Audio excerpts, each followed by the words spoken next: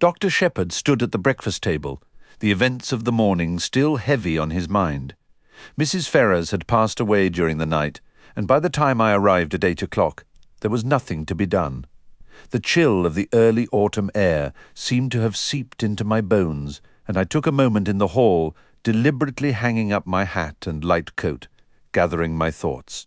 The truth was, I felt deeply unsettled, a sense of foreboding I couldn't quite shake, though I certainly didn't anticipate the turmoil that would soon engulf our quiet village. From the dining room, I heard the familiar clatter of china and the dry, unmistakable cough of my sister Caroline. "Is that you, James?" she called out. It was, of course, a pointless question. Who else would it be? And it was precisely Caroline who had caused my brief hesitation in the hall.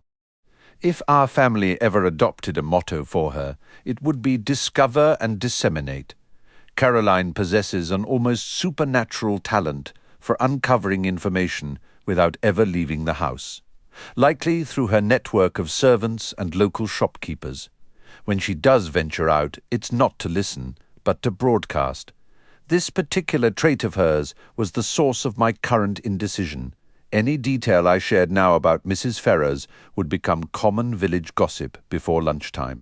As a doctor, discretion is part of my profession, so I've made a habit of telling Caroline as little as possible. She finds out anyway, but at least I have the moral comfort of knowing I wasn't the source. Her husband passed away just over a year ago, and Caroline has persistently, and without a shred of evidence, claimed his wife was responsible. She dismisses my professional diagnosis of acute gastritis, aggravated by his fondness for drink. "You only have to look at her," Caroline would say. And it was true. Mrs. Ferrars was an attractive woman who dressed well, her clothes impeccably tailored, but that hardly makes one a murderer. Standing there, lost in these thoughts, Caroline's voice cut through again, sharper now. "What on earth are you doing out there? Your breakfast is getting cold." "Coming, my dear," I replied quickly, entering the dining room. I gave her the usual peck on the cheek and sat down to eggs and bacon, the latter unfortunately lukewarm. "You've had an early call," she observed, not even looking up from her tea. "Yes," I admitted. "King's Paddock, Mrs. Ferrars." "I know," said my sister, a small knowing smile playing on her lips. She had, of course, already heard. "How did you find out?" I asked. "Annie told me," my sister replied. "Annie, our house parlour-maid, is a pleasant girl but an absolute chatterbox." I took a moment, focusing on my eggs and bacon. Caroline's nose, long and slender, quivered at the tip, a sure sign she was intrigued. "Well," she pressed, "it's a sad affair. Nothing could be done. She appears to have passed in her sleep." "I already know that," Caroline said again. This time, irritation got the better of me. "You can't possibly know," I snapped. "I didn't know myself until I arrived, and I haven't breathed a word to anyone. If Annie knows, she must be psychic." "It wasn't Annie," Caroline corrected calmly. "It was the milkman. He heard it from the Ferrars cook." "That's typical of my sister. She never has to seek out gossip. It simply arrives at her doorstep." She went on. "What was the cause? Heart failure? Didn't the milkman have that detailed too?" I asked, my tone heavy with sarcasm. Caroline, of course, took it literally. "He didn't know," she explained. "Since she was bound to hear, eventually, I decided she might as well get the facts from me. It was an overdose of veronal. She'd been taking it lately for insomnia. She must have taken too much." "Rubbish," Caroline shot back instantly. "She did it on purpose. Don't try to tell me otherwise. It's strange how, when you privately suspect something but refuse to admit it, hearing someone else say it aloud can provoke a fierce denial." I launched into an indignant reply. "There you go again," I said, jumping to conclusions without a shred of logic. "Why on earth would Mrs. Ferrars want to kill herself?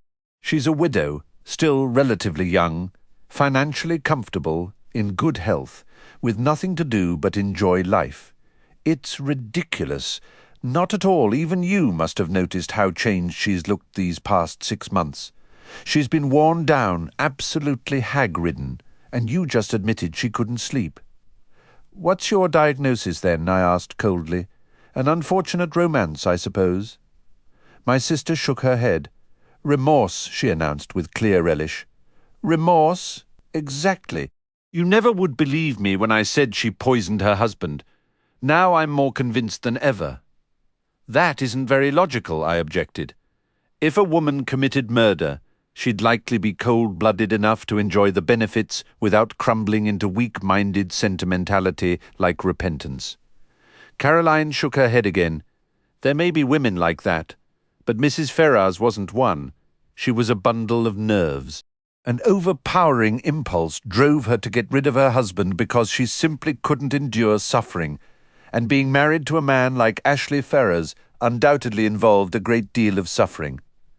I gave a slight nod, and ever since she's been haunted by what she did. I can't help feeling sorry for her. I doubt Caroline ever felt an ounce of pity for Mrs. Ferrars while she was alive. Now that she's beyond the concerns of Parisian fashion, my sister is ready to indulge in softer emotions like compassion and understanding. I told her firmly that her theory was nonsense. I was especially firm because, secretly, I agreed with at least part of what she'd said, but it's all wrong for Caroline to stumble upon the truth through what seems like inspired guesswork. I wasn't about to encourage that. She'll parade her views around the village, and everyone will assume she's working from medical information I supplied. Life really is trying. "Nonsense," Caroline retorted to my objections. "You'll see 10 to 1 she left a letter confessing everything." "She didn't leave any letter at all," I said sharply, not realizing where that admission would lead. "Oh," said Caroline, "so you did ask about that, did you? I believe, James, that, deep down, you think exactly as I do." "You're a ridiculous old fraud," she said. "One must always consider the possibility of suicide," I replied with deliberate gravity. "Will there be an official inquiry?" "Perhaps. It depends entirely on the circumstances. If I can state with complete certainty that the overdose was accidental, then an inquest might be avoided." "And are you completely certain?" my sister asked, her tone sharp and perceptive. I chose not to answer, instead rising from my chair. Before continuing with the exchange between Caroline and myself, it would be helpful to paint a picture of our little world. Our village, King's Abbot, is likely indistinguishable from countless others across the countryside. Our nearest proper town is Cranchester, a solid 9 miles distant. We boast a reasonably sized railway station, a modest post office, and 2 competing general stores that fuel our local economy. While young men with ambition tend to depart early, we have a plentiful supply of unmarried women and retired army officers. Our primary pastime and social glue can be described with a single word: gossip. Only 2 estates in King's Abbot hold any real significance. One is King's Paddock, inherited by Mrs. Ferrars from her deceased husband.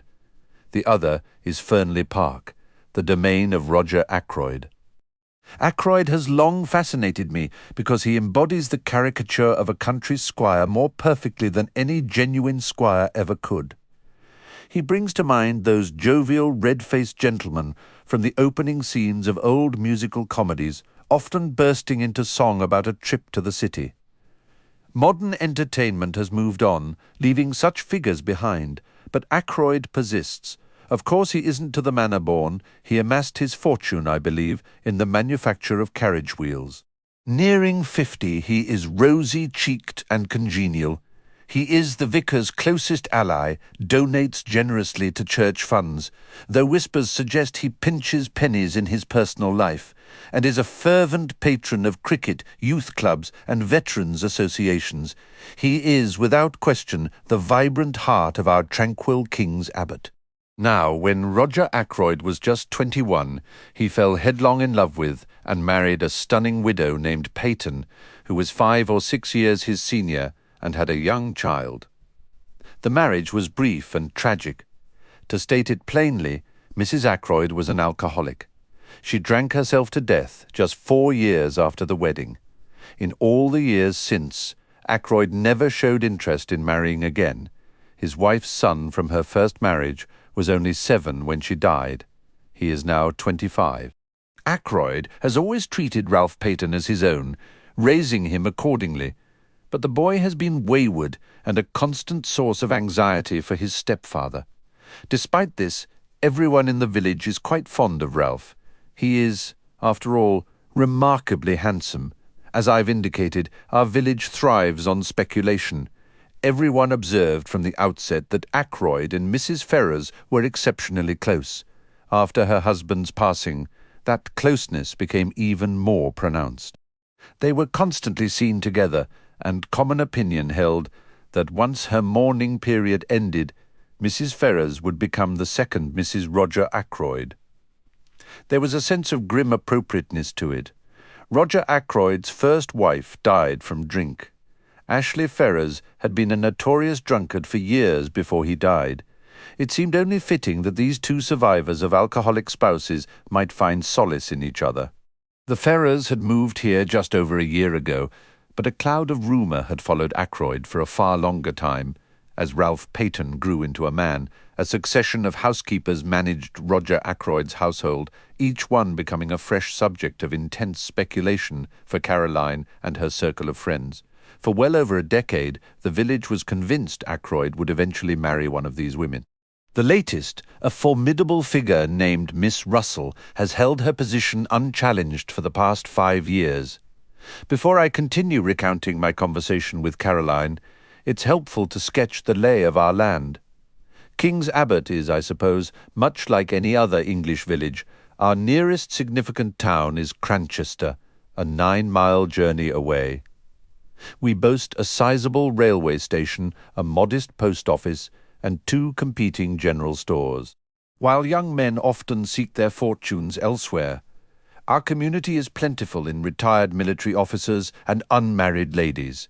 Our chief pastime can be described in a single word: gossip. Only 2 estates in King's Abbot carry any real consequence.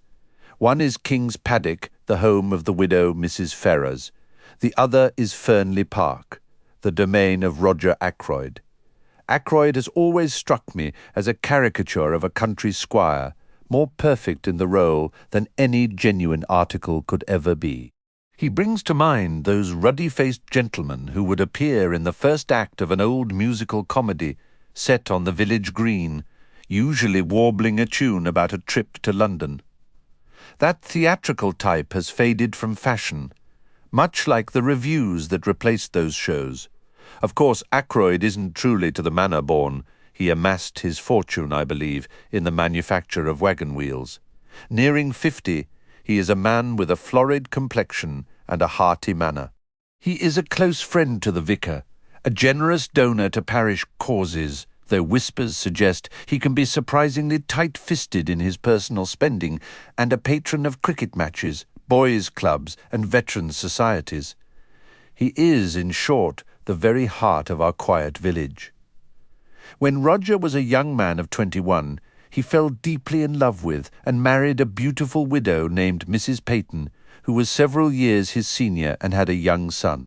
Their union was brief and tragic, for she struggled with alcoholism and drank herself to an early grave just 4 years later.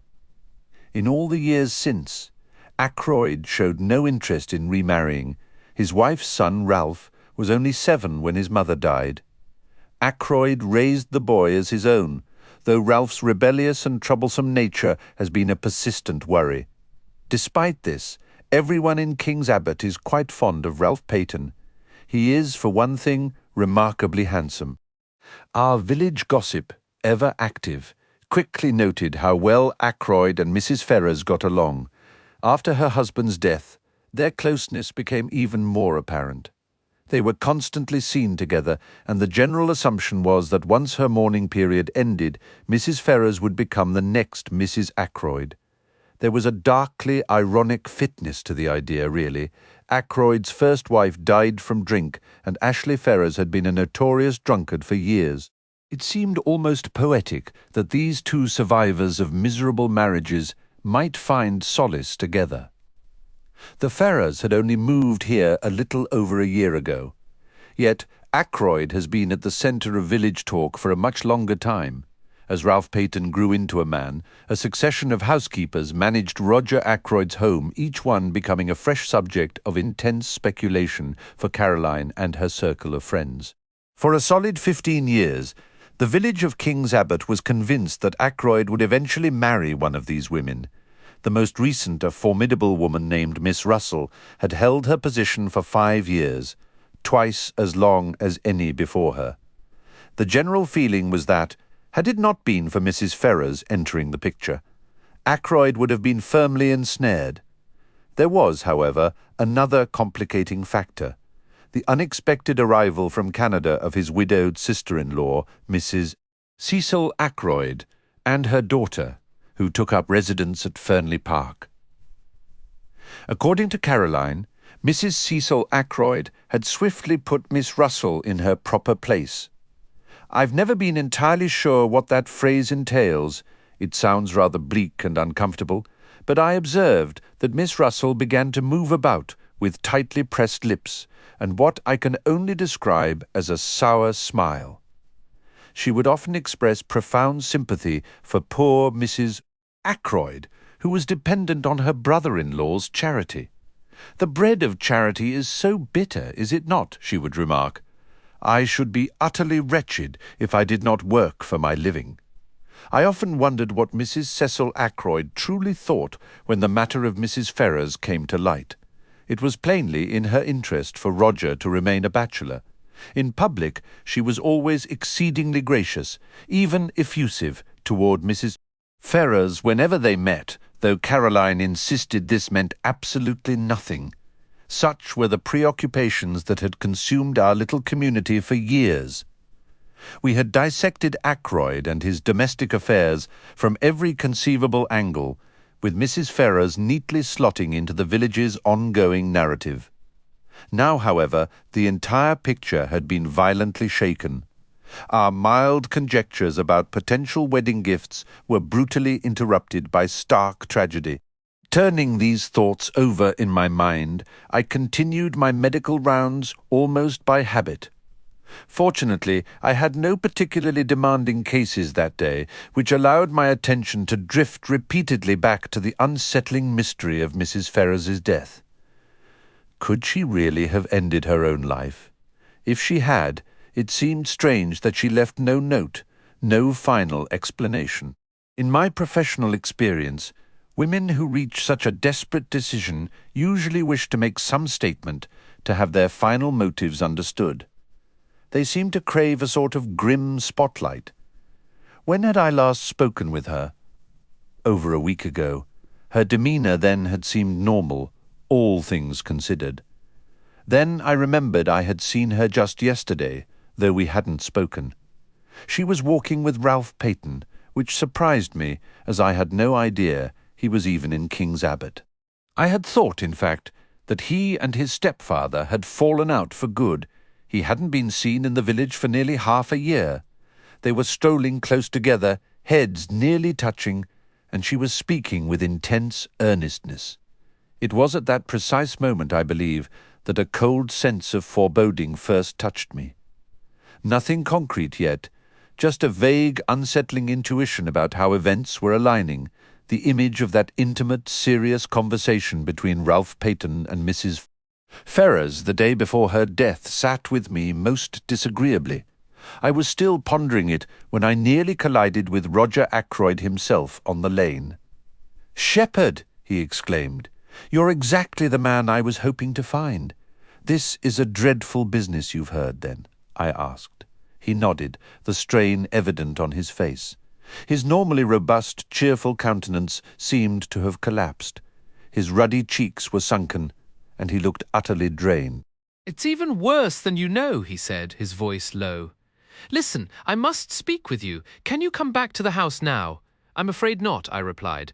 "I have 3 more calls to make, and I must be back by noon for my surgery hours. Then this afternoon, no better yet, come for dinner tonight at 7:30. "Will that work for you?" I asked. "Yes, I can handle that. What's the matter? Is it Ralph?" I wasn't sure why I said his name. Maybe because it usually was Ralph. Ackroyd looked at me with a blank expression, as if he didn't quite understand. I started to sense that something serious was going on. I'm certain Miss Russell is far more knowledgeable about upper-class life than I am, so I didn't try to debate her. "Just answer this for me, Doctor," Miss Russell pressed. "If someone truly becomes dependent on a drug, can they ever recover?" "You can't answer a question like that quickly." I gave her a brief overview of the topic, and she listened intently.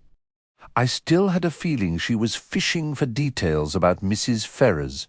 "Take Veronal, for example," I went on, but oddly she didn't seem interested in Veronal at all. Instead, she shifted the subject and asked if it was true that some poisons were so unusual they could evade detection. "Ah," I remarked, "you've been reading mystery novels." She confessed she had.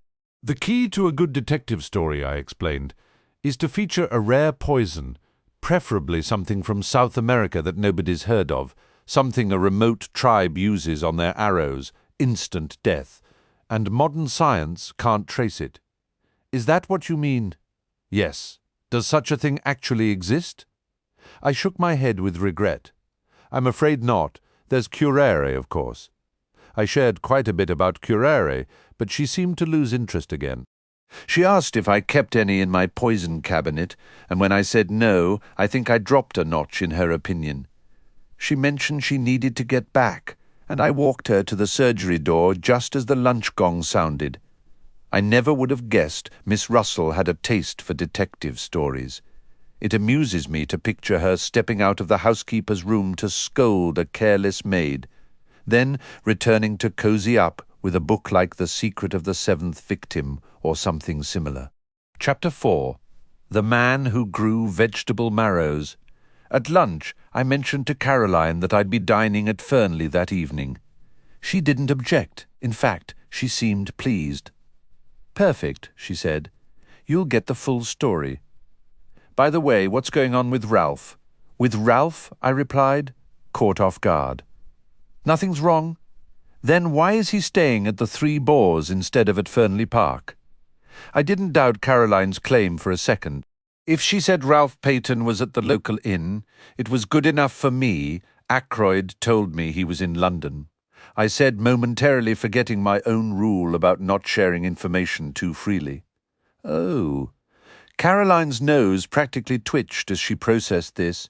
"He arrived at the Three Boars yesterday morning," she stated firmly, "and he's still there. Last night he was out with a young woman."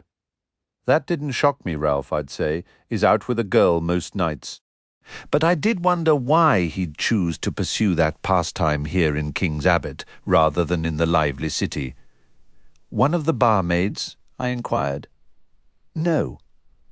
That's the curious part. He went out specifically to meet her. I don't know who she is. It clearly pained Caroline to admit she didn't have all the details. "But I have a theory," my relentless sister continued. I waited. His cousin. "Flora Ackroyd," I exclaimed, surprised. "Flora Ackroyd isn't actually related to Ralph Peyton, but since Ralph has been treated like Ackroyd's own son for so long, everyone considers them cousins." Flora Ackroyd, Caroline confirmed. "But if he wanted to see her, why not just go to Fernley?" "Secret engagement," Caroline announced, with clear satisfaction. "Old Ackroyd disapproves, so they have to meet in secret." I noticed several holes in Caroline's theory, but I chose not to point them out. A casual comment about our new neighbour next door successfully changed the subject. The Larches had recently been rented by a stranger, much to Caroline's intense frustration. Despite her best efforts, she had uncovered almost nothing about him, save that he was a foreigner. Her usual network of informants had proven utterly useless. Presumably the man required groceries and household supplies like anyone else, yet none of the local delivery people could provide a single useful detail. His name was given as Mr. Poirot, a name which, to Caroline, sounded oddly artificial. The sole fact she had managed to confirm was his interest in cultivating vegetable marrows, which was of course entirely unsatisfactory. What she truly wanted to know was his origin, his profession, his marital status, the character of his wife if he had one, details about his family, and even his mother's maiden name. I sometimes think a mind very much like Caroline's must have devised the personal questions on official documents. "My dear Caroline," I remarked, "his former profession is perfectly obvious. The man is a retired hairdresser. One need only observe that magnificent moustache." Caroline disagreed entirely. She insisted that a professional hairdresser would possess wavy, not straight hair. It was a universal rule. I mentioned several barbers of my acquaintance who had perfectly straight hair, but she remained unconvinced. "I simply cannot figure him out." She complained with genuine irritation. "I borrowed a rake from him the other day, and while he was perfectly polite, I learned absolutely nothing. I finally asked him directly if he was French, and he said he was not. After that, I somehow felt too awkward to press further. My interest in our enigmatic neighbour was now piqued. Any man capable of deflecting Caroline's inquiries and sending her away unsatisfied, much like the Queen of Sheba, must possess a significant personality. "I believe," Caroline mused, her eyes lighting up with a familiar calculating gleam, "that he owns one of those new electric vacuum cleaners." I recognized the glint of a planned borrowing and the subsequent interrogation it would permit. Seizing the opportunity, I made my escape into the garden. I have always found a certain peace in gardening. I was diligently digging out dandelion roots when a sudden shout of warning came from the other side of the wall. A heavy object whirred past my head and landed with a wet, unpleasant thud at my feet. It was a very large vegetable marrow. I looked up, annoyed. Over the garden wall to my left appeared a face, an egg-shaped head topped with suspiciously dark hair, adorned with two impressive moustaches, and framed by a pair of keen, observant eyes. It was our mysterious neighbour, Mr. Poirot. He immediately launched into a torrent of apology. "I beg of you 1,000 pardons, monsieur. I have no excuse. For many months I have cultivated these marrows. This morning I suddenly became enraged with them. I sent them off for a walk. Alas, not merely in my mind, but in reality. I seized the largest. I hurled it over the wall. Monsieur, I am ashamed. I humble myself. Confronted with such profuse regret, my annoyance faded. After all, the unfortunate vegetable had missed me. Still, I sincerely hoped that hurling produce was not our new neighbour's regular pastime. Such a habit would hardly endear him to the neighbourhood. The peculiar little man seemed to guess my thoughts. "Ah, no," he exclaimed. "Do not trouble yourself. It is not a habit, but you can understand, monsieur, that a man may work his whole life toward a certain goal. He may labour and struggle to achieve a particular kind of leisure, only to discover that he now yearns for the very busy days and the old occupations he was so glad to leave behind." "Yes," I said slowly, the truth of it striking me. "I imagine that is quite common. I might be an example myself.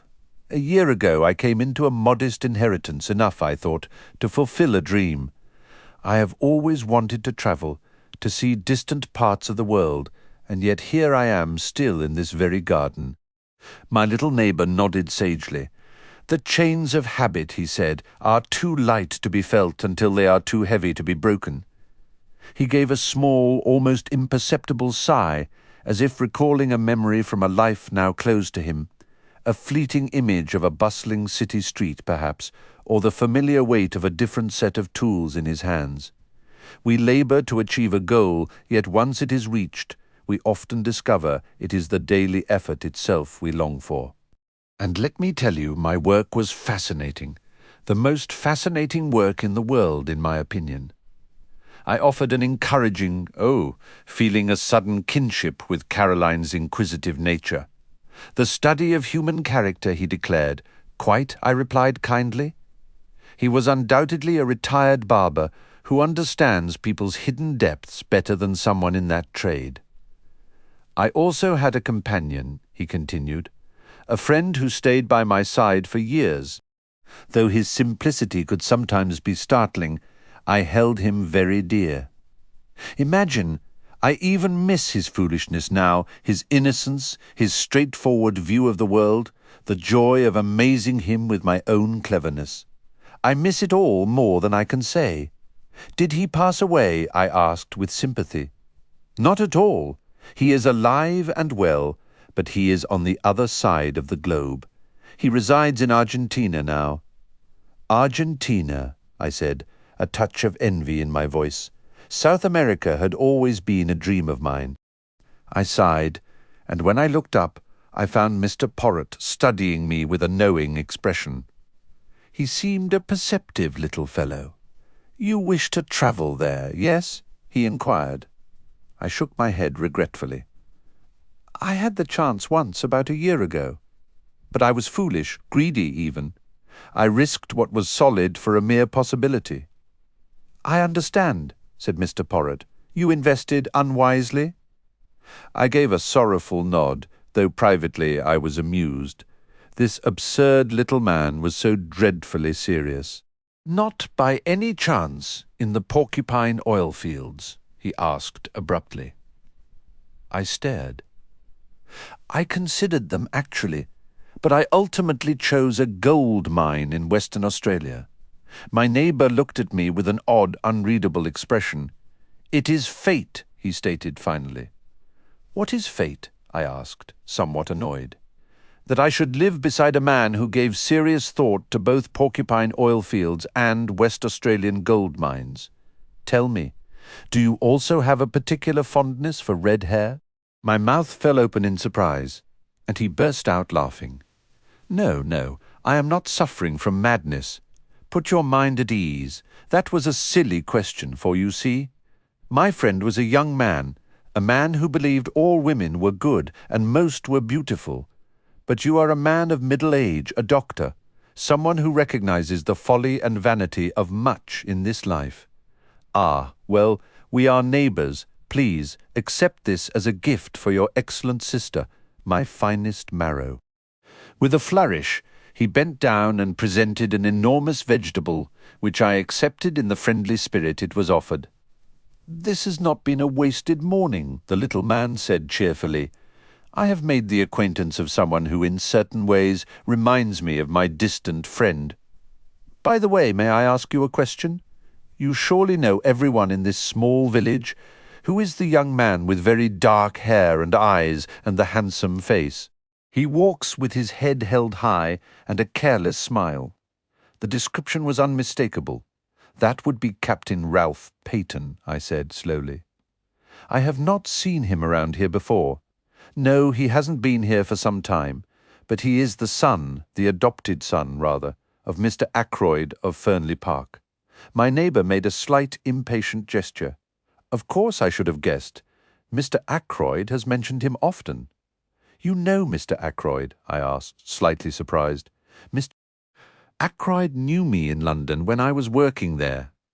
I have asked him not to mention my former profession here." "I see," I said, rather tickled by what I assumed was simple snobbery. But the little man went on with an almost pompous smile. "One prefers to remain unknown. I do not seek attention. I have not even bothered to correct the local way of pronouncing my name." "Indeed," I replied, uncertain how else to respond. "Captain Ralph Peyton," Mr. Poirot mused, "so it seems he's engaged to Mr. Ackroyd's niece, the lovely Flora." I was taken aback and asked who had shared that news. Mr. Ackroyd himself told me just about a week ago. He seemed genuinely pleased, having hoped for such a match for some time, or so I gathered from our conversation. I even suspect he might have applied a bit of pressure on the young man, which is rarely a wise move. A fellow should marry for his own heart, not to satisfy a stepfather from whom he expects an inheritance. This left my thoughts thoroughly scrambled. I couldn't picture Ackroyd confiding in a hairdresser about his niece and stepson's engagement. While he is amiably patronizing to those he considers beneath him, his sense of dignity is considerable. It made me start to doubt whether Poirot was a hairdresser at all. To cover my confusion, I grasped at the first question that came to mind. Was it Ralph Peyton's appearance that caught his eye? Not merely that, though he is strikingly handsome for an Englishman, what those romance writers might call a Greek god. No, there was something about that young man I couldn't quite decipher. He said this last part thoughtfully, leaving me with a vague, unsettled feeling. It was as if he were assessing the boy with some private understanding I didn't possess. That impression lingered, because just then my sister's voice called me from the house. Caroline was wearing her hat, clearly just back from the village, and she launched right in. She had met Mr. Ackroyd. I prompted her to continue, and she explained he had seemed in a tremendous hurry, eager to get away. I had no doubt that was true. His desire to avoid Caroline would have been even stronger than his wish to escape Miss Gannett earlier. Caroline is considerably more persistent. She had immediately asked him about Ralph. Ackroyd was utterly astonished, claiming he had no idea the boy was in the area, and even suggesting she must be mistaken. Mistaken? Caroline? The idea was absurd, and I remarked he should have known her better. Then he went on to inform her that Ralph and Flora were engaged. I couldn't resist interjecting with a touch of pride that I already knew, thanks to our new neighbour. Caroline hesitated briefly, like a roulette ball teetering between two numbers, but she skillfully avoided that distracting tidbit. Instead, she told me she had informed Mr. Ackroyd that Ralph was staying at the Three Boars. I chided her, asking if she ever considered the harm her habit of indiscriminate gossip might cause. She dismissed this as nonsense, insisting people ought to know things, and that it was her duty to tell them. She added that Mr. Ackroyd had been very grateful. I sensed there was more, and indeed there was. She believed he went straight to the inn, but if so, he didn't find Ralph there. Why? Because as she was coming back through the wood, I interrupted, surprised. Caroline had the decency to blush, claiming it was such a lovely day, and she wanted to enjoy the perfect autumnal colours. This was, of course, nonsense. Caroline normally views woods as damp, messy places where things fall on your head. Her real motive was the sharp instinct of a hunter. That particular wood is the only spot near King's Abbot where one can have a private conversation unseen by the entire village, as it borders the grounds of Fernley Park. I urged her to go on. She said she was just coming back through the wood when she overheard voices. One was unmistakably Ralph Peyton's. The other belonged to a young woman. Naturally, she insisted she hadn't meant to listen. A claim I greeted with obvious sarcasm that was entirely lost on her, but she simply couldn't help overhearing. The girl said something she didn't quite catch, and then Ralph replied. He sounded furious. "My dear girl," he snapped, "don't you understand there's a real chance the old man will disinherit me completely? He's been thoroughly disappointed in me for years now. One more misstep would seal it. And we need the money, my dear. I'll be a very wealthy man once he passes. He's as tight-fisted as they come, but he's absolutely loaded. I can't risk him changing his will. Just leave this to me and stop worrying." Those were his precise words. I recall them clearly. Unfortunately, right then I stepped on a brittle branch or something similar, and they immediately dropped their voices and walked off. I couldn't very well chase after them, so I never saw who the girl was. "That must have been incredibly frustrating," I remarked. "I imagine you then hurried straight to the Three Boars, felt a bit faint, and went into the bar for a brandy, which let you check if both barmaids were working." "It wasn't a barmaid," Caroline stated without hesitation. "In fact, I'm nearly certain it was Flora Ackroyd only." "Only it doesn't quite add up," I finished for her. "But if it wasn't Flora, then who could it possibly have been?" My sister rapidly went through a catalogue of young women in the area, offering abundant arguments for and against each one. When she finally paused to take a breath, I mumbled an excuse about a patient and made my escape. I intended to go to the Three Boars. It seemed probable Ralph Peyton would have returned by now. I knew Ralph intimately, perhaps better than anyone else in King's Abbot, having known his mother before him. This gave me insight into aspects of his character that confused others. He was to some degree a victim of his inheritance. He hadn't gotten his mother's tragic weakness for drink, but a certain fragility was woven into his nature. As my new acquaintance from that morning had noted, he was exceptionally handsome, standing just over 6 feet with an athlete's easy grace. He was dark like his mother, his handsome, tanned face quick to break into a disarming smile. Ralph Peyton was one of those people born to charm effortlessly. He was self-indulgent and spendthrift, with little reverence for anything on earth, yet he remained deeply likable, and his friends were utterly devoted to him. Was there anything I could do for the young man? I believed there might be at the Three Boars. I learned Captain Peyton had just returned. I went up to his room and entered without knocking. For a moment, recalling what I had overheard and witnessed, I was unsure of my welcome, but my worries were unnecessary. "Well, if it isn't Shepherd, good to see you." He came forward to greet me, hand extended, a bright smile lighting up his face. "You're about the only person I'm happy to see in this wretched place?" I raised an eyebrow. "What's the place done to offend you?" He gave an irritated laugh. "It's a long story. Things haven't been going smoothly for me, Doctor." "But have a drink, won't you?" "Thank you," I said, "I will." He rang the bell, then slumped back into an armchair. "Not to sugarcoat it," he said gloomily, "I'm in one hell of a mess, honestly. I haven't the faintest idea what to do next." "What's the trouble?" I asked, with sympathy. "It's my blasted stepfather." "What has he done?" "It's not what he's done yet, but what he's likely to do." The waiter arrived with our drinks. Once the man had gone, Ralph sat hunched in the chair, frowning darkly. "Is it truly serious?" I inquired. He nodded. "I'm really up against it this time," he said soberly. The uncharacteristic gravity in his voice told me he wasn't exaggerating. It took a great deal to make Ralph serious. "In fact," he went on, "I can't see a way out. I'm absolutely stumped. If I could help," I offered tentatively, but he shook his head firmly. "It's good of you, Doctor, but I can't drag you into this." "I have to go it alone." He paused briefly before repeating the sentiment, his voice shifting subtly. "Yes, I'll be playing a solitary game." Chapter 5. An evening at Fernley.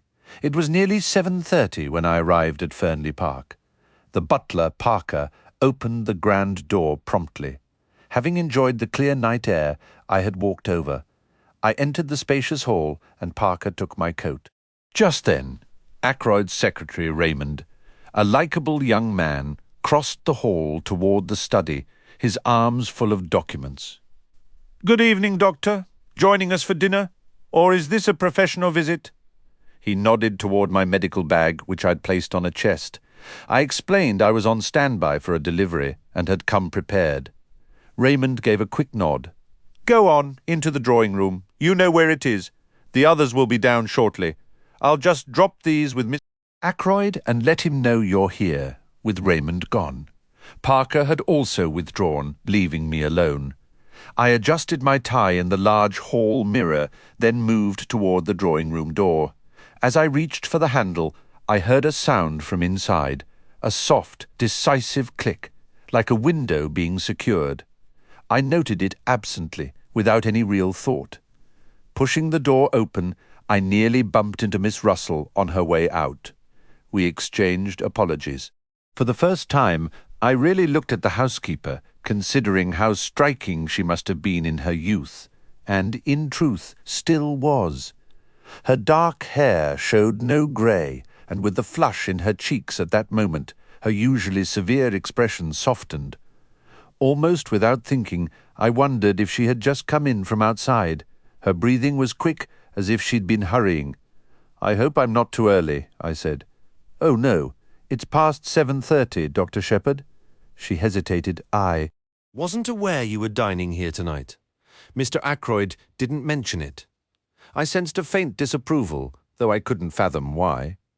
"How is the knee?" I asked. About the same, thank you, Doctor, I should go. Mrs. Ackroyd will be down momentarily. I was only checking on the flower arrangements. She left swiftly. I wandered to the window, puzzled by her apparent need to explain herself. Then I saw what I should have realized immediately. The room had long French doors opening onto the terrace. The sound I'd heard couldn't have been a window being closed. More to distract myself from heavier thoughts than anything else. I idly tried to pinpoint the noise. Was it the fire? No. The sound was different. A desk drawer closing. That didn't fit either. My gaze fell on what is often called a silver table, a display case with a glass top and a lifting lid. I walked over to look at the collection inside, some antique silver pieces. A baby shoe said to have belonged to King Charles I, several Chinese jade carvings, and a variety of African artifacts. Curious about one of the jade figures, I lifted the lid. It slipped from my fingers and dropped shut. Instantly I recognized the sound. It was the precise noise I had heard earlier, the careful, gentle closing of this very lid. I tested it a couple more times, just to be sure. I lifted the lid of the silver table to get a better look inside.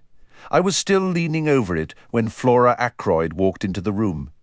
Many people might not care for Flora, but you can't help admiring her, and to those she likes, she can be wonderfully charming.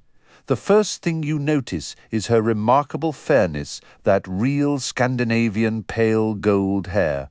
Her eyes are a blue as deep as a Norwegian fjord, and her skin has that creamy, rosy glow.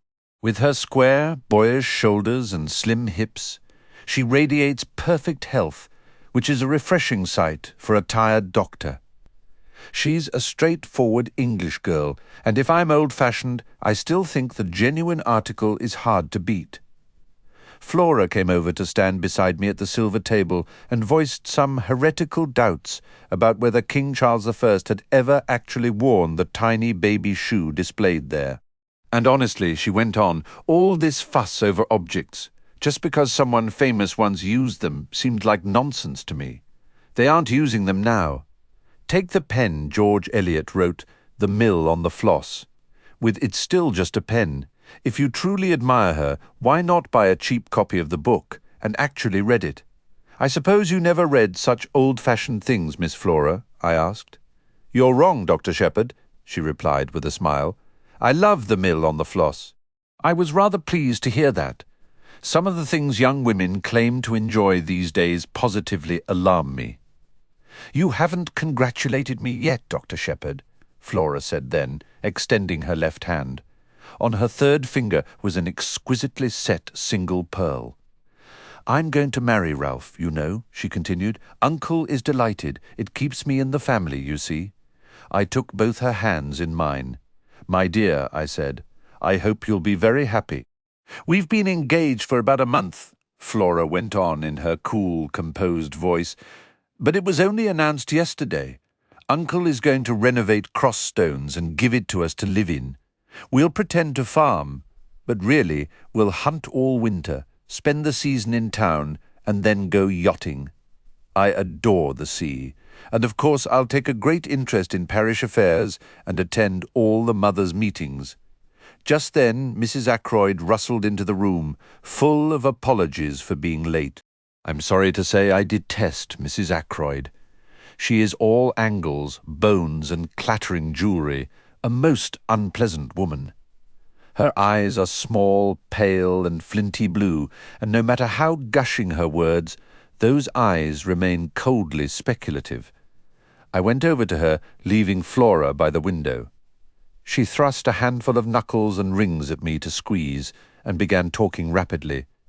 Had I heard about Flora's engagement? So suitable in every way. The dear young things had fallen in love at first sight. Such a perfect pair. He so dark, and she so fair. I can't tell you, my dear Dr. Shepherd, the relief to a mother's heart. Mrs. Ackroyd sighed, a gesture meant to tribute her maternal feelings, while her eyes stayed shrewdly fixed on me. I was wondering, you are such an old friend of dear Roger's. We know how much he values your judgment. It's so difficult for me in my position as poor Cecil's widow. But there are so many tiresome matters, you know, like settlements. I fully believe Roger intends to provide for dear Flora, but he can be just a little peculiar about money. Very usual, I've heard, among captains of industry. I wondered if you might sound him out on the subject. Flora is so fond of you. We feel you're quite an old friend, even though we've only really known you just over 2 years. Mrs. Ackroyd's stream of words was cut short as the drawing-room door opened again. I was grateful for the interruption. I have no fondness for meddling in other people's affairs, and I had not the slightest intention of approaching Ackroyd about Flora's settlements. In another moment, I would have been forced to tell Mrs. Ackroyd exactly that. You know Major Blunt, of course, Doctor? I confirmed that I did. Hector Blunt is a man whose reputation precedes him. More people know of him than have actually met him. He's famed for having hunted more exotic game in the world's most remote corners than perhaps any other living soul. Mention his name, and the inevitable response is, Blunt, not the big game hunter. His long-standing friendship with Roger Ackroyd has always struck me as a bit of a puzzle, given how utterly different the two men are. Blunt is perhaps 5 years younger, yet their bond formed in youth has endured despite their divergent paths. Every couple of years, Blunt visits Fernley for a fortnight, and his presence is permanently marked by the enormous, glassy-eyed animal head, with a bewildering array of horns that greets you in the front hall. Blunt entered the room then with his characteristic, deliberate and oddly silent step. He is a man of average height, solidly and somewhat stockily built. His face is the colour of seasoned mahogany and possesses a remarkable lack of expression. His grey eyes have a distant quality, as if perpetually observing an event on the far horizon. He speaks sparingly, his words emerging in abrupt, reluctant jerks. "How are you, Shepherd?" he said in his usual clipped manner, then planted himself before the fireplace, gazing over our heads as if captivated by a spectacle in some distant land. "Major Blunt," Flora interjected, "do come and tell me about all these African curiosities. I'm sure you know what every one of them is." Though I've heard Blunt called a misogynist, he joined her at the silver table with what could only be described as eager haste. They bent their heads together over the artifacts. Anxious to steer Mrs. Ackroyd away from the topic of financial settlements, I hastily brought up the subject of the new sweet pea varieties. I was aware of them only because the Daily Mail had mentioned them that very morning. Mrs. Ackroyd, while no gardener, is the sort of woman who likes to seem conversant with current topics, and she too reads the Daily Mail. We managed a perfectly coherent discussion until Ackroyd and his secretary Raymond joined us, and shortly after Parker announced dinner. My seat at the table was between Mrs. Ackroyd and Flora. Blunt sat on Mrs. Ackroyd's other side, with Geoffrey Raymond beside him. The meal was a sombre one. Ackroyd was visibly burdened and ate almost nothing. Mrs. Ackroyd, Raymond and I sustained a thread of conversation. Flora seemed subdued by her uncle's mood, and Blunt retreated into his customary silence. It was almost a relief when it ended. Right after dinner, Ackroyd took my arm and steered me decisively toward his study. "We'll have coffee in here and won't be disturbed," he explained. "I've instructed Raymond to ensure we're left alone." I watched him discreetly. He was plainly in the grip of some powerful agitation. He paced the length of the room for a minute before collapsing into an armchair by the fire as Parker entered with the coffee. The study was a comfortable, masculine room. One wall was lined with bookshelves. The chairs were large and upholstered in dark blue leather, and a substantial desk by the window was tidy with neatly filed papers. Sporting magazines lay on a round table. With a studied calm that didn't fool me, Ackroyd remarked that pain after meals has been troubling me again. "You must let me have more of those tablets." It was clear he wanted to frame our meeting as a medical consultation. I played along. I suspected as much. I brought some with me. "Good. Let me have them now. They're in my bag in the hall. I'll fetch it." Ackroyd stopped me with a gesture. "No need. Parker will get it. Parker, bring the doctor's bag, will you?" "Very good, sir," Parker replied, withdrawing. I opened my mouth to speak, but Ackroyd raised a hand sharply. "Not yet. Wait." Don't you see I'm in such a state of nerves that I can hardly contain myself? The truth of that was painfully clear. A deep uneasiness settled over me, a swarm of dark forebodings. Ackroyd spoke again almost at once. "Would you check that the window is properly shut?" he asked. A little surprised, I rose and went over to it. It was a standard sash window, not a French door, with heavy blue velvet curtains drawn across it. The top pane was slightly open. Parker returned with my bag as I stood there. "It's fine," I said, stepping back into the room. "I've secured the latch." "You're certain?" he pressed. "What on earth is the matter, Ackroyd?" I only felt free to ask because Parker had just left, closing the door behind him. Ackroyd waited a long moment before answering. "I'm in hell," he said at last, his voice low and strained. "No, don't bother with those tablets. I only said that for Parker. Servants have such prying minds. Come, sit down. The door is shut as well, isn't it?" "Yes, it's shut. No one can overhear. You can speak freely. Shepherd, you can't imagine what I've endured these last 24 hours. If a man's world can crumble around him, mine has done just that. This business with Ralph is the final blow, but we won't speak of that now. It's the other matter, the other thing I don't know what to do, and I must decide, and soon. What is the trouble?" Ackroyd fell silent again, seeming strangely reluctant to begin. When he finally spoke, his question took me completely by surprise. It was the last thing I expected. "Shepherd, you attended Ashley Ferrars during his final illness, didn't you?" "Yes, I did." He struggled even more with his next words. "Did it ever cross your mind? Did you ever suspect that he might not have died naturally?" "I'll be frank with you," I said. "At the time I had no suspicion whatsoever. But since then, well, it was idle chatter from my sister that first planted the idea. I haven't been able to shake it since, though I must stress I have absolutely no evidence to support it." "He was poisoned," Ackroyd stated flatly, his voice dull and heavy. "By whom?" I asked sharply. "His wife. How can you know that? She told me herself." "When? Yesterday?" "My God, yesterday. It feels like a decade ago." He paused, gathering himself. "You understand, Shepherd. I'm telling you this in the strictest confidence. It goes no further. I need your advice. I cannot bear this weight alone, as I said. I am utterly lost. Can you tell me the whole story?" I urged. "I'm still in the dark. How did Mrs. Ferrars come to confess this to you?" "It happened like this. 3 months ago I asked Mrs. Ferrars to marry me. She refused. I asked again, and she consented. But she insisted we keep the engagement private until her year of mourning was complete. Yesterday I called on her.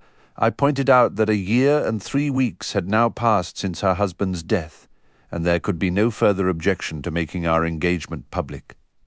I had noticed her manner had been very odd for days. Then, suddenly, without any warning, she completely broke down. She told me everything. Her hatred for her brutish husband, her growing love for me, and the dreadful method she employed. Poison. My God, it was cold-blooded murder. I could see the sheer repulsion and horror etched on Ackroyd's face. Mrs. Ferrars must have seen it too. Ackroyd is not some romantic who can forgive all for love's sake. He is, at his core, a respectable citizen. Everything in him that was decent, lawful, and orderly must have recoiled from her in that moment of terrible revelation. "Yes," he continued, in a low, monotonous drone, "she confessed everything. And it seems there is one person who has known all along, someone who has been blackmailing her for enormous sums of money. The shadow of that knowledge, the sheer ugliness of it all, has left me reeling. Frankly, part of me wishes she'd never spoken a word. The pressure of it all nearly pushed her over the edge. Who was he? In my mind an image formed of Ralph Peyton and Mrs. Ferrars standing together, their heads bent close. A sharp pang of worry shot through me. Could it be? But no, that was unthinkable. I recalled Ralph's open, easy manner when we'd met just hours before. It was ridiculous. She refused to give me a name, Ackroyd replied, his words heavy. To be precise, she never explicitly stated it was a man. But naturally, I agreed. It had to be a man, and you have no inkling who. Instead of answering, Ackroyd let out a low groan and buried his face in his hands. "It can't be," he muttered, his voice muffled. "I'm losing my mind to even entertain the thought. No, I won't voice the wild suspicion that crossed my mind, not even to you. I will say this, something in her phrasing made me wonder if the person might be right here under my own roof. But that's impossible. I must have misunderstood." "What did you say to her?" I pressed. "What could I possibly say?" She saw the devastating shock it caused me. Then there was the terrible question of my duty. You see, she had made me an accessory after the fact. I think she grasped the full implications faster than I did. I was utterly stunned. She begged for 24 hours, made me swear to do nothing until that time was up. And she was adamant. "Absent remains. What do I do now? The poor woman is gone." Why stir up old pain? "I'm inclined to agree," I said. "Yet there is another side. What about the villain who hounded her to her death as surely as if he'd held the weapon? He discovered her secret and clung to it like a carrion bird. She has paid the ultimate price. Should he escape consequence?" "I understand," I said slowly. "You wish to see him brought to justice. That path will lead to a great deal of public scrutiny, you realize. Yes, I've considered that. My thoughts have been going in circles. I share your desire to see the man punished, but the cost must be carefully weighed." Ackroyd stood and paced the length of the room before sinking back into his chair, the leather sighing under his weight. "Tell me what you think of this, Shepherd. Suppose we adopt a waiting stance. If no communication arrives from her, we let the past bury itself." "What sort of communication do you mean?" I asked, curious. "I have this powerful, unshakable feeling that she must have left a message for me before the end. I can't explain it logically, but the conviction is there." I shook my head. No letter or note was found. "Shepherd, I am certain she did. More than that, I feel her choice of death was deliberate, a final act meant to expose the whole sordid affair, if only to exact revenge on the man who cornered her.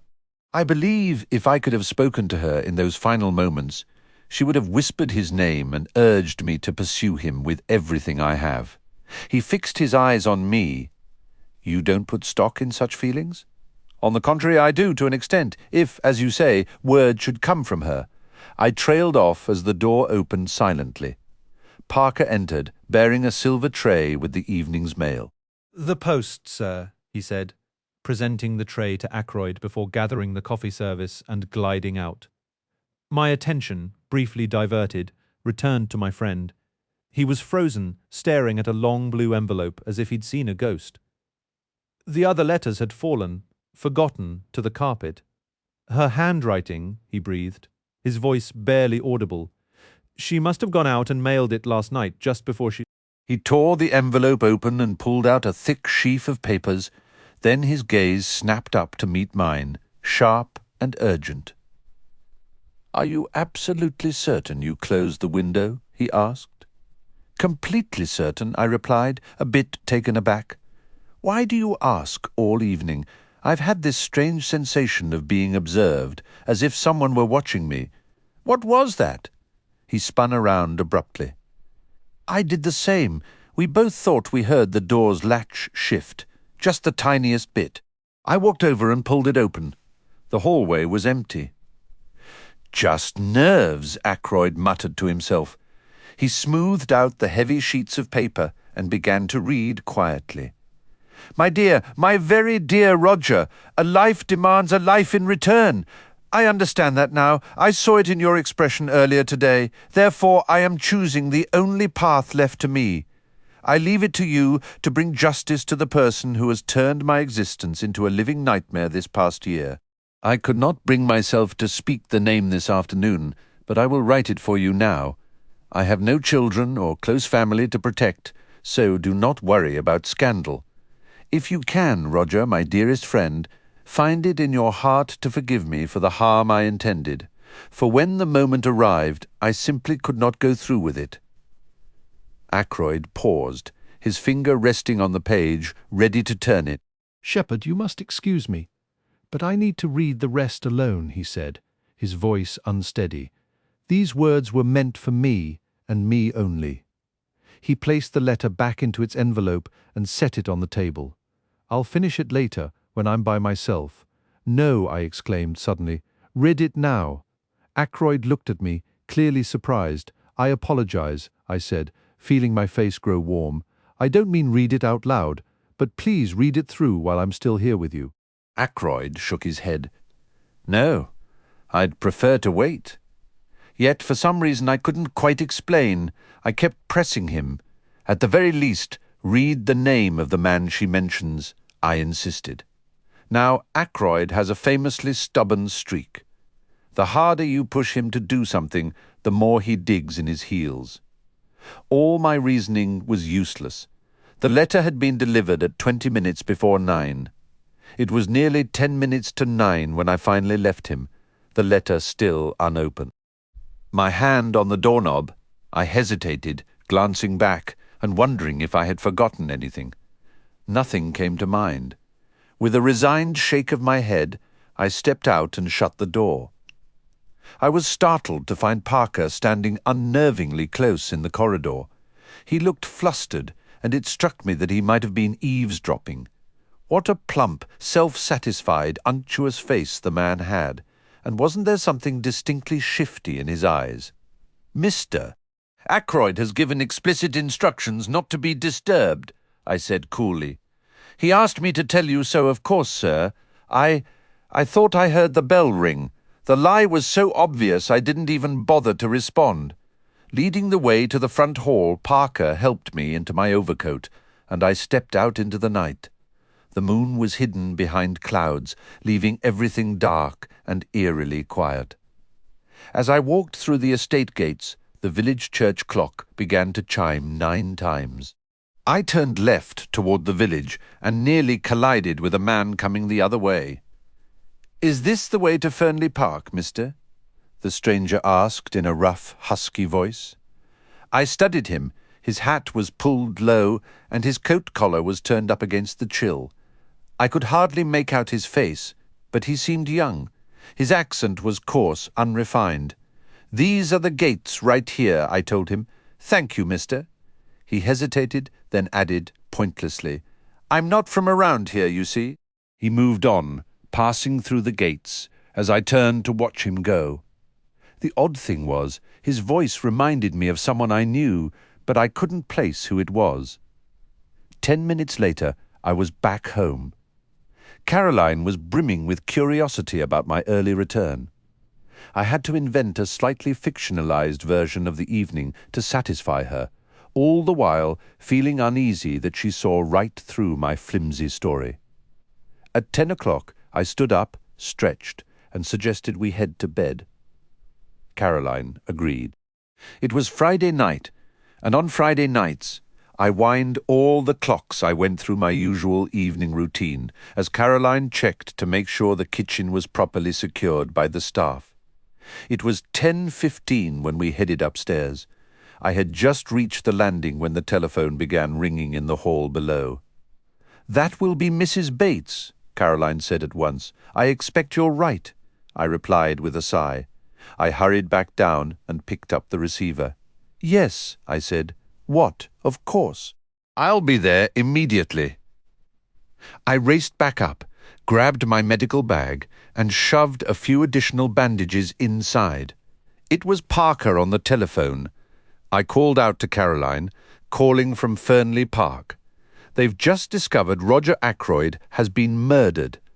I had the car out in record time and drove quickly to Fernley. Leaping out, I rang the bell with urgency. There was a pause before anyone answered, so I rang again.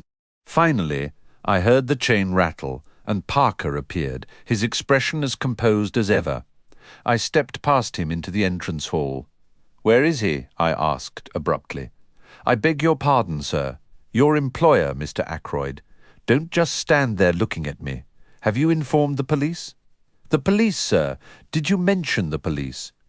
Parker stared at me as if I were an apparition. "What is wrong with you, Parker? If your master has been murdered, as you claimed." A sharp intake of breath came from Parker. "The master murdered? That's impossible, sir. Now it was my turn to stare. Didn't you telephone me less than 5 minutes ago and tell me Mr. Ackroyd had been found murdered? Me, sir? Oh, no, certainly not, sir. I would never consider doing such a thing. Are you telling me this is some sort of prank? That nothing is wrong with Mr. Ackroyd? Pardon me, sir, but did the caller use my name?" I'll repeat the exact words I heard.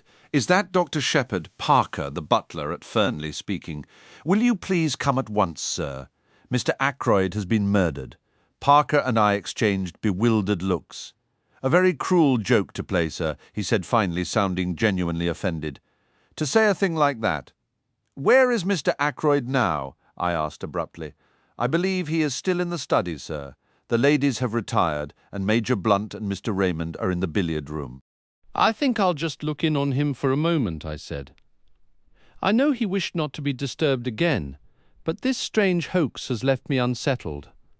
I'd like to see for myself that he is well. "Quite understandable, sir. It has made me feel rather uneasy as well. If you have no objection to my accompanying you to the door, sir." "None at all," I said.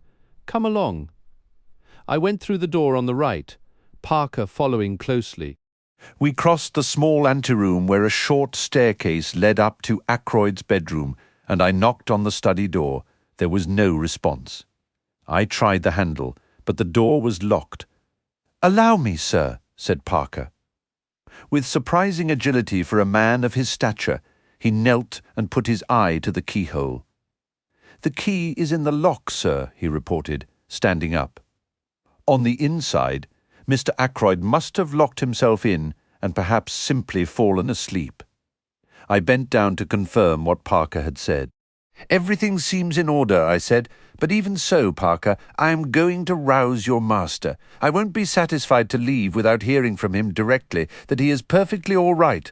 With that, I shook the handle firmly and called out, "Ackroyd! Ackroyd! It's Shepherd! A moment of your time!"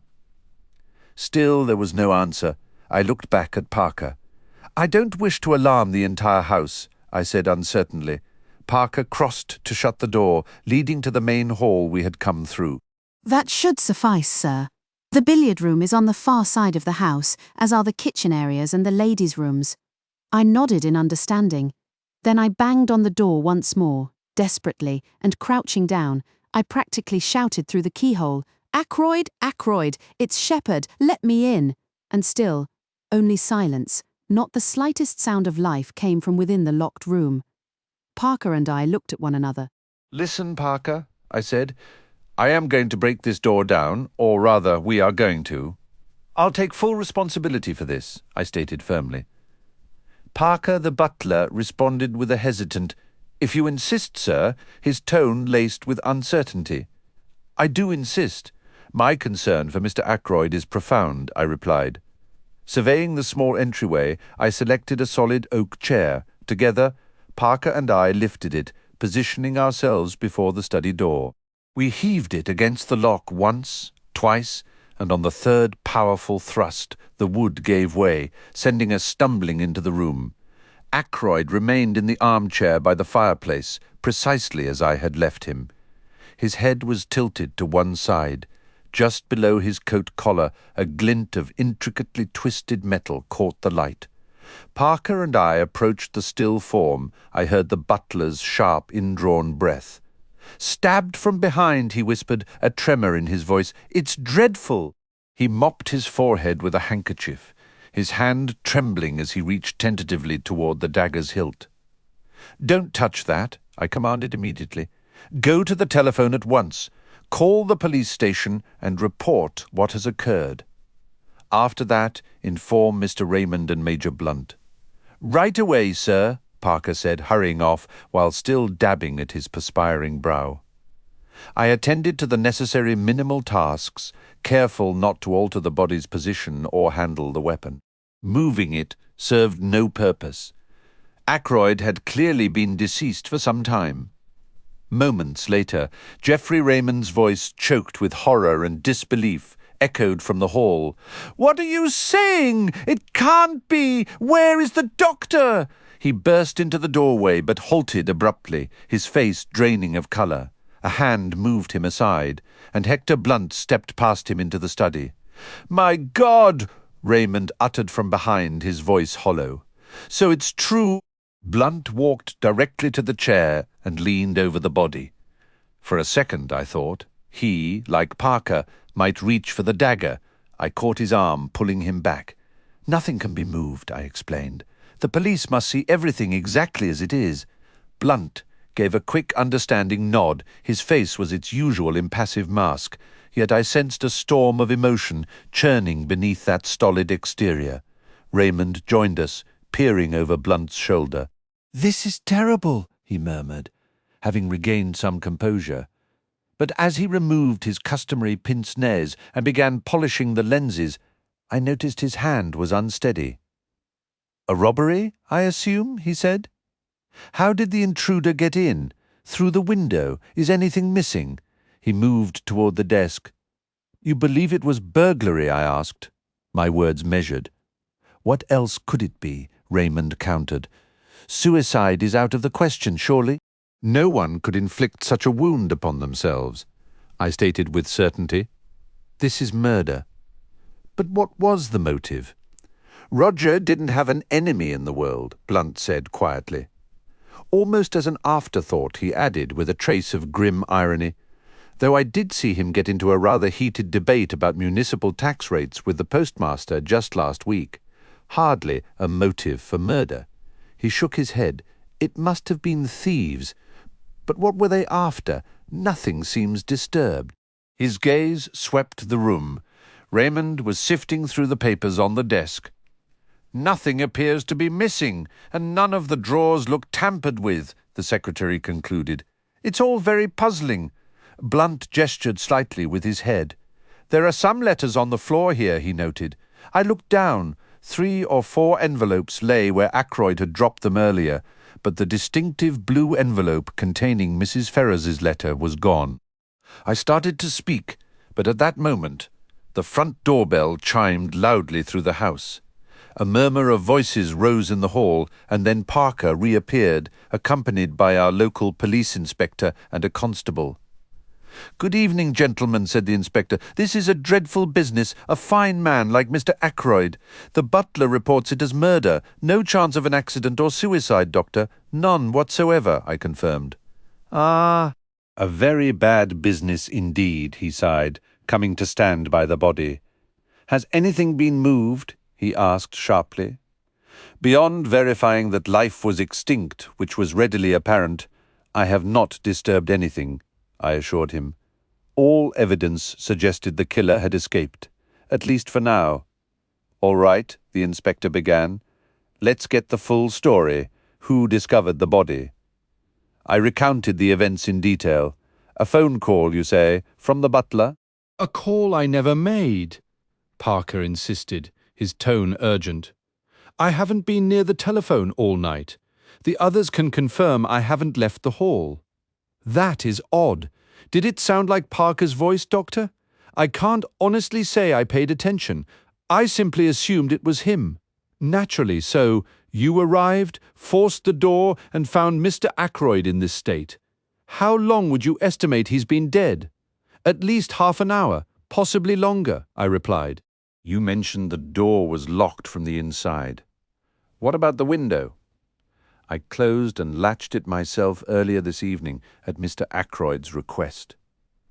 The inspector walked over and pulled the curtains aside. "Well, it's certainly open now," he observed. Indeed, the lower sash was fully raised. He took out a flashlight and swept its beam across the exterior sill. "This is clearly how he entered and left. Look here." In the bright light, several distinct footprints were visible. The pattern of rubber-soled shoes, one print particularly clear, faced inward, while another, slightly overlapping it, pointed outward. "Plain as day," the inspector said. "Is anything of value missing?" Geoffrey Raymond shook his head. "Not that we've been able to determine. Mr. Ackroyd didn't keep anything especially valuable in this room." "I see," the inspector mused. "Intruder finds an open window, climbs in, finds Mr. Ackroyd seated. Perhaps he dozed off. The man stabs him from behind, panics and flees. But he's left a trail a blind man could follow. Tracking him down shouldn't be too difficult. Have any suspicious strangers been seen lurking about?" "Oh," I exclaimed suddenly. "What is it, Doctor? I encountered a man this evening just as I was leaving the main gate. He stopped me to ask for directions to Fernley Park." "What time was this?" "Exactly 9 o'clock. I heard the church bell chime the hour as I passed through the gate." "Can you describe him?"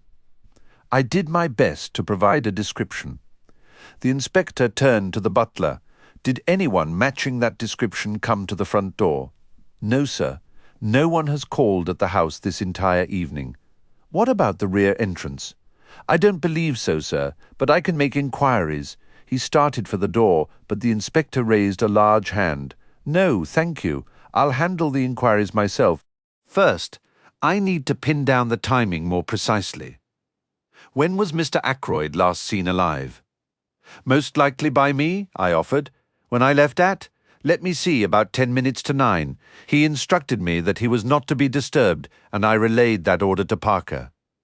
"Quite correct, sir," Parker affirmed respectfully. "Mr. Ackroyd was definitely alive at 9:30. Raymond interjected, "Because I heard his voice in here, engaged in conversation." "Who was he speaking with?" "That I don't know." At the time, I naturally assumed it was Dr. Shepherd with him. I had intended to ask a question regarding some papers I was working on, but when I heard the voices, I recalled his wish for a private discussion with the doctor and thought better of interrupting. But now it appears the doctor had already departed. I nodded. I was back at my own home by 9:15. I didn't leave again until I received that telephone call. Then who could have been with him at 9:30? The inspector pondered aloud. "It wasn't you, Mr. Major Blunt," I supplied. "Major Hector Blunt?" asked the inspector, a note of deference entering his voice.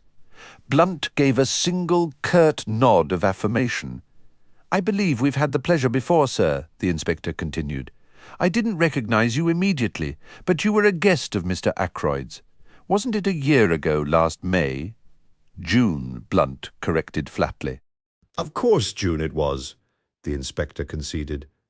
A sudden heavy silence fell over the room, the earlier procedural certainty giving way to a prickling, unspoken tension. For a group of men so eager to point at footprints and open windows, nobody seemed terribly keen to ask what a man like Blunt, a hunter accustomed to silence and stalking, had been doing wandering the grounds after dark. "Now, to return to my earlier point, you're certain it wasn't you with Mr. Ackroyd around 9:30 this evening?" Blunt gave a firm shake of his head. "I didn't see him at all after we finished dinner," he stated plainly. The inspector shifted his focus back to Raymond. "And you, sir, did you happen to catch any part of their conversation?" "I only overheard a brief snippet," the secretary admitted. "Naturally, I assumed it was Dr. Shepherd with him, which made the few words I caught seem rather strange. If I recall correctly, Mr. Ackroyd was saying something like, 'The demands on my finances have become so frequent lately that I am afraid I cannot agree to your request.' I left immediately after that, so I heard nothing more, but I must say it did strike me as odd, because Dr. Shepherd isn't the sort to ask for personal loans or push charitable subscriptions I finished for him. "A demand for money," the inspector murmured thoughtfully. "That could be a significant lead." He turned to the butler. "Parker, you confirmed no one was let in through the front door tonight." "That is correct, sir." "Then it appears Mr. Ackroyd must have admitted this visitor himself, although I'm not entirely convinced." The inspector lapsed into a brief, silent reflection. After a moment, he straightened up. "One fact is clear. Mr. Ackroyd was alive and well at 9:30. That's the last confirmed sighting." Just then, Parker cleared his throat awkwardly, drawing the inspector's sharp gaze. "Yes." What is it? If you'll pardon me, sir, Miss Flora actually saw him after that. Miss Flora? Yes, sir. It would have been around 9:45. It was shortly after that she instructed me not to disturb her uncle again for the night. Did he send her with that message directly? Not exactly, sir. I was on my way with the whiskey and soda tray when Miss Flora, who was just leaving this room, stopped me. She said her uncle did not wish to be disturbed. The inspector studied the butler more intently now. "But you had already been told he wasn't to be disturbed, hadn't you?" Parker began to stammer, his hands trembling noticeably. Yes, sir. That's right, sir. And yet you were about to go in anyway." I suppose I forgot, sir. It's my usual routine, bringing the whiskey and soda at that hour to ask if anything else is needed.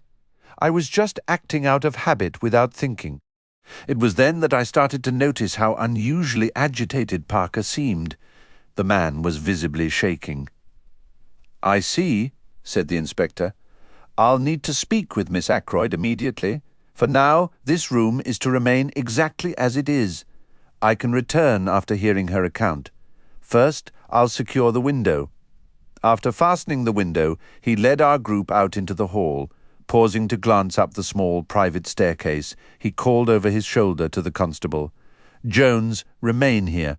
"No one is to enter that room," Parker interjected politely.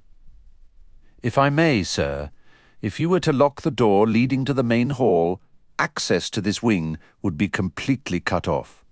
That staircase only goes up to Mr. Ackroyd's bedroom and bathroom. There's no connection to the rest of the house anymore. There used to be a connecting door, but Mr. Ackroyd had it sealed off. He valued his privacy. To clarify the layout, a simple sketch of this wing would show the small staircase leading to the large combined bedroom and its adjoining bath. The inspector grasped the arrangement instantly. We proceeded into the main hall where he locked the connecting door behind us, pocketing the key. The inspector leaned close to the constable, his voice dropping to a confidential murmur as he issued his orders. Once the officer had left, he turned his attention back to Raymond. "We need to focus on those shoe prints," he stated. "But first, I need to speak with Miss Ackroyd. She was the last person to see him. Is she aware of the situation?" When Raymond indicated she was not, the inspector nodded. "Let's keep it that way for a few more minutes. She'll answer questions more clearly if she isn't distressed. Tell her there's been a break-in and ask if she would kindly come down to assist us." Raymond went upstairs to deliver the message. Upon returning, he announced, "She'll be down shortly. I said exactly what you proposed." Within minutes, Flora appeared on the staircase, wrapped in a pale silk robe, her expression a mix of concern and curiosity. The inspector approached her politely. "Good evening, Miss Ackroyd. We believe there was an attempted burglary, and we need your help. Let's step into the billiard room, shall we?" Flora settled calmly on the long couch against the wall and looked at him expectantly. "I'm not sure I understand what was taken. What do you need from me?" "It's quite straightforward," the inspector began. "Parker mentioned you left your uncle's study around 9:45. Is that accurate?" "Yes, that's right. I went to say good night." "And you're certain of the time?" "It was approximately then. I can't be precise. It could have been a few minutes later." "Was your uncle alone?" "He was. Dr. Shepherd had already left." "Did you notice if the window was open or closed?" Flora shook her head. "I couldn't say. The curtains were drawn, of course." "And did he seem his usual self?" "I believe so." Would you recount exactly what was said between you?" Flora paused, gathering her thoughts. "I went in and said, 'Good night, Uncle. I'm off to bed.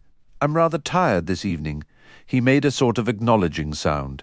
I went over, kissed his cheek, and he complimented my dress, said I looked nice. Then he told me to run along as he was busy, so I left. Did he give any specific instructions about not being disturbed?" "Oh, yes. I nearly forgot," he said. "Tell Parker I don't require anything else tonight and that he is not to disturb me." I passed Parker just outside the door and relayed the message. "Very good," said the inspector. Flora's gaze sharpened. "Won't you tell me what was stolen?" "We aren't entirely sure," the inspector replied, hesitating. A flash of alarm widened the girl's eyes. She stood up abruptly. "What is it? You're keeping something from me." Moving with his characteristic quiet solidity, Hector Blunt stepped between her and the inspector. She reached out a hand almost instinctively, and he took it in both of his, patting it gently as one would comfort a child. She turned to him as if his steadfast presence offered a refuge. "It's bad news, Flora," he said softly. "Bad news for all of us. Your Uncle Roger." "Yes?" she breathed. "It will be a shock. It has to be. Poor Roger is dead." Flora pulled her hand back, her eyes wide with horror. "When?" she whispered. "Very soon after you left him, I'm afraid," Blunt answered gravely. Flora's hand flew to her throat. She gave a small, choked cry before her knees buckled. I rushed forward to catch her as she fainted. Blunt and I carried her upstairs and laid her on her bed. I then asked him to wake Mrs. Ackroyd and inform her while I stayed with Flora. She revived quickly, though she was pale and trembling. After bringing her mother to her side with instructions for her care, I hurried back downstairs. I encountered the inspector emerging from the door to the kitchen quarters. "How is the young lady, Doctor, recovering? Her mother is with her now." "That's a relief. I've been questioning the staff. They all insist no one came to the back door tonight. Your description of that stranger, I must say, was rather lacking in detail." "Is there anything more specific you can give us to work with?" the inspector pressed. I shook my head with genuine regret. It was a dark night, you understand, and the man had his coat collar pulled high and his hat jammed low over his eyes. The inspector gave a thoughtful hum. Sounds like he was trying to hide his face. "Are you certain it wasn't someone you recognized?" I said no, but my answer lacked conviction. I couldn't shake the feeling that the stranger's voice had held a faint, nagging familiarity. I explained this to the inspector, my words stumbling a bit. "You described it as a rough, uneducated voice?" he asked. I agreed, though it struck me then that the roughness had seemed almost overdone, theatrical even. If the man wanted to conceal his face, as the inspector suspected, disguising his voice would be a logical next step. "Doctor, would you mind stepping back into the study with me?" Inspector Davis asked. "There are a couple more points I need to clarify." I followed him. He unlocked the lobby door. We passed through, and he locked it again behind us with a decisive click. "We need privacy for this," he said, his tone grim, "and no eavesdroppers. Now what's all this talk about blackmail?" "Blackmail?" I exclaimed, thoroughly taken aback. "Is that Parker's invention, or is there some truth to it?" If Parker overheard anything about blackmail, I replied carefully. He must have had his ear pressed right against that keyhole. Davis nodded. "That's exactly what I'm thinking.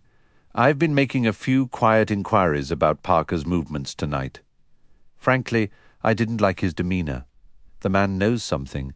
When I started pressing him, he got nervous and blurted out some confused story involving blackmail. I made a quick decision. "I'm actually glad you've raised this," I said. "I've been wrestling with whether to come completely clean. I had already decided to tell you everything, but I was waiting for the right moment.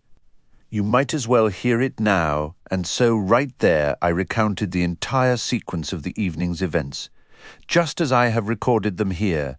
The inspector listened intently, interrupting now and then with a sharp question. "That's the most extraordinary story I've ever heard," he declared, when I finished. "And you say that letter has vanished completely? That looks bad. Very bad indeed. It gives us exactly what we've been missing, a motive for the murder." I nodded in agreement. "I understand that. You mentioned Mr. Ackroyd hinted he suspected someone in his household was involved. Household can cover a lot of people. Could Parker himself be our man?" I ventured. "It seems plausible. He was clearly listening at the door when you emerged." Then Miss Ackroyd encountered him later, intent on entering the study. Suppose he tried again after she was gone. He stabs Ackroyd, locks the door from the inside, climbs out the window, and circles back to a side door he'd left unlocked earlier. How does that sound?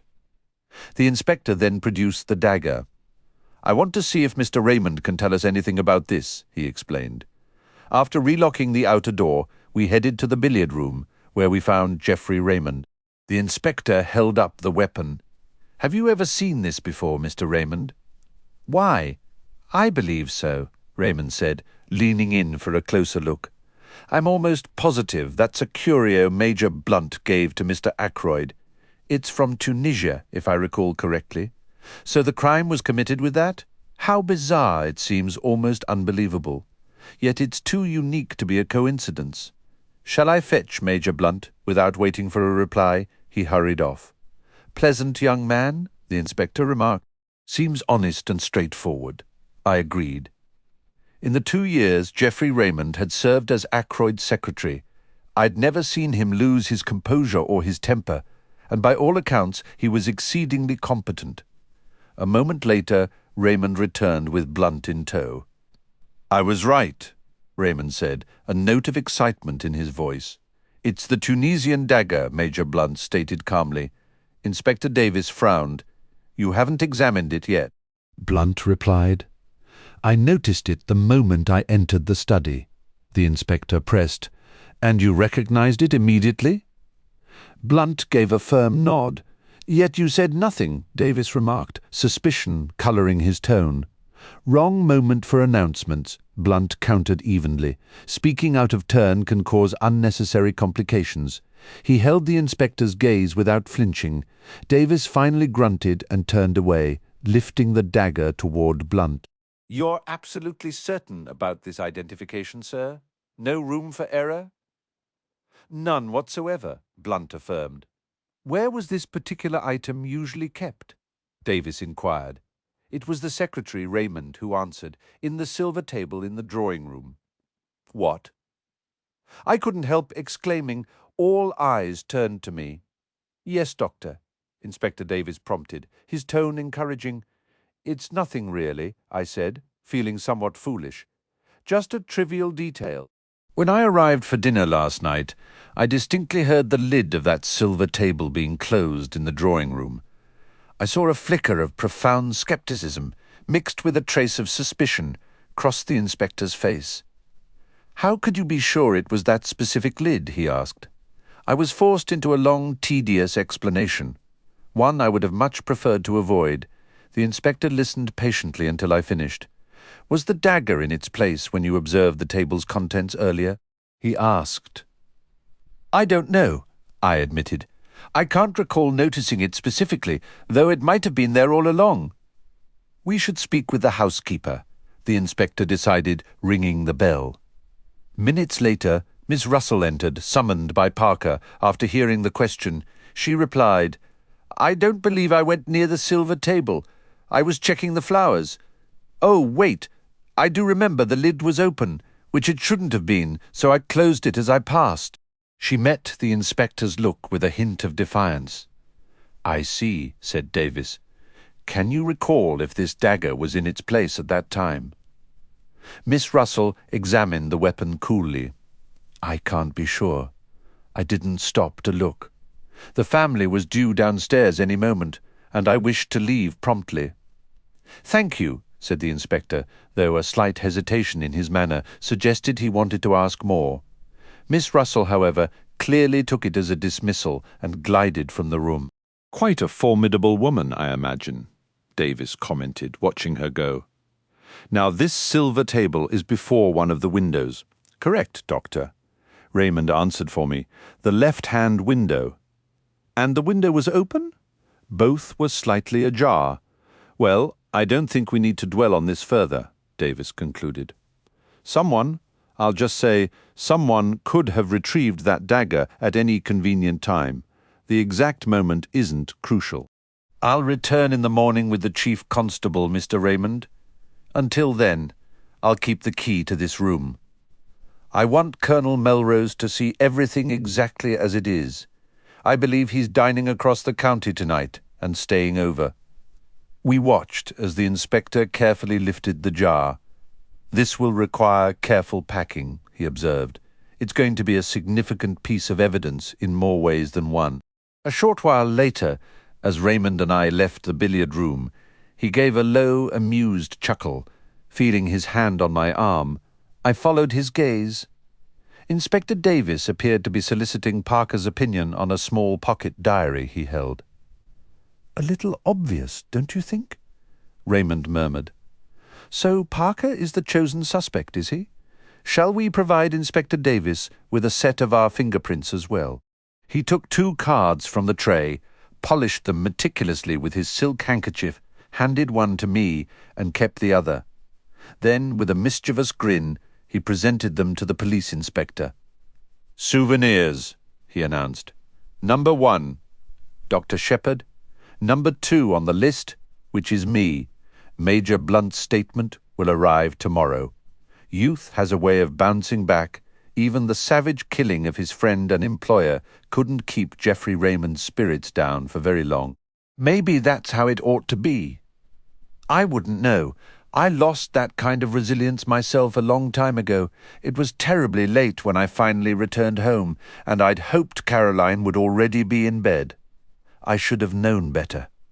She had hot cocoa ready for me, and while I sipped it, she pulled every detail of the evening out of me. I kept quiet about the blackmail, sticking only to the facts of the murder. "The police are looking at Parker," I told her as I stood up, ready to head upstairs. "They seem to have a fairly solid case against him." "Parker!" my sister exclaimed. "Nonsense! That inspector must be an absolute fool. Parker, of all people. Don't try to tell me that." With that cryptic remark, we both went up to bed. The next morning I rushed through my rounds without much care, a bad habit, but I told myself none of my cases were truly urgent. When I got back, Caroline met me in the hall, her voice dropping to an eager whisper. "Flora Ackroyd is here." I did my best to hide my surprise. "Really?" "She's desperate to speak with you. She's been waiting almost half an hour." Caroline ushered me into our small sitting room. Flora was seated on the sofa by the window, dressed in black, her hands twisting nervously in her lap. Her face shocked me. All the colour had drained from it, yet when she spoke, her manner was steady and determined. "Dr. Shepherd, I need your help." "Of course he'll help, dear," Caroline cut in. I could tell Flora would have preferred to speak to me alone, but she clearly didn't want to waste time, so she made the best of it. "I need you to come with me to the Larches." "The Larches?" I asked, surprised. "To see that odd little man," Caroline broke in. "Yes. You do know who he is, don't you? We assumed," I said carefully, "he might be a retired barber." Flora's blue eyes widened. "Why? He's Hercule Poirot, the private detective. They say he solved the most incredible cases, just like in novels. He retired a year ago and moved here to live quietly. Uncle knew who he was, but promised not to tell a soul, because Poirot didn't want to be bothered.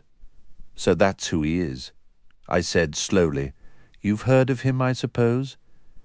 "I may be an old fogey, as Caroline likes to remind me," I replied, "but yes, I've heard the name. Extraordinary." Caroline chimed in, though it wasn't clear whether she meant Poirot's identity or her own failure to uncover it. "You want to go see him?" I asked. "But why?" "To ask him to investigate the murder, obviously," Caroline said sharply. "Don't be dense, James. I wasn't being dense. Caroline often misses my point. You don't have faith in Inspector Davis? I continued. Of course she doesn't, Caroline answered for her. Neither do I. Anyone listening would have thought it was Caroline's uncle who'd been killed. And how do you know he'd even take the case? I pressed. Remember, he's retired. That's exactly it, Flora said simply. I have to persuade him. Are you certain this is wise? I asked gravely. Of course she is, Caroline insisted. I'll go with her myself if I have to. I'd rather have the doctor come, if you don't mind, Miss Shepherd, Flora said plainly. She knows when directness works best, hints would have been lost on Caroline. You see, she added tactfully, since Dr. Shepherd found the body and is the family doctor, he can give me Poirot all the details. Caroline reluctantly admitted. Yes, I suppose you're right. I paced the room a few times before turning to Flora with a serious expression. Listen to me, I urged. Bringing in this detective is a mistake. Flora stood abruptly, her cheeks flushing. I know exactly why you're saying that, she declared, and that's precisely why I must go. You're frightened, but I'm not. I understand Ralph far better than you ever could. Ralph? Caroline interjected. What does he have to do with any of this? We both ignored her. Ralph has his flaws. Flora pressed on. He's made poor choices before, even terrible ones, but he is no killer. Of course not, I insisted. I never meant to suggest that. Then why did you stop at the Three Boars last night? Flora challenged. After Uncle's body was discovered, on your way home, I was caught off guard, hoping that visit had gone unseen. How did you know about that? I went there myself this morning, Flora explained. The staff mentioned he was staying there. I cut in. You had no idea he was in King's Abbot. None. I was completely shocked. I couldn't make sense of it. When I asked for him, they told me probably the same thing they told you, that he left around 9 last evening and never returned. Her gaze held mine defiantly, and as if reading my thoughts, she burst out. So what if he did? He could have gone anywhere. Maybe he even went back to London. Leaving all his belongings behind? I asked softly. Flora stamped her foot in frustration. I don't care. There has to be a reasonable explanation, and that's why you want to see Hercule Poirot. Wouldn't it be wiser to let things lie? The police aren't even considering Ralph, remember. They're following a completely different lead. But that's just it, Flora cried. They are suspicious of him. Some inspector from Cranchester showed up this morning, a nasty, sneaky little man named Raglan.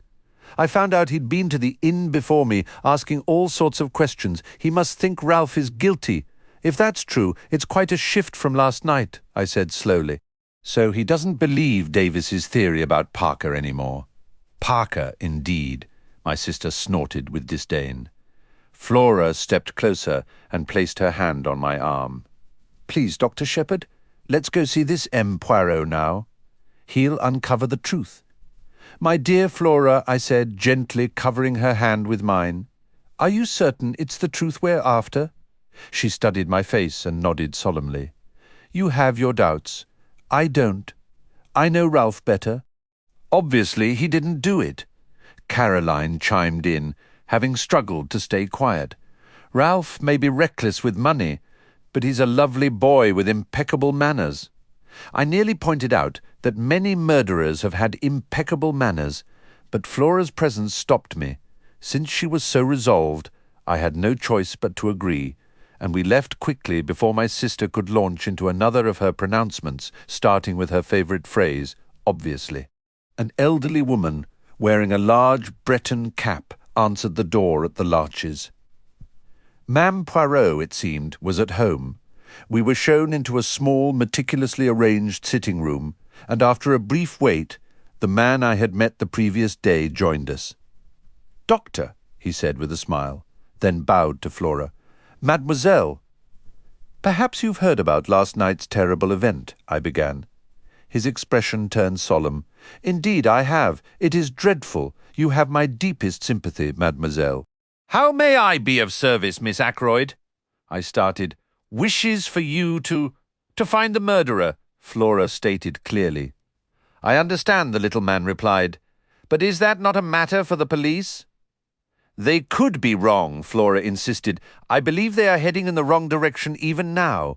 Please, Poirot, won't you help us? If it's a matter of money— Poirot raised a hand to stop her. Please, mademoiselle, not that. Not that I do not value money.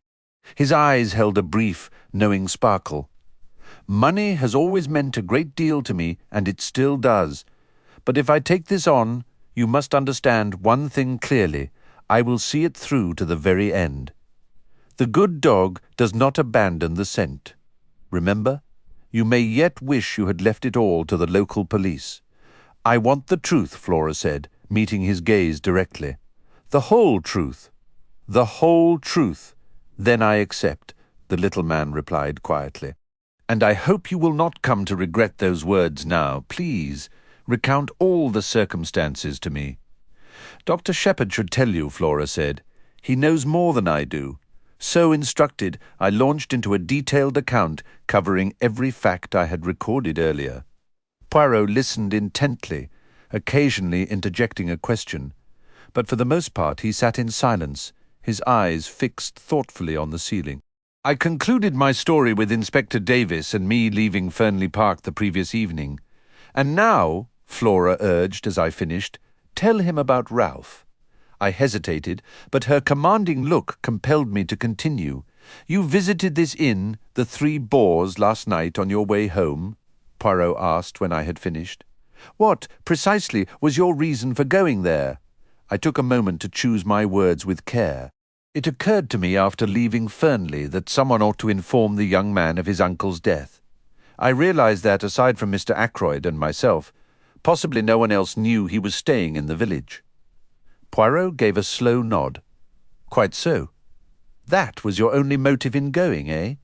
That was my only motive, I replied stiffly. It was not to, shall we say, reassure yourself about this young man. Reassure myself? I believe, Doctor, that you understand perfectly well what I mean, though you pretend otherwise. I suggest it would have been a relief to you if you had found Captain Peyton at home all evening. Not at all, I said sharply. The little detective shook his head gravely. You do not trust me as Miss Flora does, but no matter what we must face is this. Captain Peyton is missing under circumstances that demand an explanation. I will not conceal from you that the situation appears serious. Still, it may admit of a perfectly simple explanation. That's exactly what I keep saying, Flora broke in eagerly. Poirot did not press the point further. Instead, he proposed an immediate visit to the local police. He thought it best for Flora to return home and for me to accompany him to introduce him to the officer in charge. We carried out this plan without delay. We found Inspector Davis outside the police station, looking thoroughly grim. With him were Colonel Melrose, the chief constable, and another man whom, from Flora's description of Weasley, I had no trouble recognizing as Inspector Raglan from Cranchester. Knowing Melrose fairly well, I introduced Poirot and explained the situation. The chief constable was visibly irritated, and Inspector Raglan looked as dark as a thundercloud. Davis, however, seemed faintly cheered by his superior's annoyance. The case is plain as day, Raglan declared. There's not the slightest need for amateurs to come meddling. You'd think any fool could have seen how things stood last night? Then we wouldn't have lost 12 hours? He shot a resentful glance at poor Davis, who received it with stolid indifference. Mr. Ackroyd's family must, of course, do as they see fit, said Colonel Melrose with strained courtesy. But we cannot allow the official investigation to be hampered in any way. I am aware of Mem Poirot's considerable reputation, naturally. The police can't exactly advertise themselves, worse luck, Raglan muttered. It was Poirot who eased the tension. It is true I have retired from the world, he said. I never intended to take up a case again. Above all else, I detest public attention. I must insist that, should I manage to contribute anything towards solving this mystery, my name remains out of the papers. Inspector Raglan's expression softened slightly. "I've been told of some rather extraordinary successes you've had," remarked the Colonel, his demeanour warming. "I possess considerable experience," Poirot stated calmly. "Yet the majority of my triumphs have been achieved with police assistance. I hold your English police in the highest esteem. Should Inspector Raglan allow me to aid his investigation, I would be both honoured and delighted." The inspector's face grew even more agreeable. Colonel Melrose pulled me aside. "From everything I've heard, this little man has accomplished some genuinely astonishing feats," he whispered. "We are naturally very keen to avoid involving Scotland Yard. Raglan appears supremely confident, but I'm not entirely convinced I share his view. You understand, I am more familiar with the individuals involved than he is. This fellow doesn't seem to be chasing fame, does he? He would cooperate with us discreetly." "For the greater acclaim of Inspector Raglan," I replied with mock gravity. "Right, right," said Colonel Melrose, his tone becoming brisk and louder. "We must bring you up to speed on the latest details, Mes Poirot." "I thank you," said Poirot. "My friend Dr. Shepherd mentioned something about the butler being under suspicion." "That's utter nonsense," Raglan declared immediately. "These upper-crust servants get so terrified they behave suspiciously over nothing at all." "And the fingerprints," I ventured. "Nothing matches Parker's." He offered a slight smile, adding, "For that matter, Doctor, neither yours nor Mr. Raymond's are a match. What of Captain Ralph Peyton's fingerprints?" Poirot inquired softly. I felt a private admiration for his direct approach. I noticed a flicker of respect enter the inspector's eyes. "I see you don't waste any time, Mr. Poirot. It will be a genuine pleasure to work with you. We intend to take that young man's fingerprints just as soon as we can locate him." "I cannot help but believe you are mistaken, Inspector," Colonel Melrose said with feeling. "I've known Ralph Peyton since he was a boy. He would never sink to murder." "Perhaps not," the inspector replied flatly. "What evidence do you have against him?" I asked. "He left just before 9 o'clock last night. Was seen near Fernley Park around 9:30. Has not been seen since. He is believed to be in severe financial difficulty. I have a pair of his shoes here, shoes with rubber studs. He owned 2 nearly identical pairs. I am going now to compare them with the footprints. An officer is up there ensuring no one disturbs them. We shall go immediately," stated Colonel Melrose. "You and M. Poirot will accompany us, I hope." We agreed and all travelled in the Colonel's automobile. The inspector was eager to examine the footprints and asked to be dropped at the lodge gate. Approximately halfway up the main drive, a narrow path veered off to the right, winding around toward the terrace and the window of Ackroyd's study. "Would you care to go with the inspector?" M. Poirot asked the chief constable. "Or would you prefer to inspect the study?" Poirot chose the latter. Parker admitted us at the door. His manner was now unctuous and respectful. He seemed to have recovered from the previous night's alarm. Colonel Melrose produced a key, unlocked the door to the inner lobby, and led us through into the study, save for the removal of the body. "Mem Poirot, this room is precisely as it was last night." "And the body was discovered where?" I described Ackroyd's position as accurately as I could. The armchair still sat before the fireplace. Poirot walked over and settled into it. "The blue letter you mentioned, where was it when you departed the room?" "Mr. Ackroyd had placed it on this small table at his right hand." Poirot gave a nod. "And everything else was in its proper place?" "Yes, I believe so. Colonel Melrose, would you be so exceedingly kind as to sit in this chair for a moment?" "Thank you. Now, Doctor, would you be so kind as to show me precisely where the dagger was positioned?" I obliged, while the small man remained in the doorway. "So the hilt was clearly visible from here." "Both you and Parker could see it immediately." I confirmed that was correct. Poirot moved to the window. "The electric light was on when you found the body, I presume?" he asked, without turning around. I agreed and walked over to join him as he examined the marks on the windowsill. The rubber studs match the pattern found on Captain Peyton's shoes, he remarked quietly. Then he returned to the center of the room. His gaze swept the space, taking in every detail with a practiced, rapid assessment. "Tell me, Dr. Shepherd, are you a particularly observant man?" he finally inquired. "I believe so," I replied, somewhat taken aback. "I see there was a fire in the grate. When you forced the door and discovered Mr. Ackroyd, what was its condition? Was it dying down?" I gave an irritated laugh. I honestly couldn't say. I didn't notice. Perhaps Mr. Raymond or Major Blunt, the little man across from me, shook his head with a slight smile. One must always proceed methodically. I made an error in judgment by asking you that question. To each his own expertise. You could describe a patient's appearance in minute detail. Nothing there would escape you.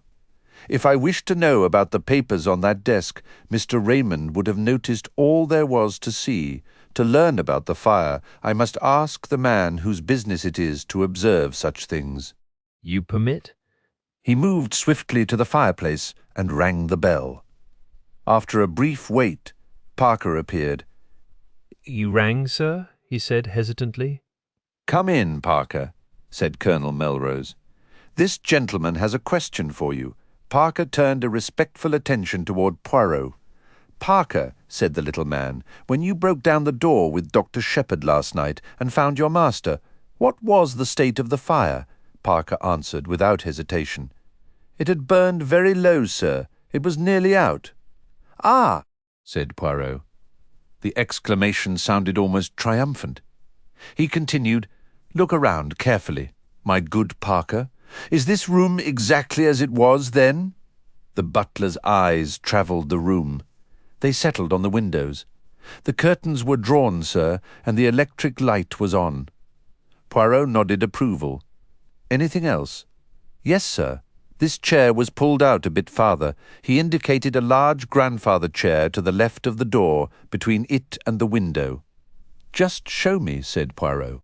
The butler drew the chair out about 2 feet from the wall, turning it so the seat faced the doorway. "Now that is curious," murmured Poirot. "I can't imagine anyone wishing to sit in a chair positioned like that. I wonder who pushed it back into place. Was it you, my friend?" "No, sir," said Parker. "I was too distressed by the sight of the master."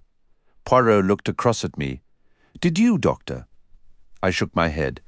"It was back in position when I arrived with the police, sir," Parker added. I'm certain of that. Curious, Poirot said again. Raymond or Blunt must have moved it, I suggested. Surely it isn't important. It is completely unimportant, said Poirot. That is precisely why it is so interesting, he added softly. Excuse me for a moment, said Colonel Melrose. He left the room with Parker. Do you believe Parker is telling the truth, I asked. About the chair? Yes. Otherwise, I cannot say. You will discover, Doctor, if you have much to do with cases of this sort, that they all resemble one another in a single respect. What is that? I asked curiously. Everyone involved has something to hide. Have I asked, smiling. Poirot looked at me intently. I believe you have, he said quietly, but have you told me everything you know concerning this young man Peyton? He smiled as I flushed. Oh, do not worry. I shall not press you. I'll get the hang of it eventually. I spoke quickly, trying to hide my flustered state. Could you explain your process a bit? Take the business with the fireplace, for example. That was straightforward enough. You left Mr. Ackroyd at, let's say, about 10 minutes to 9. Yes, that's right. At that point, the window was shut and latched, and the door was not locked. Yet by 10:15, when he was found, the door was locked and the window stood open. So who opened it? The only person who could have done so was Mr. Ackroyd himself, and for one of two reasons. Either the room grew too warm, but the fire was nearly dead, and there was a distinct chill in the air last night. So that seems unlikely, or he opened it to let someone in. And if he let someone in that way, it must have been someone he knew well, given how uneasy he'd been earlier about that very window. It sounds almost too simple, I remarked. Everything becomes simple when you arrange the facts in order. Our focus now is the identity of the person with him at 9:30. All evidence suggests that was the individual admitted through the window. Even though Miss Flora saw Mr. Ackroyd alive afterward, we cannot hope to solve this until we know who that visitor was. The window may have been left open after the visitor left, allowing the murderer to enter later, or perhaps the same person returned. Ah, here comes the Colonel back again. Colonel Melrose walked in, his manner brisk. "We finally traced that telephone call," he announced. "It didn't originate from here. It was placed to Dr. Shepherd at 10:15 last night from a public telephone booth at King's Abbot Station, and the night mail train departs for Liverpool at 10:23. We exchanged glances. "You'll have inquiries made at the station, I assume?" I said. "Naturally, though I'm not overly hopeful. You know how that station is." I did. King's Abbot is just a small village, but its station is a major junction. Several important express trains stop there. It's a place of constant shunting, sorting, and assembling of carriages. There are 2 or 3 public telephone boxes around that time of night. 3 local trains arrive in quick succession to connect with the northbound express, which pulls in at 10:19 and leaves at 10:23. The whole area is a hive of activity, and the odds of anyone noticing a specific person making a call or boarding that express are vanishingly small. But why telephone at all? Melrose pressed, frustration edging his voice. "That's what I find utterly baffling. There seems no sense to it." Poirot carefully adjusted a small porcelain figure on a bookshelf. "Rest assured, there was a reason," he said, without turning. "But what possible reason could there be? When we discover that, we will have the whole picture. This case is both curious and deeply interesting." He said those last words with a peculiar, almost intangible emphasis.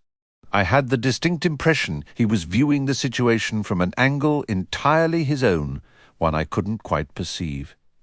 He moved to the window and gazed outside. "You mentioned it was 9 o'clock, Dr. Shepherd, when you encountered this stranger at the gate?" He asked the question while still looking out. "Yes," I replied.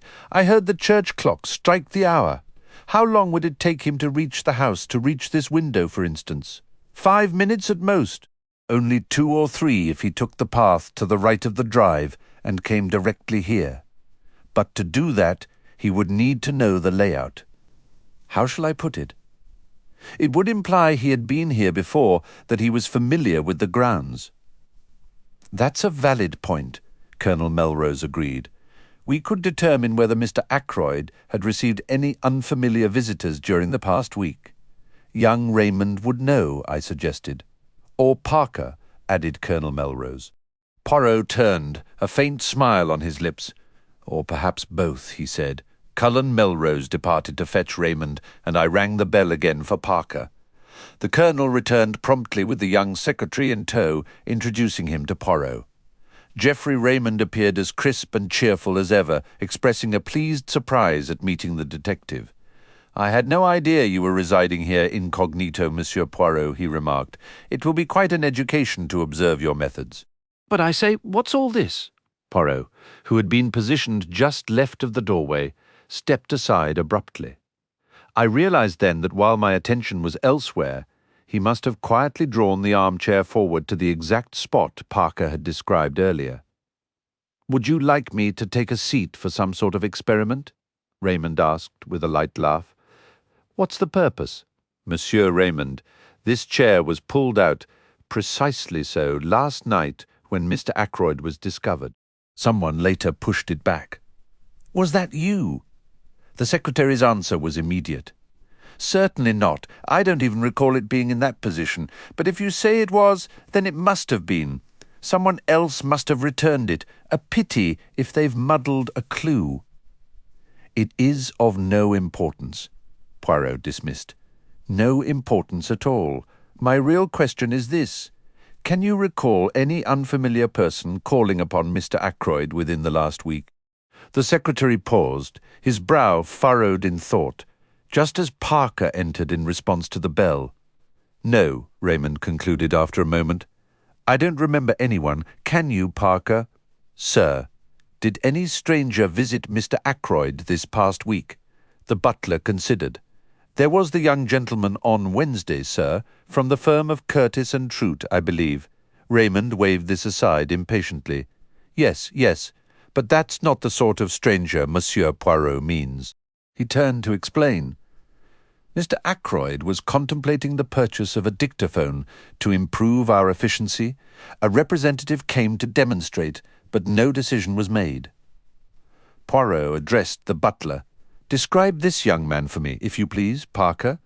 "Fair-haired and rather short, sir, very neatly turned out in a blue serge suit. Quite respectable for his station." Poirot looked to me. "Doctor, the man you encountered at the gate was tall, was he not?" "Yes," I confirmed. "Approximately 6 feet. Then there is no connection," stated the Belgian. "Thank you, Parker." The butler then spoke to Raymond. "Mr. Hammond has arrived, sir. He wishes to know if he can assist and would like a word." "I'll come directly," said the young man, hurrying from the room. Poirot glanced inquiringly at Colonel Melrose. "The family solicitor," the Colonel clarified. "It is a demanding day for our efficient young Monsieur Raymond." Poirot mused quietly. "I understand Mr. Ackroyd found him a most capable secretary. How long has he been employed here?" "Nearly 2 years, I think." "His duties he performs with precision. Of that I am sure. But how does he occupy his leisure? Is he, perhaps, a sporting man?" Colonel Melrose smiled. "Private secretaries have little time for such pursuits. I believe Raymond plays golf and tennis in the season. He does not follow the races? The running of the horses? Race meetings? No, I don't believe he has an interest in that." Poirot nodded, his attention seeming to wane. His gaze travelled slowly around the study. "I have seen, I think, all there is to see here." My own eyes swept the room. "If these walls could talk," I murmured. Poirot shook his head. "A tongue would not be sufficient," he replied. "They would require eyes and ears as well. Yet we should not be so certain that these lifeless objects remain forever silent," he remarked, his fingers brushing the top of the bookcase. "To me, they often speak. Chairs, tables, each carries its own message." He began moving toward the door. "What message?" I called after him. "What have they told you just now?" Glancing back over his shoulder, he raised one eyebrow with a curious expression. "An open window," he replied. "A locked door. A chair that seems to have shifted on its own." To each I ask why, and receive no reply. He shook his head, puffed out his chest, and stood blinking at us, looking almost absurdly self-important. For a moment I wondered whether he was truly skilled as a detective, or if his celebrated reputation had simply been built upon a string of fortunate coincidences. Colonel Melrose appeared to share my doubt, his brow furrowing slightly. "Is there anything else you wish to examine, M. Poirot?" he asked, rather abruptly. "If you would be so kind, I should like to see the silver table from which the weapon was taken," Poirot answered. "After that, I shall trouble you no further." We proceeded toward the drawing-room, but on the way a constable intercepted the Colonel. After a brief, hushed exchange, Melrose excused himself and left us alone. I showed Poirot the silver table. He lifted its lid once or twice, letting it drop each time with a soft click, then pushed open the window and stepped out onto the terrace. I followed. Inspector Raglan was just rounding the corner of the house, approaching us with a grim yet satisfied expression. "Ah, there you are, M. Poirot," he said. "This isn't shaping up to be much of a mystery, I'm afraid." Pity? Really? A decent young man gone astray? Poirot's face fell, and he replied in an unusually mild tone, "Then I fear I may not be of much assistance to you." "Perhaps next time," the inspector said soothingly. "We don't get murders every day in this quiet part of the country." Poirot's gaze took on an admiring glint. "You have acted with marvellous promptness," he observed. Might I inquire how you proceeded? Certainly, Raglan replied. It all begins with method. That's what I always say, method. Ah, Poirot exclaimed, that too is my watchword, method, order, and the little grey cells. The cells? The inspector asked, staring. The little grey cells of the brain, the Belgian explained. Oh, right. Well, I suppose we all use those? In varying degrees, Poirot murmured. And there are differences in quality as well. Then one must consider the psychology of the crime. That, too, requires study. Ah, said the inspector. You've gone in for all this psychoanalysis business, have you? Now I'm a plain man. Mrs. Raglan would surely disagree with such a description, Poirot interjected with a slight bow. Somewhat taken aback, Inspector Raglan returned the bow. You misunderstand me, he said, grinning broadly. Goodness, how language can twist things. Let me tell you how I set to work. First method, Mr. Ackroyd, was last seen alive at 9:45 by his niece, Miss Flora Ackroyd. That's fact number 1, correct? If you say so. Well, it is. At 10:30, the doctor here states Mr. Ackroyd had been dead at least 30 minutes. You stand by that, doctor? Absolutely, I said. Half an hour or more. Very well. That gives us exactly a 15-minute window in which the crime must have occurred. I made a list of everyone in the house and worked through it, noting where each person was and what they were doing between 9:45 and 10 p.m. He handed a sheet of paper to Poirot. I read over his shoulder, written in a neat hand. It listed Major Blunt in billiard room with Mr. Raymond, confirmed by Mr. Raymond. Mr. Raymond billiard room, see above. Mrs. Ackroyd, 9:45, watching billiard match. Retired to bed at 9:55. Raymond and Blunt saw her ascend the stairs. Miss Ackroyd went directly from her uncle's room upstairs, confirmed by Parker and housemaid Elsie Dale. Servants. Parker went straight to butler's pantry, confirmed by housekeeper. Miss Russell came down to speak with him at 9:47 and remained for at least 10 minutes. As noted earlier, she had spoken to the housemaid, Elsie Dale, upstairs at 9:45. Ursula Bourne, the parlour-maid, was in her own room until 9:55 before joining the others in the servants' hall. Mrs. Cooper, the cook, was already there, as was Gladys Jones, the second housemaid. Elsie Dale was upstairs in the bedroom, where both Miss Russell and Miss Flora Ackroyd saw her. Mary Thripp, the kitchen-maid, was also in the servants' hall. The cook has been with the household for 7 years, the parlour-maid for 18 months, and Parker just over a year. The rest are relatively new. Aside from a few questionable details concerning Parker, everyone else appears perfectly straightforward. Poirot returned the list with a nod. A thorough accounting, he remarked. Then, with a serious air, he added, I am quite convinced Parker is not the murderer. My sister agrees, I chimed in, and she's seldom mistaken.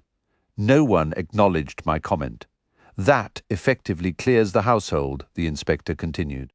Now we arrive at a critical development. The lodge-keeper, Mary Black, was drawing the curtains last night when she observed Ralph Peyton enter through the gate and proceed toward the house. Can she be certain? I pressed. Absolutely, he affirmed. She recognizes him well. He moved quickly past and took the path to the right, which cuts directly toward the terrace. Poirot, who had been sitting with an unreadable expression, finally spoke. And the time? Precisely 25 minutes past 9, the inspector stated solemnly. A heavy silence followed. Then the inspector laid out the sequence. It aligns perfectly. At 9:25, Captain Peyton is seen passing the lodge. Around 9:30, Mr. Geoffrey Raymond overhears a confrontation in the study, someone demanding money and Mr. Ackroyd refusing. What follows? Captain Peyton exits through the window, walks along the terrace, frustrated and agitated. By, say, 9:45, he reaches the open drawing-room window, Miss Flora Ackroyd is just saying good night to her uncle. The billiard room holds Major Blunt, Mr. Raymond, and Mrs. Ackroyd, leaving the drawing room vacant. He slips inside, takes the dagger from the silver table, returns to the study window, removes his shoes, climbs in, well, the rest is clear. Afterward, he leaves too shaken to return to the inn. He heads for the station and places a call from there. Why? Poirot interjected softly. I started at the interruption. The little man was leaning forward, his eyes gleaming with an odd, intense light. Inspector Raglan seemed momentarily thrown by the question. It's hard to say exactly why he'd do that, he admitted after a pause. But murderers often act irrationally. Anyone in police work knows that. Even the cleverest ones make foolish errors. Now, come with me and I'll show you the footprints. We followed him around the terrace to the study window. At Raglan's instruction, a constable produced the shoes taken from the local inn. The inspector placed them over the impressions. They match, he declared confidently. Not the exact pair he wore away, mind you. Those he had on when he left. These are a similar pair, but older. Look how the rubber studs are worn down. But many people wear shoes with rubber studs, do they not? Poirot observed. Of course, the inspector conceded. I wouldn't emphasize the footprints so much if they didn't fit with all the other evidence. Captain Ralph Peyton appears to have been a most careless young man, Poirot mused, to leave so many traces of his presence. True, said the inspector, but it was a dry, clear night.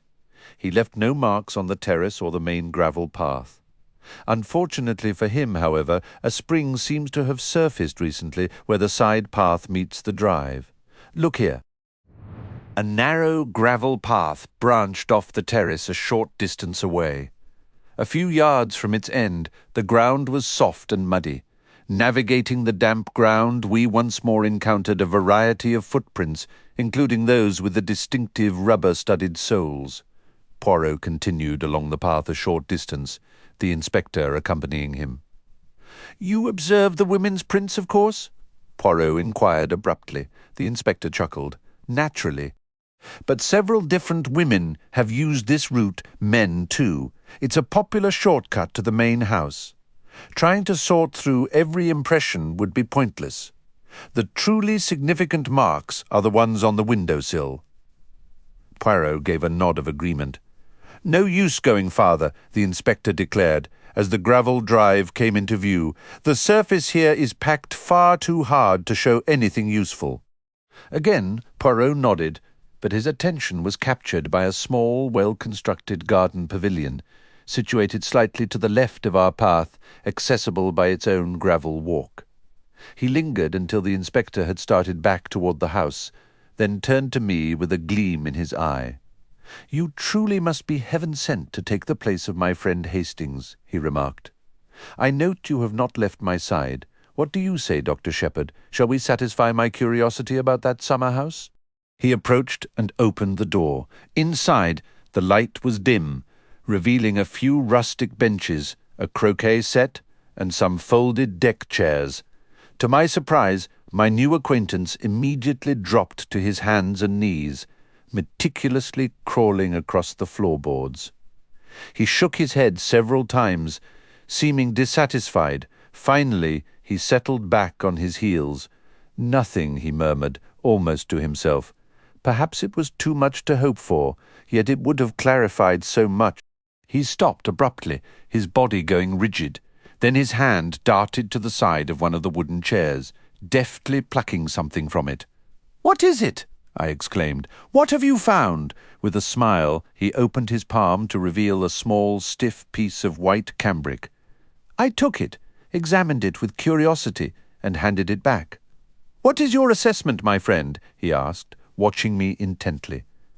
"A scrap from a handkerchief, I suppose," I offered with a shrug. He made another quick movement, retrieving a small quill that appeared to be from a goose. "And this?" he cried triumphantly. "What do you make of this?" I could only stare blankly. He pocketed the quill and studied the white fabric again. "A fragment of a handkerchief, you suggest?" "Perhaps," But consider this. A quality laundry does not use starch on handkerchiefs. He gave me a triumphant look before carefully placing the scrap into his pocketbook. We made our way back to the house together, finding no sign of the inspector. Poirot stopped on the terrace, his back to the building, and slowly swept his gaze across the grounds. "A beautiful property," he said appreciatively.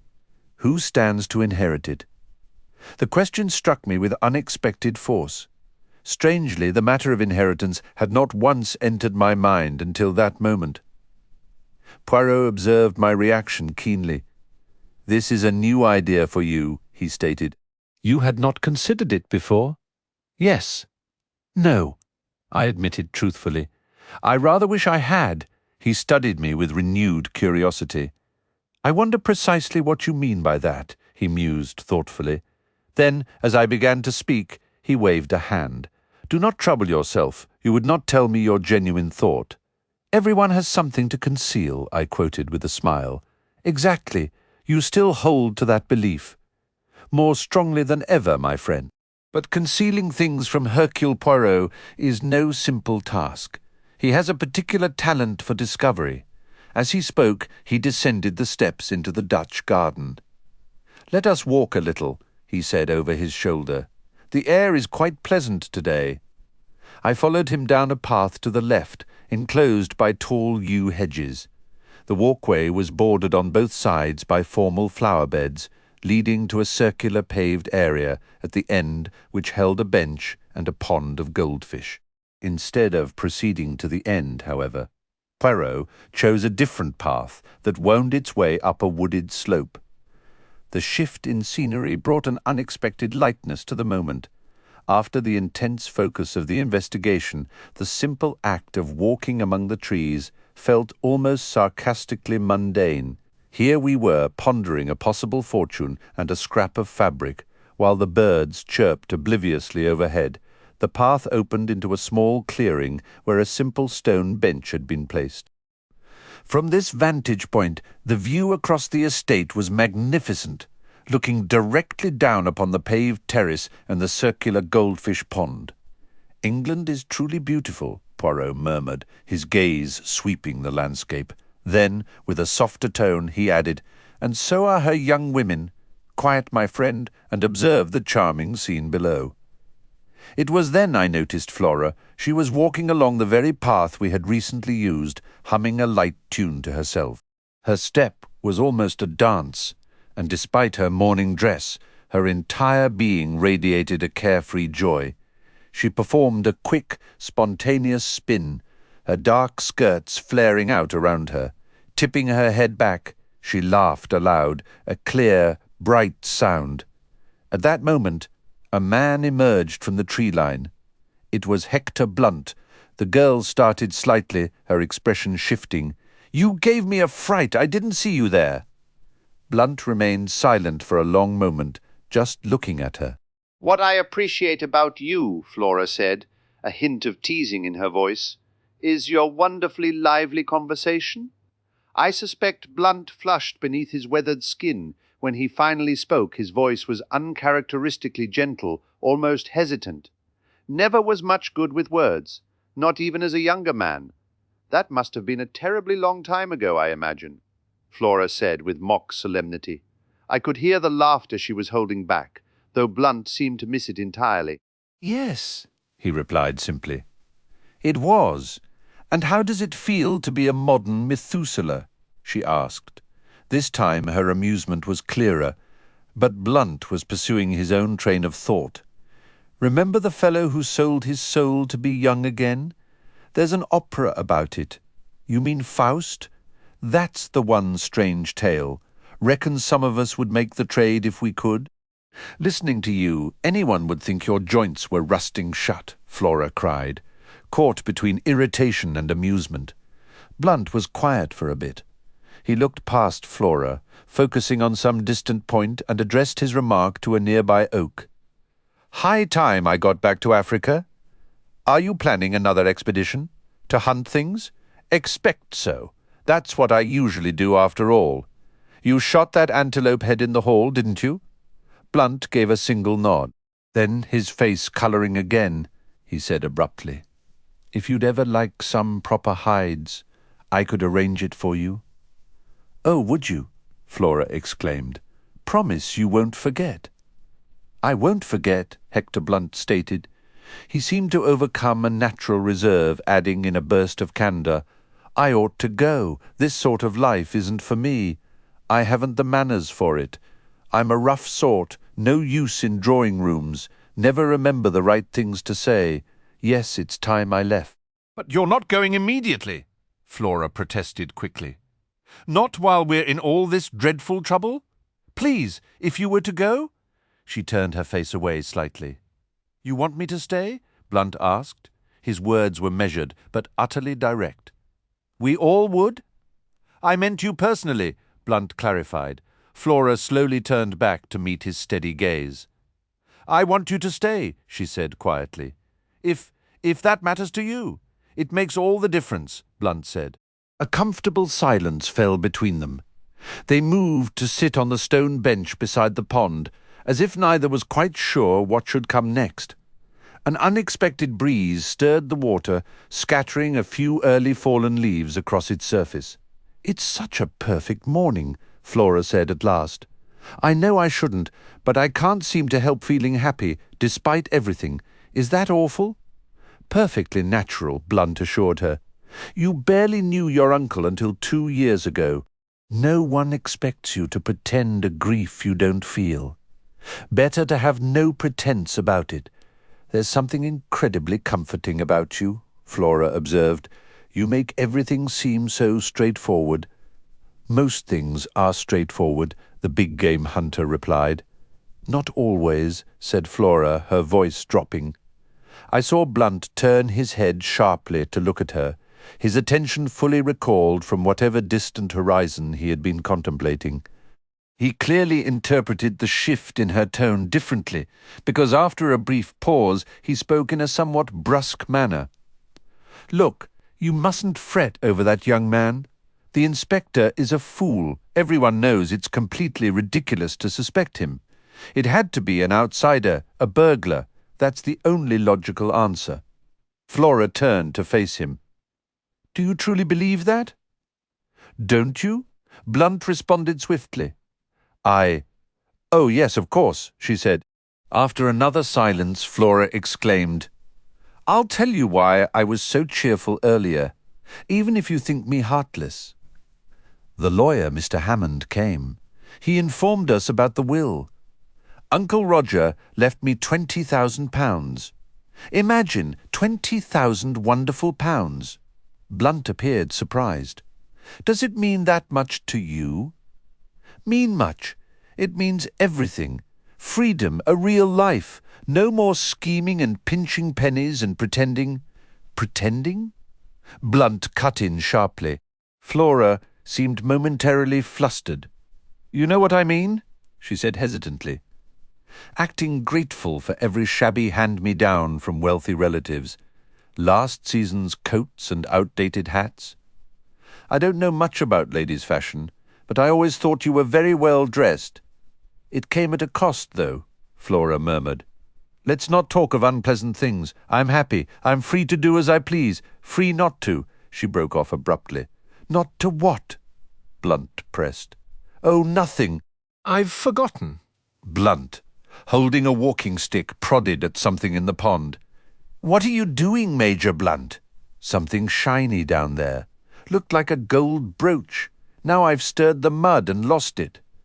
"Perhaps it's a crown," Flora suggested lightly, "like the one Melisande saw in the water." "Melisande," Blunt mused. "She's in an opera, isn't she?"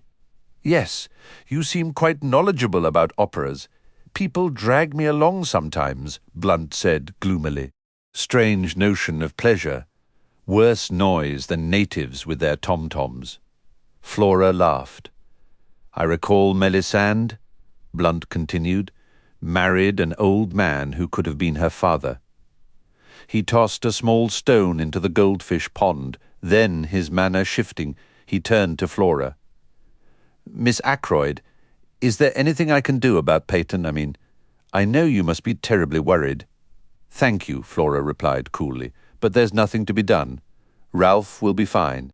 I've secured the services of the most brilliant detective in the world, and he will uncover the truth." For some time I had felt uncomfortable about our position. We weren't precisely eavesdropping as the two in the garden below needed only to glance up to see us. Still, I would have announced our presence sooner had my companion not placed a restraining hand on my arm. He clearly wished to remain unnoticed. Now, however, he moved decisively. Rising quickly and clearing his throat, he called out, "I must beg your pardon. I cannot allow mademoiselle to shower me with such extravagant praise without revealing myself. They say eavesdroppers never hear good of themselves, but this is an exception. To spare my modesty, I must join you and apologize." He hurried down the path with me following, and we approached the pair by the pond. "This is Monsieur Hercule Poirot," said Flora. "I expect you've heard of him." Poirot bowed. "I know Major Blunt by reputation," he said courteously. "I am pleased to meet you, monsieur. I require some information you may provide." Blunt regarded him expectantly. "When did you last see Monsieur Ackroyd alive?" "At dinner. And you neither saw nor heard anything of him afterward?" "Did not see him, heard his voice." "How did that occur?" "I went out on the terrace." "Pardon. At what time was this?" "Approximately 9:30. I was pacing and smoking in front of the drawing-room window. I heard Ackroyd speaking in his study.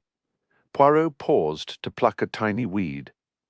"But you could not possibly have heard voices from that section of the terrace," he murmured, not looking at Blunt. I, however, was watching Blunt, and to my astonishment I saw him redden. "I had walked to the corner," he admitted reluctantly. "Ah, I see," said Poirot. His gentle tone suggested he expected further explanation. "I thought I glimpsed a woman vanishing into the shrubbery. Just a flash of white. I must have been mistaken. It was while I stood there that I overheard Ackroyd speaking to his secretary. To Mr. Geoffrey Raymond. Yes, that was my assumption at the time. Apparently I was wrong. Mr. Ackroyd did not use a name?" "No, he did not." "Then, if I may ask, why did you assume?" Blunt explained with effort. "I simply took it for granted it was Raymond, as he had mentioned earlier that he was bringing papers to Ackroyd. It never occurred to me it could be anyone else. Can you recall the actual words you heard?" "I'm afraid not. It was something quite ordinary and trivial. I only caught a fragment. My mind was elsewhere." "It is of no consequence," Poirot murmured. He then shifted topics. "Did you move a chair back against the wall when you entered the study after the body was found?" "A chair? No. Why would I?" Poirot merely shrugged, offering no explanation. He turned to Flora. "There is one small matter, mademoiselle. When you and Dr. Shepherd were looking at the items on the silver table, was the dagger in its place, or was it not?" Flora's chin lifted defiantly. "Inspector Raglan has already asked me that," she said with irritation. "I told him, and I'll tell you, I am absolutely certain the dagger was not there. He believes it was, and that Ralph took it later. And he doesn't trust me? He thinks I'm saying this to protect Ralph?" "And are you?" I asked, seriously.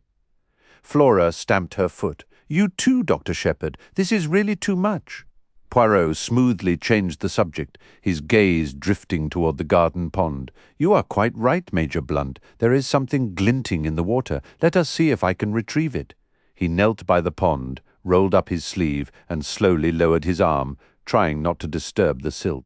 Despite his care, the mud clouded the water, forcing him to withdraw his arm empty. He looked sadly at the mud coating his skin. I offered my handkerchief, which he accepted with profuse thanks. Blunt checked his watch. "Nearly lunchtime. We should head back to the house."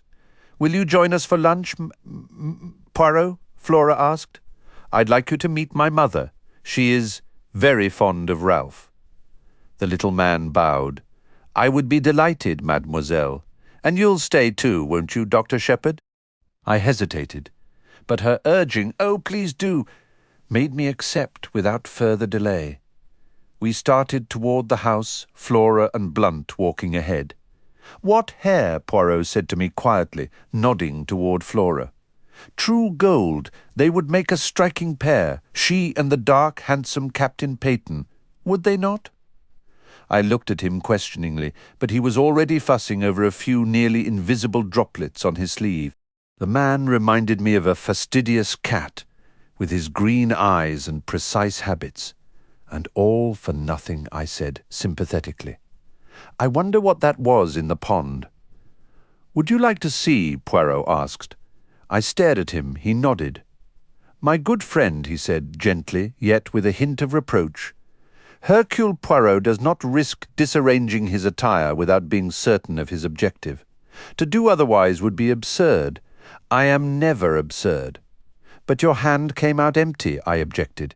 He gave me a knowing look. "There are moments when discretion is essential. Do you tell your patients absolutely everything, Doctor? I think not. You don't share every detail with your excellent sister either, do you? Before revealing my empty hand, I transferred its contents to the other. You will see what it was." He extended his left hand, palm upward. Resting upon it was a small golden band, a lady's wedding ring. I accepted it from him. "Examine the interior," Poirot instructed. I complied. Inside, engraved in delicate script, were the words, "From R. March 13th. I glanced at Poirot, but he was preoccupied with examining his reflection in a tiny pocket mirror, giving meticulous attention to his moustache, and none whatsoever to me. It was clear he had no intention of offering an explanation. Chapter 10. The parlour-maid? We encountered Mrs. Ackroyd in the hall. Beside her stood a wiry, sharp-featured man with a determined jaw and keen grey eyes, whose entire demeanour screamed, "Attorney." "Mr. Hammond is joining us for lunch," announced Mrs. Ackroyd. "You are acquainted with Major Blunt, Mr. Hammond, and dear Dr. Shepherd, another of poor Roger's intimate friends. And let me see." She paused, regarding Hercule Poirot with considerable confusion. "This is Monsieur Poirot, mother," Flora interjected. "I mentioned him to you earlier." "Oh, yes," Mrs. Ackroyd replied vaguely. "Naturally, my dear, naturally. He is here to locate Ralph, is he not?" "He is here to discover who killed Uncle," Flora corrected. "Oh, my dear," her mother exclaimed, "I must ask you not to speak so bluntly. My nerves are in tatters this morning, an absolute wreck. Such a horrific occurrence. I cannot help but feel it must have been a dreadful accident. Roger was always fiddling with those strange collectibles of his. His grip must have simply faltered." This hypothesis was met with a strained, polite silence. I observed Poirot manoeuvre closer to the lawyer, engaging him in a hushed, confidential tone. They drifted toward the window alcove. I approached, then paused. "Am I intruding?" "Not in the slightest," Poirot declared warmly. "You and I, my good doctor, we investigate this matter together. I would be adrift without you. I merely seek a small clarification from our esteemed Mr. Hammond." "I understand you are acting on behalf of Captain Ralph Peyton," stated the lawyer with caution. Poirot shook his head. "Incorrect. I act in the interest of justice. Miss Ackroyd has engaged me to look into her uncle's death." Mr. Hammond appeared momentarily disconcerted. "I cannot seriously entertain the notion that Captain Peyton is involved in this crime," he said, "however compelling the circumstantial evidence may appear. The simple fact of his chronic financial distress. He was chronically distressed for money?" Poirot interjected swiftly. The lawyer gave a slight shrug. It was a permanent state of affairs for Ralph Peyton. Funds flowed through his fingers. He was perpetually appealing to his stepfather for assistance. Had he done so recently? Within the past year, for example? I could not say. Mr. Ackroyd did not confide such matters to me. I understand, Mr. Hammond. I presume you're familiar with the stipulations of Mr. Ackroyd's will? Undoubtedly. Reviewing it is my primary purpose here today. Then, given that I represent Miss Ackroyd's interests, you would have no objection to outlining its terms for me. They are quite straightforward, stripped of legal jargon, and after the disbursement of specific legacies and bequests such as—" Poirot interrupted. Mr. Hammond seemed slightly taken aback. £1,000 to his housekeeper, Miss Russell, £50 to the cook, Emma Cooper, £500 to his secretary, Mr. Geoffrey Raymond. Then various donations to hospitals. Poirot raised a hand. The charitable gifts do not concern me at present. Very well. The income from £10,000 in shares is to be provided to Mrs. Cecil Ackroyd for her lifetime. Miss Flora Ackroyd inherits £20,000 outright. The remainder, including this estate and the holdings in Ackroyd and Son, passes to his adopted son, Ralph Peyton. Mr. Ackroyd's fortune was considerable. Extremely so. Captain Peyton will be an exceptionally wealthy man. A silence fell. Poirot and the lawyer exchanged a look heavy with unspoken implications. Suddenly, Mrs. Ackroyd's plaintive voice carried from the fireplace, slicing through the quiet. The lawyer responded to the call. Poirot guided me by the arm toward the large window. "Observe the irises," he announced clearly. "Truly magnificent, are they not? A most striking and satisfying display." As he spoke, I felt his hand tighten on my sleeve, and he dropped his voice to a murmur. "Do you sincerely wish to assist me to participate in this inquiry?" "Absolutely," I replied with enthusiasm. "Nothing would please me more. You cannot imagine the monotonous routine my life has become. Never a hint of excitement." "Excellent. Then we shall be partners. I suspect Major Blunt will join us shortly. He is finding the company of our dear hostess rather trying. Now, there are certain details I need to ascertain, but I do not wish to appear inquisitive, you understand? Your role will be to pose the questions." "What should I ask?" I said, feeling a flicker of nervousness. "Mention the name of Mrs. Ferrars.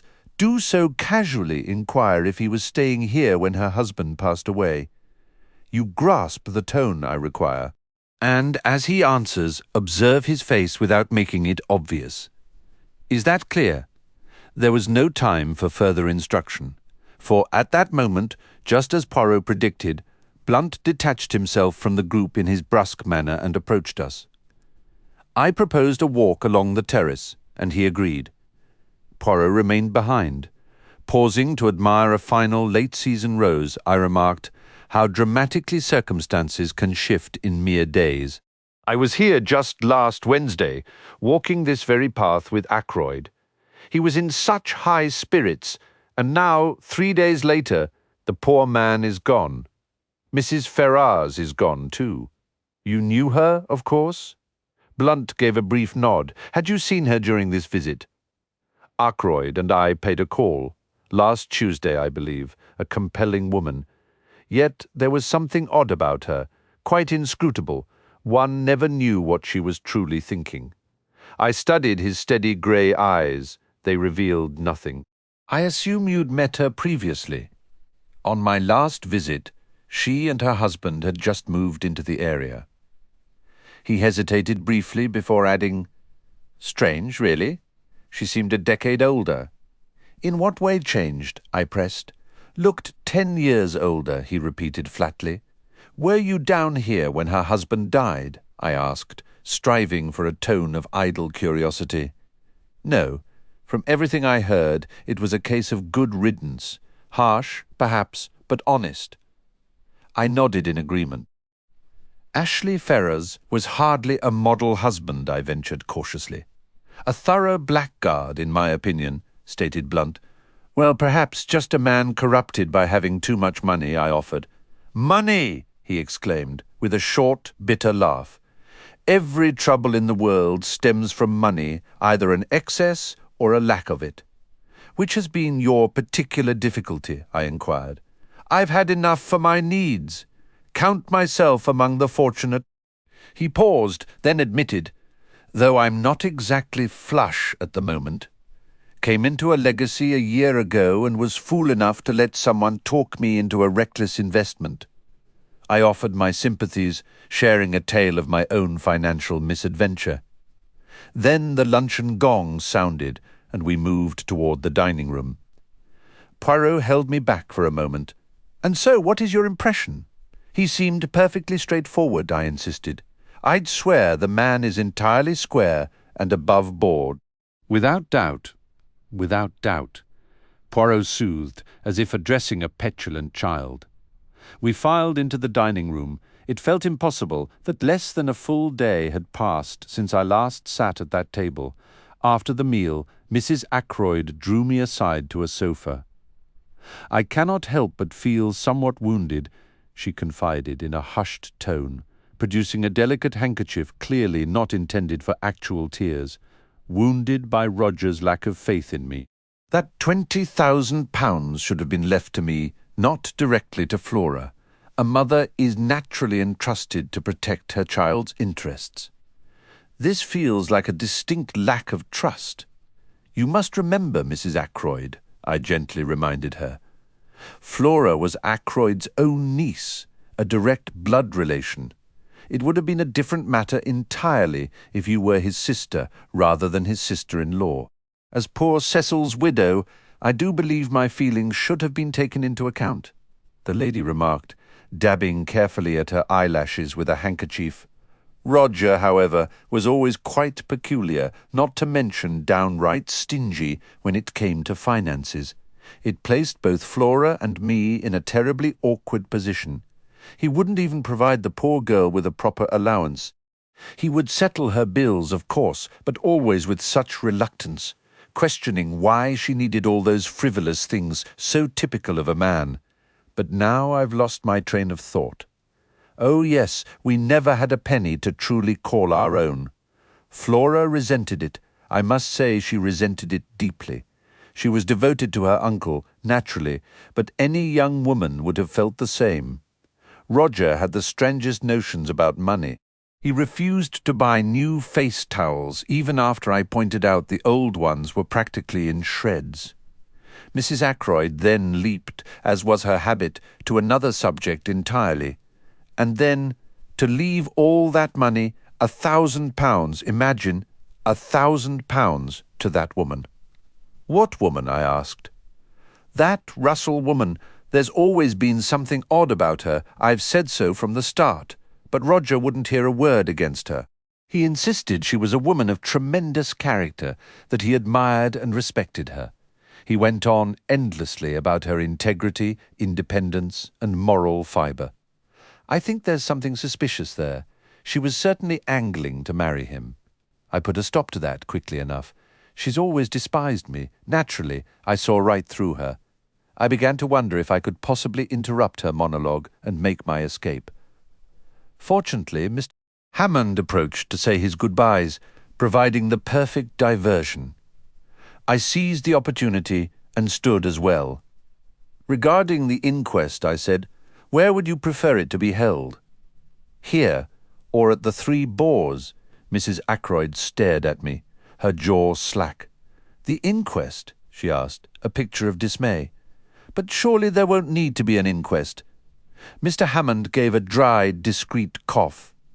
"Inevitable. Under the circumstances," he stated in 2 clipped phrases. "But surely Dr. Shippard can arrange." "There are limits to what I can arrange," I replied bluntly. "If his death was an accident—" "He was murdered, Mrs. Ackroyd," I said, without softening the blow. She let out a small cry. No theory of an accident would hold for a minute. Mrs. Ackroyd looked at me with genuine distress. I had little patience for what I perceived as her silly aversion to unpleasantness.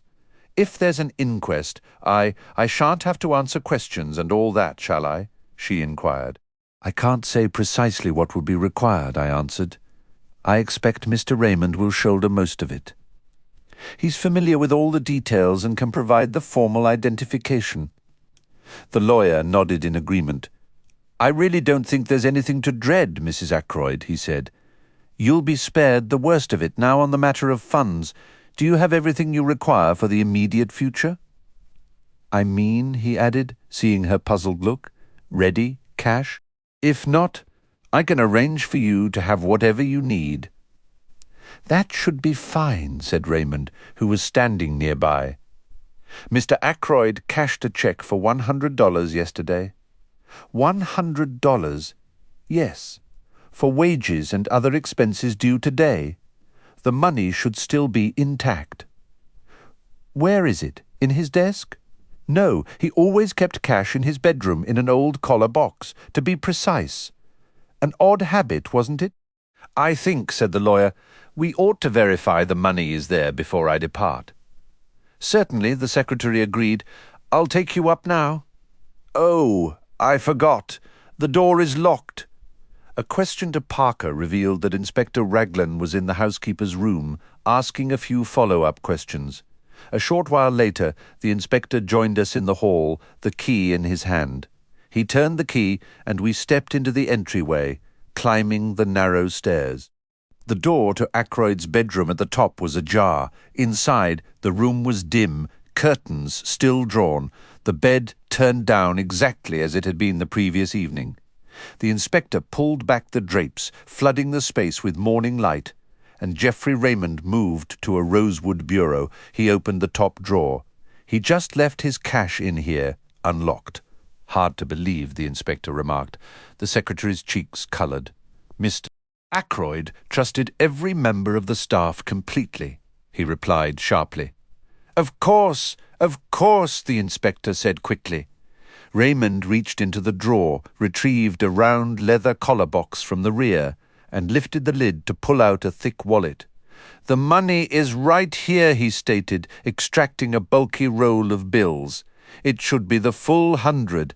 Mr. Ackroyd placed it in this box last night while dressing for dinner right in front of me, and it hasn't been touched since.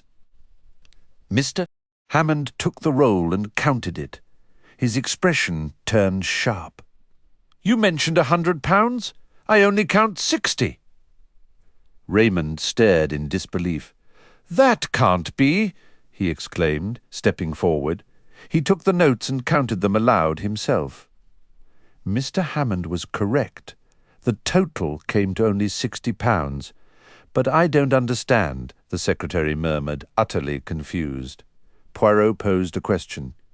You personally observed Mr. Ackroyd place that money in the box last night as he dressed? You are certain he had not already spent part of it? Positive, he even remarked. I don't want to carry £100 down to dinner. Too bulky in my pocket. Then the situation is quite plain, Poirot observed. Either he disbursed £40 sometime last evening, or the money has been taken. That sums it up, the inspector agreed. He turned to Mrs. Ackroyd. Which of the staff would have entered this room yesterday evening? The housemaid would have been in to turn down the bed. Who is she? What can you tell me about her? She hasn't been with us long, Mrs. Ackroyd said. But she seems a decent, ordinary local girl. We need to settle this, the inspector declared. If Mr. Ackroyd paid that sum out himself, it could relate to the larger mystery. Are the other servants trustworthy to your knowledge? I believe so, yes. Nothing has gone missing before? No. Anyone giving notice or acting suspiciously? The parlour-maid is leaving. When? She gave her notice yesterday, I understand. To you? Oh, no, I don't handle domestic matters. Miss Russell manages the household staff. The inspector fell silent for a moment, thinking it over. Then he gave a nod. I'd better speak with Miss Russell, and I'll see the girl Dale as well. Poirot and I followed him to the housekeeper's sitting room. Miss Russell greeted us with her customary composure. Elsie Dale had been at Fernley for 5 months. A good girl, efficient at her tasks, and thoroughly respectable. Excellent references. The last person likely to take what wasn't hers, and the parlour-maid. She, too, was a very refined young woman. Quiet and ladylike. An exemplary worker. Then why is she leaving? Pressed the inspector. Miss Russell tightened her lips. It was not my decision. From what I gathered, Mr. Ackroyd reprimanded her yesterday afternoon. It was her duty to tidy the study, and she apparently disturbed some papers on his desk. He became quite irritated, and she handed in her notice. That is what she told me. At any rate, Perhaps you would prefer to question her directly." The inspector agreed. I had noticed the parlour maid earlier, while she served lunch. A tall woman with rich brown hair, pinned neatly back, and a pair of steady, intelligent grey eyes. She entered at the housekeeper's summons and stood very erect, those same grey eyes fixed calmly on each of us in turn. "You are Ursula Bourne?" the inspector began. "Yes, sir," she replied. "I understand you are resigning." "That's correct, sir. May I ask the reason?" "I misplaced several documents on Mr. Ackroyd's desk. He became quite upset, so I offered to resign. He agreed I should depart immediately. Did you enter Mr. Ackroyd's bedroom at any point last evening, perhaps to tidy?" "No, sir. That is Elsie's responsibility. I did not go to that section of the house. I must inform you, young lady, that a significant amount of money has gone missing from Mr. Ackroyd's room." This finally provoked a reaction. A flush spread across her cheeks. "I know nothing about any money, if you believe I took it, and that is why Mr. Ackroyd let me go. You are mistaken. I am not accusing you of theft," the inspector said calmly. "There is no need for such defensiveness." She regarded him with a cool, disdainful expression. "You are welcome to search my belongings," she stated. "You will find nothing. Poirot chose that moment to intervene. This dismissal or resignation occurred yesterday afternoon. Is that correct?" he inquired. The girl gave a slight nod. "And how long did this conversation with Mr. Ackroyd last?" "The conversation? Indeed, the discussion in the study between you and Mr. Ackroyd?" "I am not certain. 20 minutes? Perhaps 30? "Approximately that." "Yes, not longer than a half hour." "Certainly not longer than 30 minutes," she affirmed. "Thank you, mademoiselle." I watched Poirot with interest. He was meticulously straightening a few items on a nearby table, his fingers moving with precise care. His eyes held a distinct gleam. "That will be all for now," the inspector said. Ursula Bourne departed. The inspector then turned his attention to Miss Russell. How long was she employed here? "Do you have the reference she provided?" Ignoring the first question, Miss Russell moved to a bureau, opened a drawer, and retrieved a bundle of letters fastened together. She selected one and passed it to the inspector. "I see," he murmured, scanning it. "From a Mrs. Richard Folliot of Marby Grange. Respectable people?" "Perfectly respectable country family," Miss Russell confirmed. "Very well," said the inspector, returning the letter. "Let us speak with the other one, Elsie Dale." Elsie Dale was a pleasant, fair-haired girl whose face, while friendly, lacked sharp intelligence. She answered our questions readily, expressing genuine distress over the missing money. After she left, the inspector remarked, "She seems straightforward enough. Now, what about Parker?" Miss Russell pressed her lips together, offering no opinion. "I have a suspicion about that man," the inspector mused. "The difficulty is pinpointing his opportunity. He was occupied with his duties right after dinner and appears to have a solid alibi for the entire evening. I've checked it thoroughly. Thank you, Miss Russell. We will leave matters as they stand for the time being. It is entirely possible Mr. Ackroyd disposed of that money himself." The housekeeper offered a curt farewell, and we departed. Once outside, walking with Poirot, I broke the silence. I keep wondering what those papers were that she disturbed. For Mr. Ackroyd to become so enraged over a simple disarrangement seems peculiar. Could it be a clue? The secretary indicated no papers of particular importance were on the desk. Poirot noted quietly. "Yes, but still," I trailed off. "It strikes you as odd that he would erupt over something so trivial." "It does, rather." "But was it trivial?" he pressed. "Well," I conceded, "we do not know the nature of the papers, though Raymond assured us. Let us set M. Raymond aside for a moment. What was your impression of that girl?" "Which girl? The parlour-maid?" "Yes, the parlour-maid, Ursula Bourne." "She seemed like a nice girl," I said, somewhat uncertainly. Poirot repeated my words, but with a subtle shift in emphasis. She seemed a nice girl. Yes. After a brief, thoughtful pause, he retrieved something from his pocket and handed it to me. "My friend, let me show you something. Look here." He passed me the list the inspector had prepared and given to Poirot earlier. His finger indicated a small pencil mark, a faint cross, beside the name Ursula Bourne. You might have missed it, but there is one person here whose alibi lacks any real confirmation. Ursula Bourne. You don't honestly believe? Dr. Shepherd, I allow myself to consider every possibility. Ursula Bourne could have been the one to end Mr. Ackroyd's life, yet I must admit I cannot yet discern a motive. Can you? He fixed me with an intense stare that made me shift in my seat. Can you? He pressed again. None at all, I stated firmly. His gaze softened. Frowning, he murmured almost to himself, "Since the blackmailer was a man, she cannot be the blackmailer, therefore." I cleared my throat. Well, strictly speaking, I began, hesitant. He turned sharply. What were you about to say?" "Nothing important. Only that Mrs. Ferrars, in her letter, referred to a person. She never actually specified a man, Ackroyd, and I simply assumed it was." Poirot seemed barely to hear me. He was muttering again, lost in thought. "But then it remains possible." "Yes, entirely possible. If so, then, I must rearrange my ideas. Method, order, never have I needed them more. Each fact must slot perfectly into its place, or I'm chasing shadows." He broke off and spun back toward me. "Where is Marby?" "On the far side of Cranchester." "How distant?" "About 14 miles, I'd say." "Could you go there tomorrow, perhaps?" "Tomorrow is Sunday."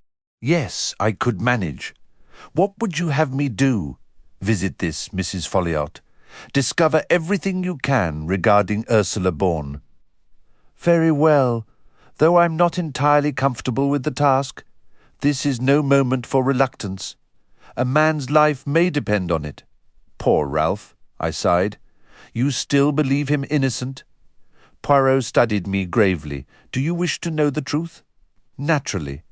"Then you shall have it, my friend. Every piece of evidence we have points toward his guilt." "What?" I exclaimed. Poirot nodded. "Yes. That inspector who is, forgive me, rather obtuse, has built a case that all leads to Ralph Peyton. Motive, opportunity means all align. Yet I will overturn every stone. I gave my word to Mademoiselle Flora, and she was so certain, that young woman profoundly certain." I felt a touch of nerves as I rang the bell at Marby Grange the following afternoon. What exactly did Poirot hope I would uncover? Why entrust this to me? Was it, as with Major Blunt, that he preferred to operate from the shadows? That reasoning made sense before, but here it felt puzzling. My thoughts were interrupted by a neat parlour-maid. Mrs. Folliot was at home. I was shown into a spacious drawing-room and studied my surroundings while I waited. It was a room of contrasts, fine old china and exquisite etchings alongside worn upholstery and faded curtains, undeniably a lady's domain. I turned from examining a Bartolozzi print on the wall as Mrs. Folliot entered. She was a tall woman, with loosely arranged brown hair and a warmly inviting smile. "Dr. Shepherd," she said, slightly hesitant. "That's correct," I replied. "I do apologize for calling unannounced, but I am seeking information about a former parlour-maid of yours, Ursula Bourne." At the name, her smile vanished. All cordiality seemed to freeze in her manner, replaced by visible discomfort. "Ursula Bourne?" she repeated slowly. "Yes," I said. "Perhaps you don't recall?" "Oh, I remember perfectly," she cut in, her voice tight. "I remember perfectly. She left your employment just over a year ago, I understand." Yes, she did. That is correct." "And you were pleased with her performance during her time with you?" "How long did she remain in your employ, by the way?" "Oh, a year or two. I can't recall the precise duration. She is quite competent." I'm certain you'll find her entirely satisfactory. I had no idea she was departing Fernley. The notion never crossed my mind. Can you share any details about her background? I inquired. Details? Yes, her origins, her family, that sort of information. Mrs. Folliot's expression grew even more rigid. I really couldn't say. Who employed her before she came to you? I'm afraid I don't recall. A flicker of irritation now underscored her anxiety. She lifted her chin in a gesture that felt oddly recognizable. Is all this questioning truly necessary? Not at all, I replied, feigning surprise and allowing a hint of apology to colour my tone. I had no intention of causing any discomfort. My sincerest apologies, her irritation faded, replaced once more by flustered confusion. Oh, it isn't that I mind, I assure you. I don't. Why should I? It simply strikes me as somewhat unusual, you understand, that's all. Just a bit odd. One benefit of medical training is developing a sense for when someone is being untruthful. Even without that, Mrs. Folliot's demeanour made it plain she did mind intensely. She was profoundly unsettled and distressed, and there was clearly some concealed intrigue at play. She struck me as a woman wholly unaccustomed to any form of deceit, and thus thrown into acute distress when compelled to attempt it. A child could have seen she was hiding something, but it was equally evident she had resolved to tell me nothing more. Whatever mysteries surrounded Ursula Bourne, I would not unravel it through Mrs. Folliot admitting defeat. I offered my apologies once more for the intrusion, collected my hat, and left. I attended to 2 patients afterward and arrived home around 6 o'clock. Caroline was seated amid the remains of the tea service, wearing that look of thinly veiled triumph I know all too well. It is with her an infallible sign that she has either acquired or dispensed a juicy piece of information. I wondered which it had been this time. "I've had a remarkably interesting afternoon," Caroline announced, as I sank into my favourite armchair and extended my feet toward the welcoming fire. "Have you?" I said. "Did Miss Gannett stop by for tea?" Miss Gannett ranks high among our local purveyors of gossip. "Guess again," said Caroline, radiating smug satisfaction. I ventured several guesses, methodically naming each member of Caroline's intelligence network. My sister met each one with a triumphant shake of her head. Finally, she could contain herself no longer. Poirot," she declared. "Now what do you make of that?" I could think of several things to make of it, but I was prudent enough to keep them to myself. "What brought him here?" I asked. "To see me, naturally. He said that, knowing my brother so well, he hoped he might be permitted to make the acquaintance of his charming sister, or your charming sister. I've gotten tangled, but you grasp my meaning." "What did he discuss?" I inquired. He shared numerous stories about himself and his cases. You know of Prince Paul of Mauritania, the one who just married that dancer? Yes. I read a most tantalizing snippet about her in Society Snippets recently, suggesting she might actually be a Russian Grand Duchess, one of the Tsar's daughters who escaped the Bolsheviks. Well, it seems Poirot untangled a particularly perplexing murder case that nearly ensnared them both. Prince Paul was reportedly overflowing with gratitude. Did he present him with an emerald tie-pin the size of a plover's egg? I asked, my tone laced with sarcasm. He didn't mention it. "Why do you ask?" "No reason," I said. "I merely thought it was standard procedure. It certainly is in every detective novel I've ever read. The celebrated detective's apartment, according to my sister, was practically overflowing with jewels, rubies, pearls, and emeralds, all tokens of gratitude from his aristocratic clientele." "It's so fascinating to get the inside story," Caroline remarked with evident satisfaction. Naturally, it would be fascinating to her. I had to admire Hercule Poirot's cleverness. He had unerringly chosen the exact sort of case guaranteed to captivate an elderly lady in our quiet village. "Did he happen to mention whether the dancer truly was a Grand Duchess?" I asked.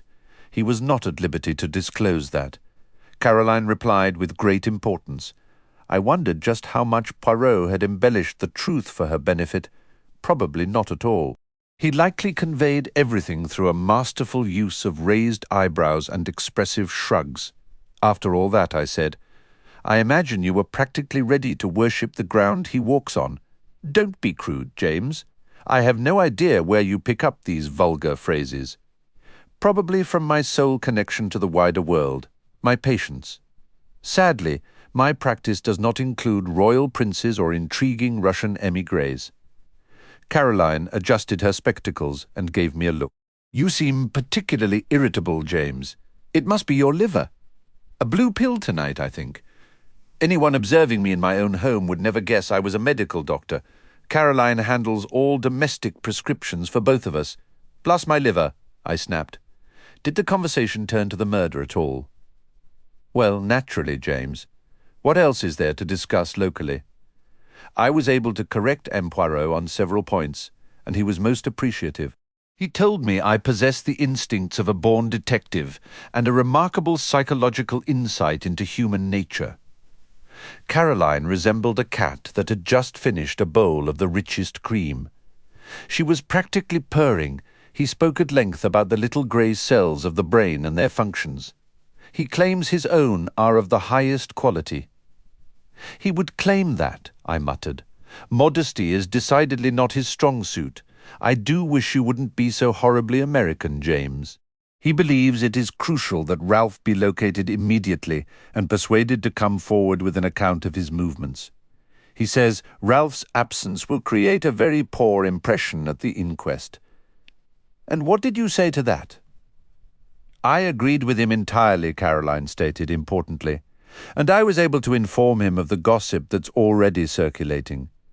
Caroline, I said sharply, did you tell Mère Poirot what you overheard in the woods that day?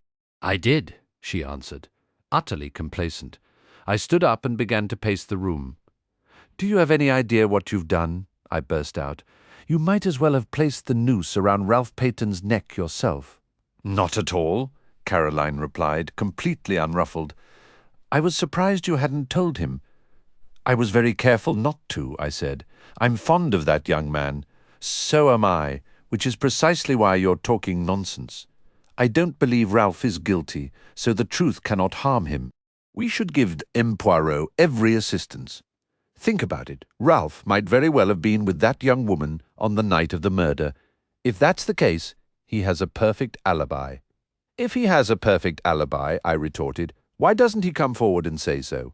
He might be trying to protect the girl from scandal, Caroline suggested wisely, but if M. Poirot finds her and appeals to her sense of duty, she'll come forward on her own to clear Ralph's name. You seem to have concocted your own romantic fairy tale, I said, sinking back into my chair. You read far too many of those sensational novels, Caroline. I've always said so. I let out a sigh. Did Poirot ask you anything else? Only about the patients you saw that morning. The patients, I asked, incredulous. Yes, the ones from your surgery. How many there were and who they happened to be. Do you mean to tell me you actually knew that? I demanded. My sister never ceases to amaze. Why wouldn't I? Caroline replied triumphantly. I have a perfect view of the path to your surgery door from this very window.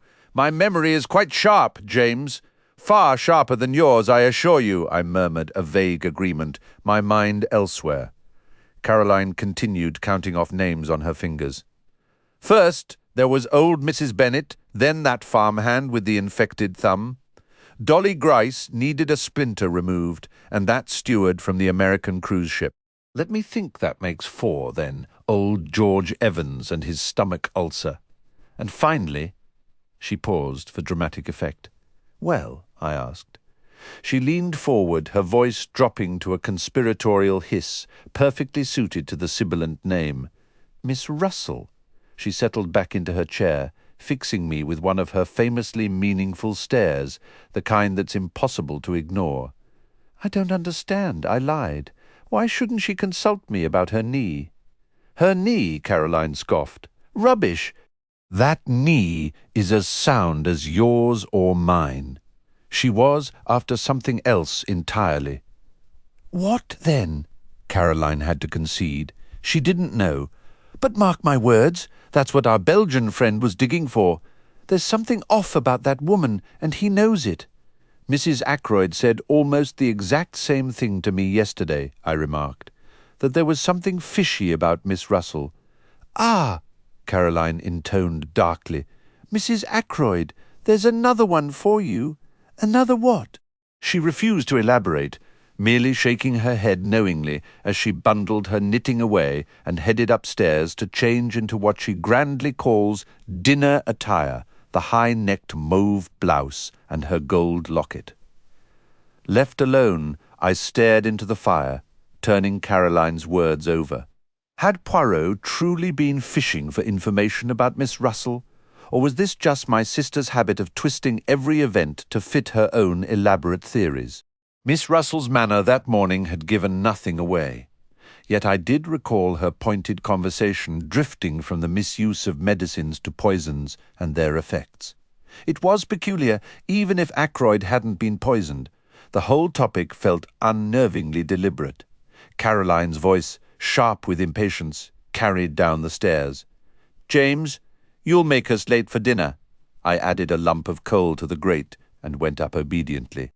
Some things are worth preserving, and domestic peace is high on that list. Chapter 12. A joint inquest was convened on Monday. I see no need to recount the proceedings in tedious detail, as it would merely retread familiar ground. By prior agreement with the police, very little new information was revealed. I provided testimony regarding the time and probable cause of Ackroyd's death. The coroner noted Ralph Peyton's absence without undue emphasis. Afterwards, Poirot and I spoke briefly with Inspector Raglan. The inspector's manner was sombre. "It looks serious, Ma'am Poirot," he said. "I'm trying to be fair. As a local man, I've seen Captain Peyton around Cranchester for years.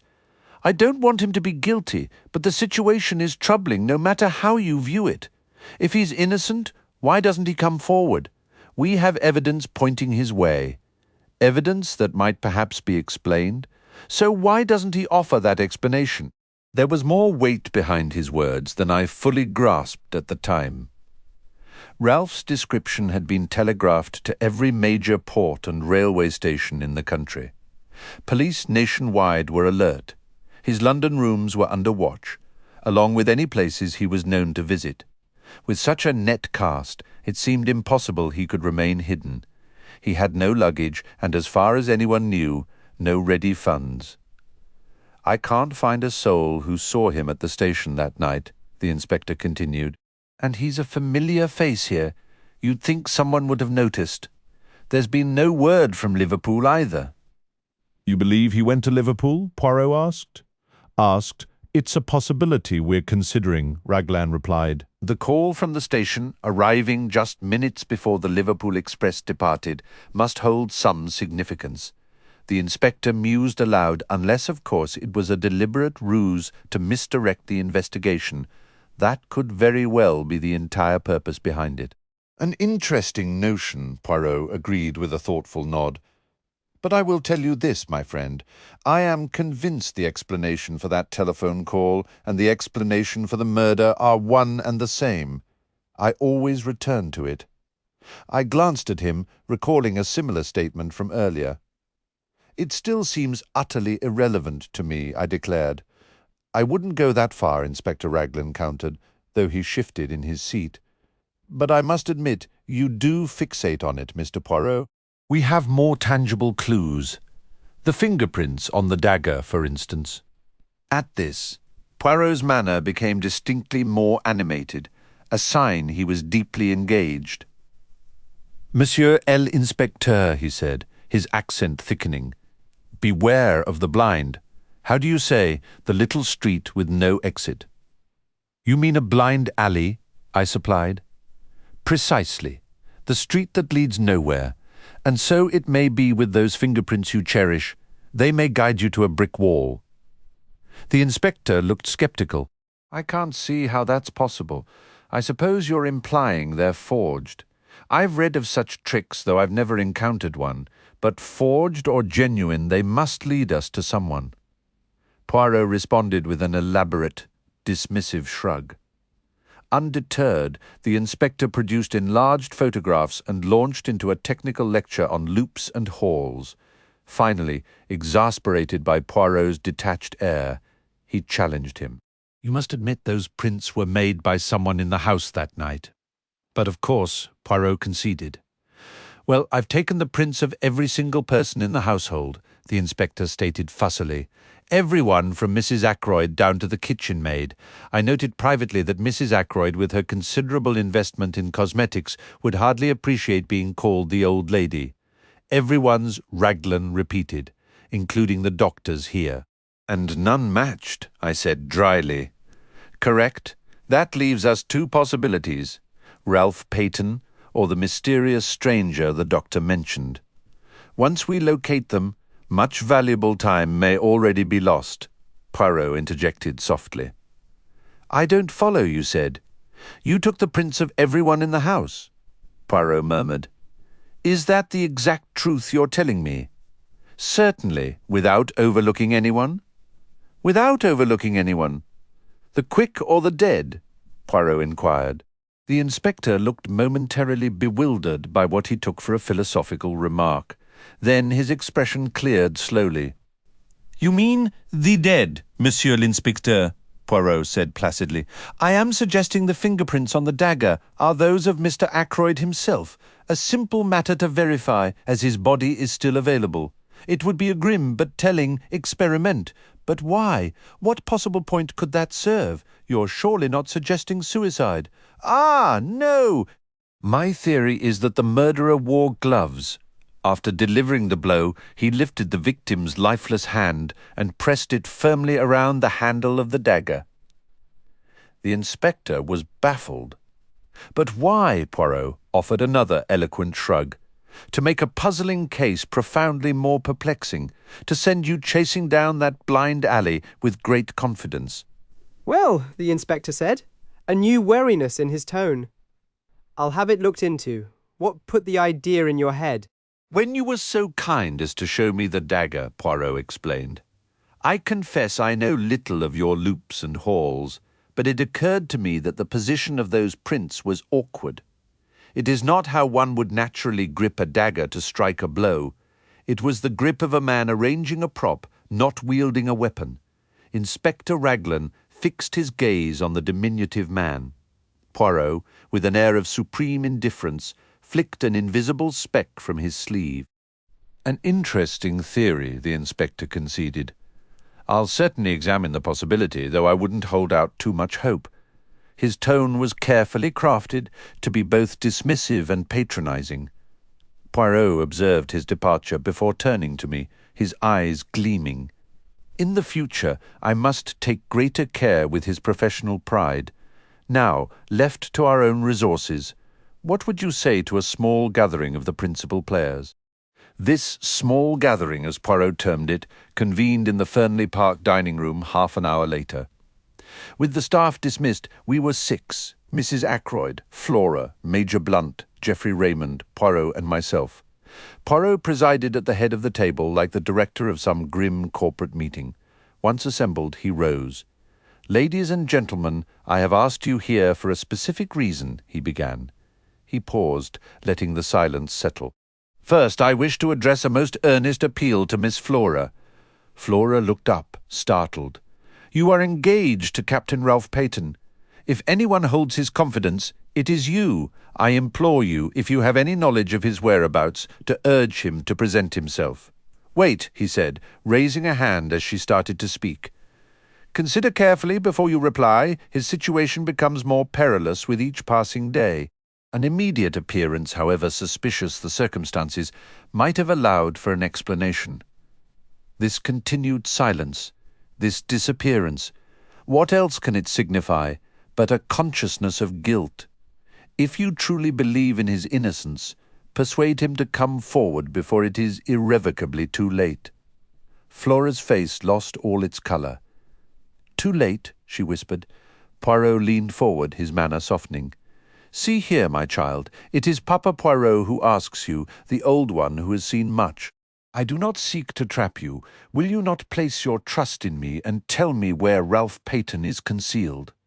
The girl stood, facing him squarely.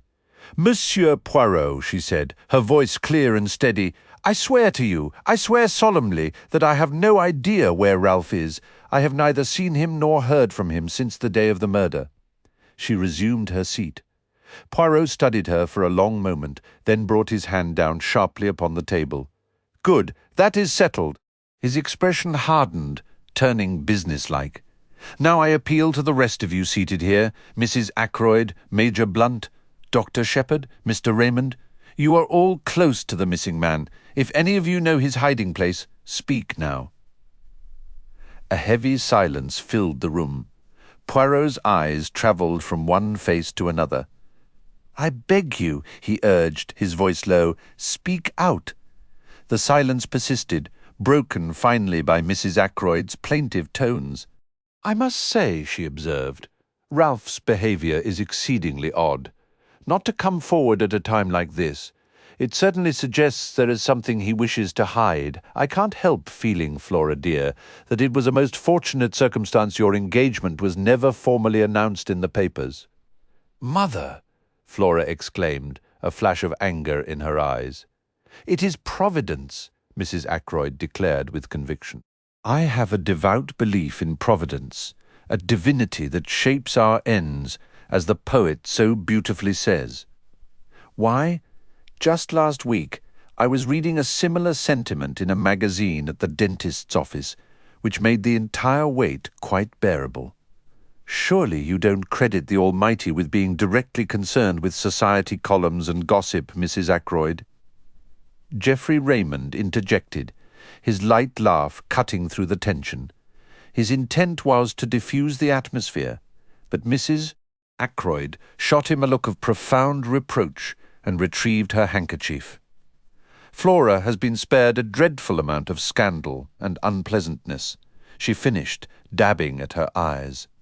"I would never believe dear Ralph had any part in poor Roger's passing. Not for a single moment I possess a trusting nature. You see, something I've carried since I was a little girl. I am always reluctant to think the worst of a person, yet we must consider that Ralph endured multiple air raids in his youth. They say the effects can surface much later. In such cases, individuals truly aren't responsible for their behavior.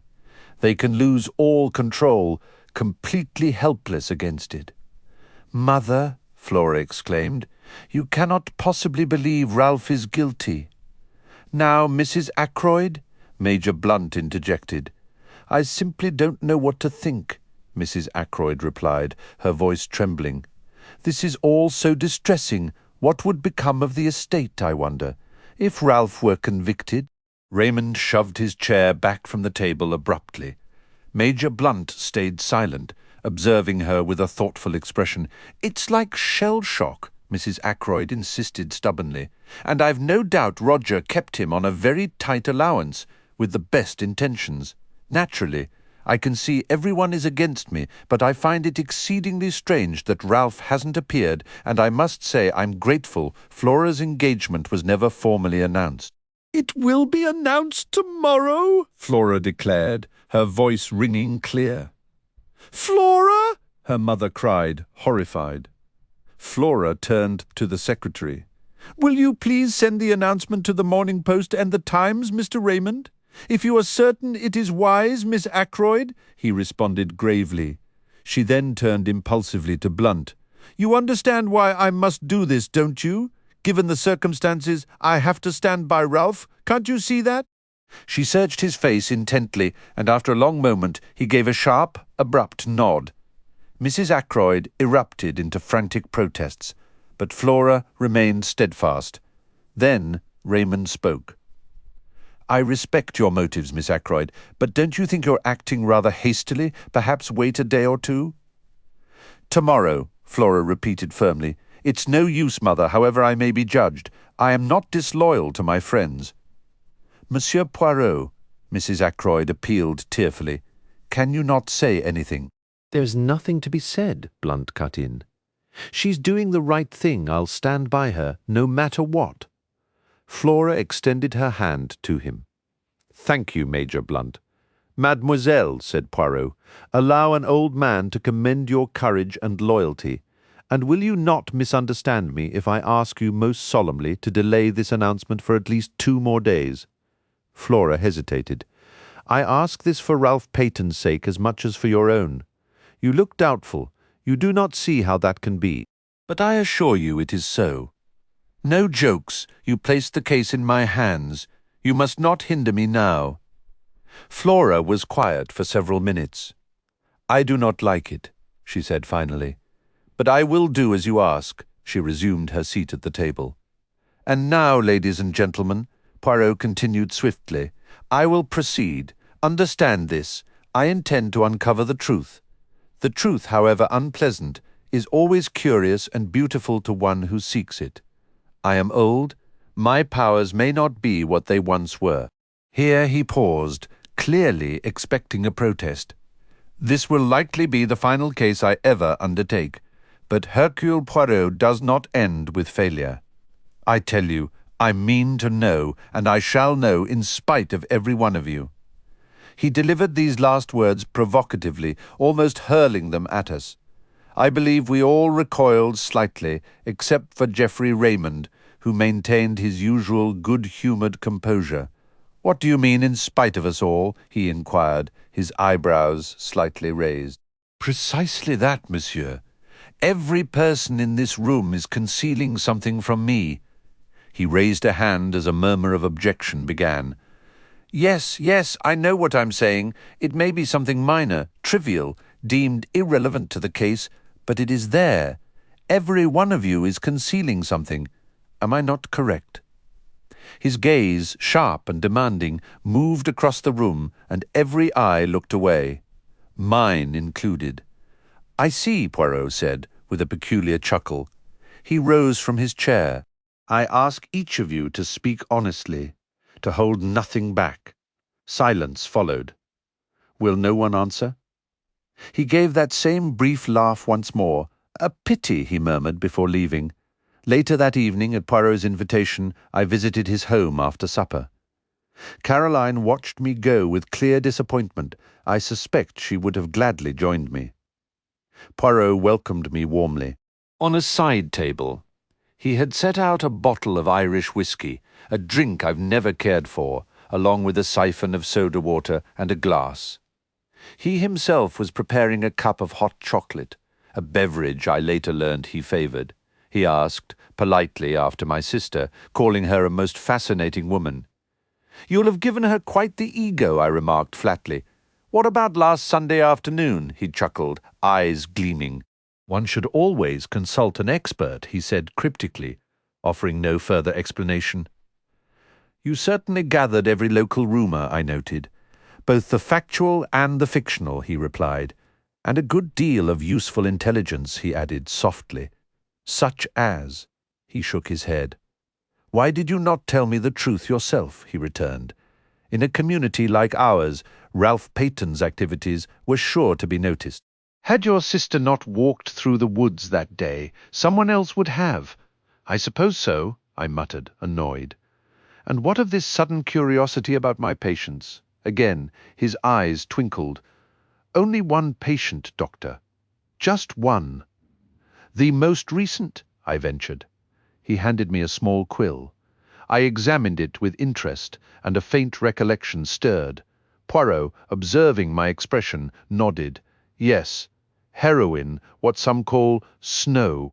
Addicts often carry it this way, inhaling it through the nose. Diamorphine hydrochloride, I said automatically. This manner of taking the drug is frequent overseas. It supports the idea that the man came from Canada or the United States. What first drew your attention to the summer house? I inquired. The inspector assumed anyone on that path was taking a shortcut to the house. But when I saw the summer house, I recognized it could also serve as a meeting spot. If the stranger approached neither the front nor the back door, did someone from the house go out to meet him? Where better than that secluded little structure? I searched it, hoping for a clue, and found two, a scrap of fabric and this quill. And the piece of cambric? I pressed. What does it signify? Poirot raised his brows. You are not employing your little grey cells, he said dryly. The bit of starched cambric should tell you much. It tells me very little, I admitted, shifting topics. In any case, this man went to the summer house to meet someone. Who was it? Precisely the question, said Poirot. Recall that Mrs. Ackroyd and her daughter came here from Canada to live. Is that why you suggested earlier they were hiding the truth? Perhaps.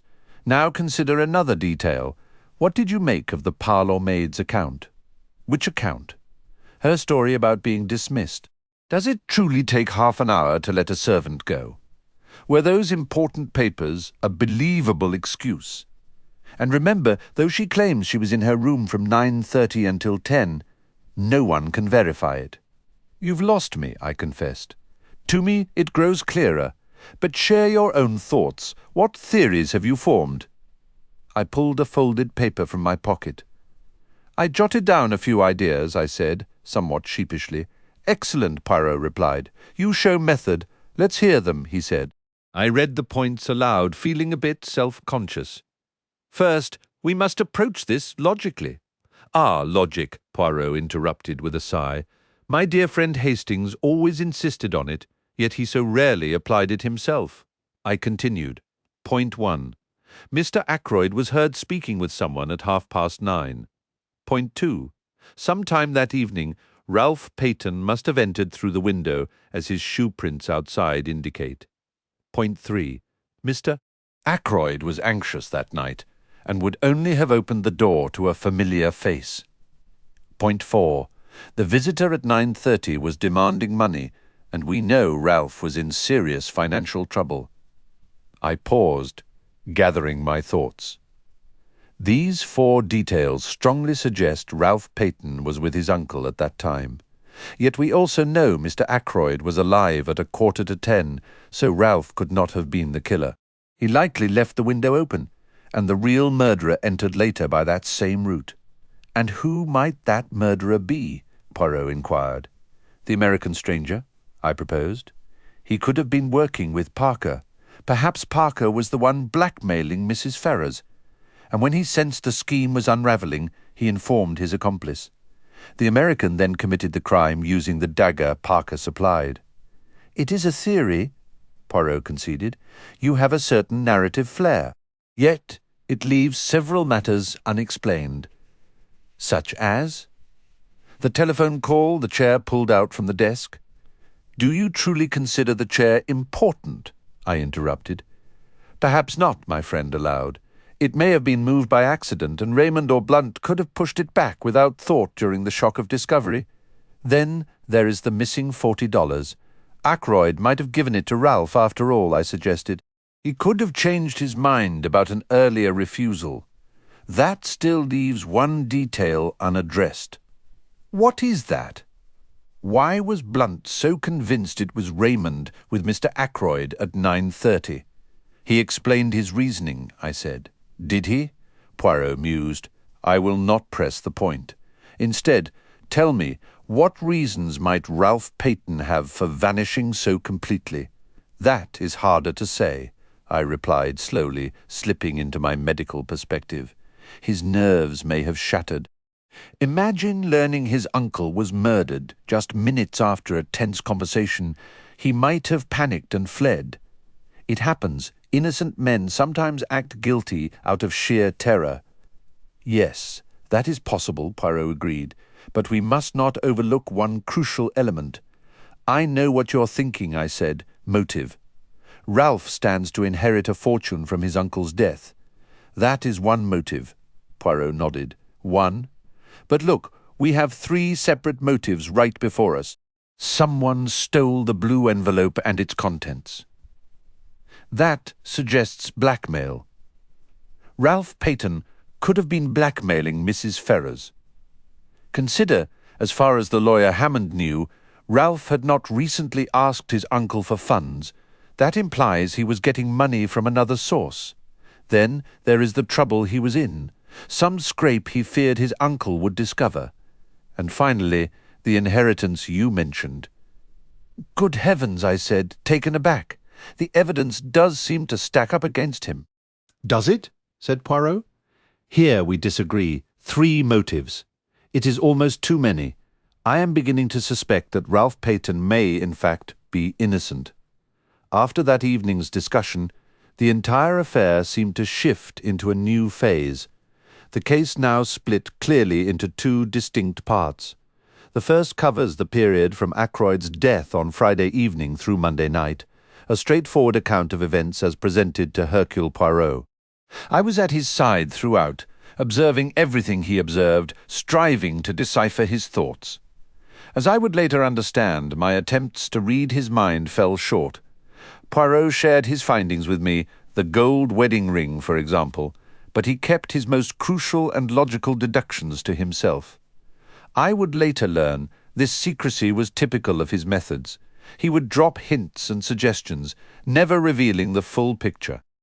Up until that Monday evening, my account could have been his own. I was playing Watson to his Holmes. After Monday, however, our paths separated. Poirot pursued his own lines of inquiry. I heard about his activities because in a place like King's Abbot, news travels fast, but he did not confide in me beforehand. Meanwhile, I had my own concerns to occupy me. Looking back, what stands out is how fragmented everything felt during that time. Each person seemed to hold one piece of the puzzle, contributing a sliver of knowledge or a small discovery. Yet, assembling those fragments into a coherent whole was a task for Poirot alone. Some events appeared trivial or baffling at the moment, like the curious matter of the black boots, though that comes into the story later. To follow the timeline properly, I should start with the urgent summons from Mrs. Ackroyd early Tuesday morning. Assuming she was gravely ill, I hurried over, only to find her holding court from her bed, a concession, I suppose, to the expected formalities of an invalid. She offered a thin hand and motioned to a chair beside her. "Well, Mrs. Ackroyd," I began with the forced cheerfulness expected of a country doctor. "What seems to be the trouble?" "I am completely prostrated," she replied, in a frail voice. "Absolutely prostrated. It's the shock of poor Roger's death, you understand. They say the real impact often comes afterward, the reaction, you know. How I wished, just once, my profession allowed me to voice my true thoughts, instead of the blunt nonsense I longed to utter. I suggested a tonic. She accepted it gracefully, one move in our little charade now complete. I never believed for a second that Roger Ackroyd's death was the real reason she'd called me. Mrs. Ackroyd never takes a direct route to anything. She approaches every objective through a maze of digressions. I was very curious about what she actually wanted, and then that dreadful scene yesterday, she continued, pausing as if waiting for me to pick up the thread. What scene? Doctor, really, have you forgotten that insufferable little foreigner, French or Belgian, whatever he is, browbeating us all? It has utterly shattered my nerves. On top of Roger's passing, it's too much. "I'm very sorry, Mrs. Ackroyd," I said. "I can't imagine what he meant by shouting at us like that. I hope I know my duty too well to even consider hiding anything. I have given the police every possible assistance." She paused again, and I murmured, "Quite so." A glimmer of understanding was starting to dawn. "No one can accuse me of failing in my duty," she pressed on. "I'm certain Inspector Raglan is perfectly satisfied. Why should this presumptuous little outsider make such a fuss? He looks perfectly absurd, like a comic Frenchman from a music hall revue. I cannot fathom why Flora insisted on dragging him into this. She didn't breathe a word to me about it, just went off and did it entirely on her own. Flora is far too independent. I am a woman of the world and her mother. She ought to have sought my advice first." I listened quietly, letting her talk herself out. "What does he believe? That is what I wish to know. Does he actually suppose I am concealing something?" He practically accused me yesterday. I gave a slight shrug. It is surely of no consequence, Mrs. Ackroyd, I replied. Since you're being completely open, anything he might have said doesn't concern you. Mrs. Ackroyd veered off in a different direction, as she often did. Servants are such a nuisance, she declared. They whisper and chatter among themselves. Before you know it, rumours are flying everywhere, and usually there's not a shred of truth to any of it. Have the servants been talking? I inquired. What about? Mrs. Ackroyd shot me an astute look that caught me off guard. I was certain you'd be aware, Doctor, if anyone was. You were with Monsieur Poirot the entire time, weren't you? I was then. You must know, it was that girl, Ursula Bourne, wasn't it? Naturally. She's on her way out. She'd want to stir up as much trouble as possible. They can be so vindictive, all of them. Now, since you were right there, Doctor, you must know precisely what she claimed. I'm terribly anxious that no misunderstanding spreads. After all, one doesn't relay every minor detail to the police, does one? Sometimes there are private family matters, nothing whatsoever to do with the murder. But, if the girl was malicious, she might have invented all sorts of stories. I was perceptive enough to recognize the genuine worry beneath this flood of words. Poirot had been correct in his assumptions. Among the 6 people at the table yesterday, Mrs. Ackroyd, at the very least, was hiding something. It fell to me to find out what that something was.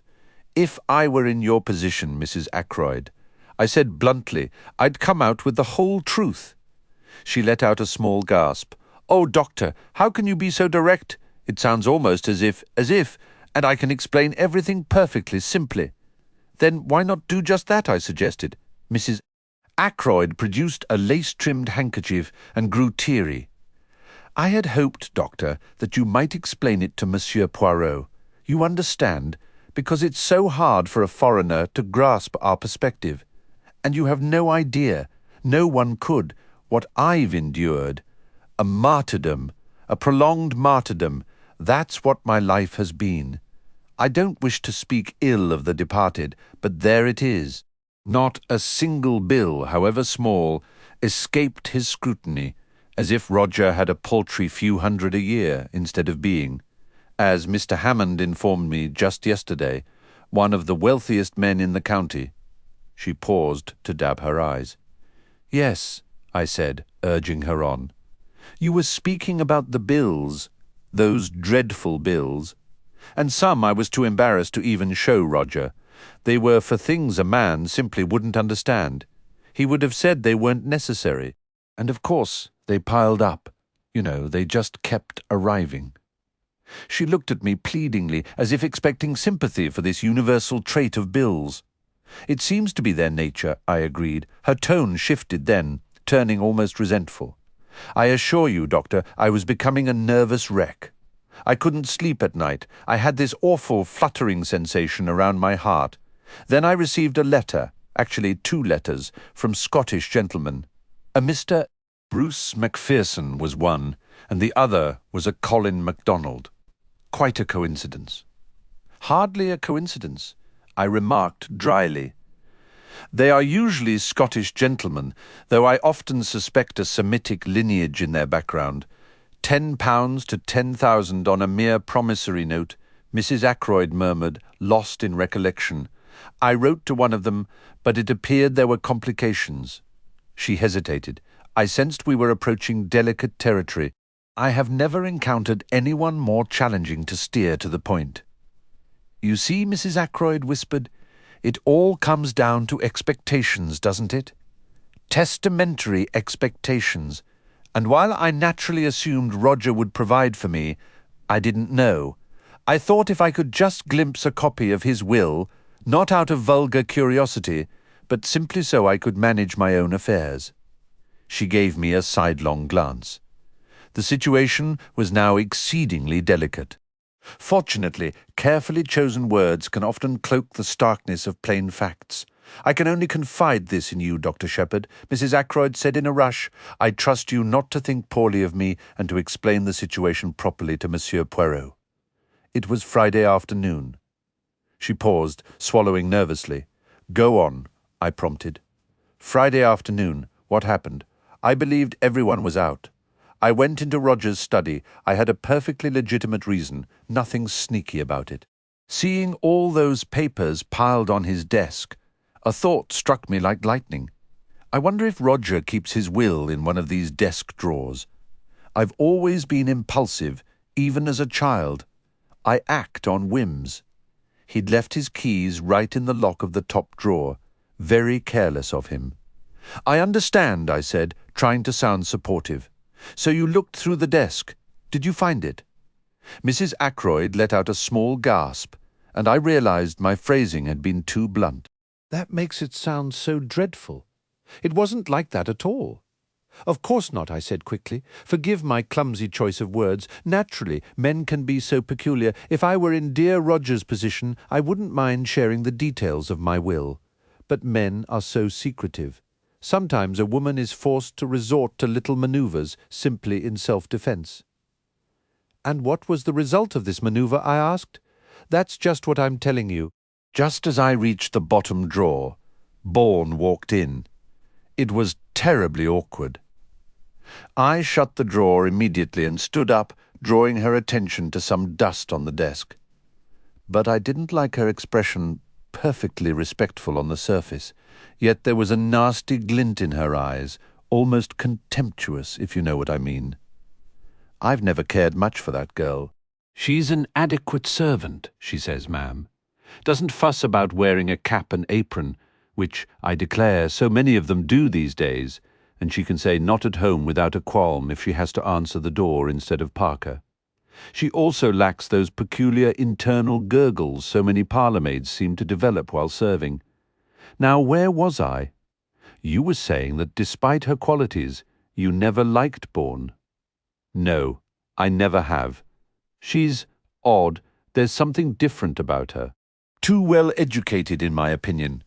One simply can't tell who is a lady and who isn't anymore. What happened next? I pressed. Nothing really. Well, Roger came in. I thought he was out walking. He said, "What's all this?" And I said, "Nothing at all. I just came in for punch." So I took the magazine and left. Bourne stayed behind. I heard her ask Roger if she could have a word. I went straight upstairs to lie down. The whole incident left me quite unsettled. She fell silent for a moment. "You will explain to Monsieur Poirot, won't you? You can see it was all perfectly trivial, but after he was so stern about hiding things, this immediately came to mind. Bourne may have concocted some wild tale, but you can clarify it, can't you?" "Is that everything?" I asked. "You've told me the whole story?"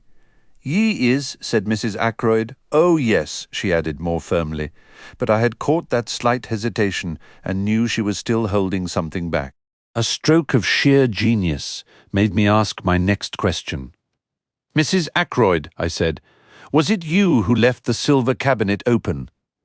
The guilty blush that even her rouge couldn't hide gave me my answer. "How ever did you know?" she whispered. "So it was you." "Yes, I. You see, there were one or two antique pieces, quite fascinating. I'd been reading about silver, and I saw a picture of a very small piece that sold for a fortune at Christie's. It looked just like one in our cabinet. I thought I might take it to London next time I went and have it appraised. If it had been a genuine treasure, imagine the delightful shock it would have given Roger." I held my tongue, taking Mrs. Ackroyd's account at face value. I didn't even press her about why she felt the need to take what she wanted in such a sneaky fashion. "Why leave the lid up?" I inquired. "A simple slip of the mind." "I was rattled," Mrs. Ackroyd admitted. Footsteps were approaching along the terrace. I hurried out and had barely reached the stairs when Parker let you in at the front door. That would have been Miss Russell, I reflected. What Mrs. Ackroyd had just shared presented a fascinating detail. Whether her intentions toward Ackroyd's silver were entirely proper didn't concern me. What caught my attention was the implication that Miss Russell must have come into the drawing-room through the window, and my earlier impression that she was winded from running hadn't been mistaken. Where had she been? My thoughts drifted to the summer house and that scrap of cambric. I wonder if Miss Russell prefers her handkerchiefs heavily starched. I blurted out without thinking. Mrs. Ackroyd's jolt brought me back to the moment, and I stood to leave. "You'll explain everything to Monsieur Poirot?" she asked, clearly anxious. "Without a doubt, absolutely." I finally managed to extricate myself, though not before enduring another round of justifications for her behaviour. The parlour-maid was in the hall, and she helped me into my overcoat. This time I observed her more carefully than before. It was obvious she'd been crying. "Why did you tell us Mr. Ackroyd summoned you to his study on Friday?" I asked. "I understand now that you were the one who requested to speak with him." For a moment her gaze fell. Then she spoke, her voice unsteady. "I intended to leave regardless," she said. I let it drop. She opened the front door for me. But just as I was stepping out, she lowered her voice. "Pardon me, sir, is there any word about Captain Peyton?" I shook my head, studying her expression. "He should return," she insisted, her tone pleading. "Truly, he really ought to come back." She looked at me with earnest, imploring eyes. "Does anyone know where he is?" she whispered.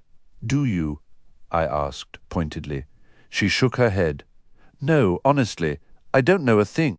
But anyone who cares for him should tell him this: he needs to come back." I lingered, hoping she might say more. Her next question took me by surprise.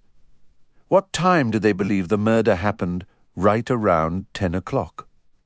"That's the current theory," I replied. "Some time between 9:45 and 10 o'clock itself." "Not earlier?" "Not before 9:45. She was clearly eager for me to agree. "Out of the question," I said. "Miss Ackroyd saw her uncle alive at 9:45. She turned away, her posture sinking with disappointment. "A striking girl," I mused as I drove off.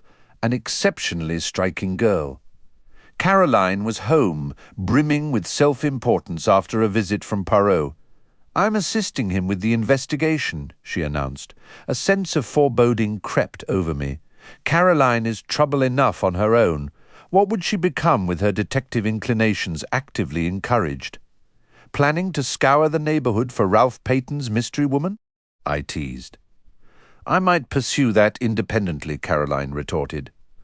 "No, this is a specific task Monsieur Poirot entrusted to me." "And what might that be?" I asked. With an air of grave significance she declared he needs to know whether the boots Ralph Peyton took to the hotel were black or brown. I stared blankly. I'll admit it, I was unbelievably slow on the uptake about those boots. The significance completely eluded me. "They were brown shoes," I said. "I saw them myself." "Not shoes, James, boots. Monsieur Poirot is fixated on whether a pair of boots Ralph had with him were brown or black. Apparently, a great deal hinges on it. Call me dense, but I still didn't grasp the point. "And how do you plan to uncover that?" I asked. Caroline assured me it wouldn't be difficult. Our Annie's closest friend was Clara. Miss Gannett's maid, Clara, was seeing the porter from the Three Boars Inn. The entire arrangement was straightforward, and with the loyal assistance of Miss Gannett, who promptly granted Clara permission to be away, the affair was settled with remarkable haste. We were just sitting down for lunch when Caroline observed, with feigned indifference, "Regarding those boots of Ralph Peyton's?" "Yes," I replied. "What about them?" Monsieur Poirot believed they were likely brown. He was mistaken. They are black. Caroline nodded her head several times, clearly feeling she had gained an advantage over Poirot. I offered no response, instead puzzling over what the colour of Ralph Peyton's footwear could possibly have to do with the investigation. Chapter 14. Geoffrey Raymond. That very day, I received additional confirmation of how effective Poirot's methods could be. His direct challenge had been a clever manoeuvre born from his deep understanding of human psychology. A potent cocktail of fear and guilt had finally compelled Mrs. Ackroyd to confess. She was the first to break later that afternoon. Upon returning from my rounds, Caroline informed me that Geoffrey Raymond had stopped by. Was he looking for me? I asked, hanging my coat in the hall. Caroline was lingering nearby. He wished to see M. Poirot, she said. He had just come from the Larches, but M. Poirot was out. Mr. Raymond thought he might be here, or that you would know his whereabouts. I have no idea, I told her. I did try to persuade him to wait, Caroline continued, but he said he would call back at the Larches in half an hour and went off toward the village. A great shame, as M. Poirot arrived home almost the moment he left. Here? I asked. No, to his own house. How do you know that? The side window, Caroline answered succinctly. I considered the matter closed, but my sister had other ideas. Aren't you going over there? Over where? To the Larches, naturally. My dear Caroline, I said, whatever for? Mr. Raymond was particularly anxious to speak with him, she pressed. You might learn what it's all about. I raised my eyebrows. Curiosity is not my predominant vice, I remarked coolly. I can manage perfectly well without knowing every detail of my neighbour's business. Rubbish, James, my sister retorted. You're just as eager to know as I am. You're simply less honest about it. You always have to maintain this pretense. Really, Caroline? I said, and withdrew into my surgery. About 10 minutes later, a tap came at the door, and Caroline entered. In her hands was what appeared to be a jar of preserves. I wonder, James, if you might be so kind as to take this pot of medlar jelly over to M. Poirot. I promised him some. He has never tasted the homemade variety. Why can't Annie take it? I asked stiffly. She's busy with some mending. I cannot spare her. Caroline and I exchanged a long look. Very well, I said, rising. But if I take this confounded thing, I am merely leaving it at the door. Is that understood? My sister arched her eyebrows. Naturally, she replied. Who suggested you do anything else? The point for the moment was hers. As I opened the front door, she added, almost as an afterthought, if you should happen to see Ma Poirot, you might mention the business about the boots. It was a masterfully subtle parting shot. I was in truth desperately curious to understand the riddle of those boots. So, when the elderly housekeeper in her Breton cap answered the door at the Larches, I heard myself asking if M. Poirot was at home almost without thinking. Poirot himself sprang up to greet me with every appearance of delight. Sit down, my good friend, he urged. The large chair, or this smaller one? The room is not too warm for you, I hope. I found it positively stifling, with the windows shut tight and a sizable fire blazing in the hearth. But I kept that to myself. Poirot, meanwhile, launched into a familiar theme. You English, you have a mania for this fresh air, the open air. It is splendid outside where it belongs. Why invite it into the house? But let us not debate such commonplaces. You have brought me something, yes? 2 things, I said. First, this from my sister. I handed him the pot of jelly. How thoughtful of Mademoiselle Caroline. She has remembered her promise. And the second point? I asked. Information of a particular sort, he replied. I then recounted my conversation with Mrs. Ackroyd. He listened with keen attention, though without any visible surge of excitement. It helps to clear the underbrush, he remarked thoughtfully. It also holds value in corroborating the housekeeper's own account. You recall she mentioned finding the lid of the silver table open and closing it as she passed by. What of her claim that she entered the drawing-room to check the freshness of the flowers? I inquired. We never gave that statement much weight, did we, my friend? It was plainly an excuse fabricated in haste by a woman who felt a pressing need to justify her presence. A presence, I might add, you likely would never have thought to question. I had considered her agitation might stem from meddling with that silver table, but I believe now we must search for a different motive. Indeed, I agreed. Who was she going out to meet, and for what purpose? You believe she left to meet someone? I do. Poirot gave a slow nod. "My thoughts align with yours," he said, his expression pensive. After a brief silence, I changed the subject. "Incidentally, I have a message for you from my sister. She insists Ralph Peyton's boots were black, not brown." I observed him closely as I delivered this, and I fancied I detected a fleeting shadow of unease cross his features. If it was there, it vanished almost instantly. She is completely certain they were not brown. Completely. "Ah," said Poirot with evident regret, "that is unfortunate." He appeared genuinely disheartened, yet offered no explanation, swiftly steering our talk in a new direction. "The housekeeper, Miss Russell, who came to consult you that Friday morning. Would it be indiscreet to ask what transpired during your interview? Setting aside the medical particulars, of course." "Not at all," I assured him. "Once the professional discussion concluded, we spoke briefly about poisons, the relative ease or difficulty of detecting them, and about the habits of those who take drugs, with a specific focus on cocaine." Poirot interjected. "How could you know that?" I asked, somewhat taken aback. In response, the little man rose and crossed to where his newspapers were neatly filed. He retrieved a copy of the Daily Budget dated Friday, September 16th, and pointed to an article concerning cocaine smuggling. The piece was rather sensational, written with a clear eye for dramatic effect. "That is what placed cocaine in her mind, my friend," he stated. I was about to press him for further clarification when the door opened and Geoffrey Raymond was announced. He entered with his customary freshness and cheerful demeanour, greeting us both warmly. "How are you, Doctor? M. Poirot. This marks my second visit here this morning. I was anxious to find you." "Perhaps I should take my leave," I suggested, feeling a touch awkward. "Not on my account, Doctor. No, it's simply this," he continued, seating himself after an inviting gesture from Poirot. "I have a confession to make, en vérité," said Poirot with an air of polite curiosity. "Oh, it's of no real consequence. But, truth be told, my conscience has been nagging me since yesterday afternoon. You accused us all of withholding something, M. Poirot?" "I plead guilty.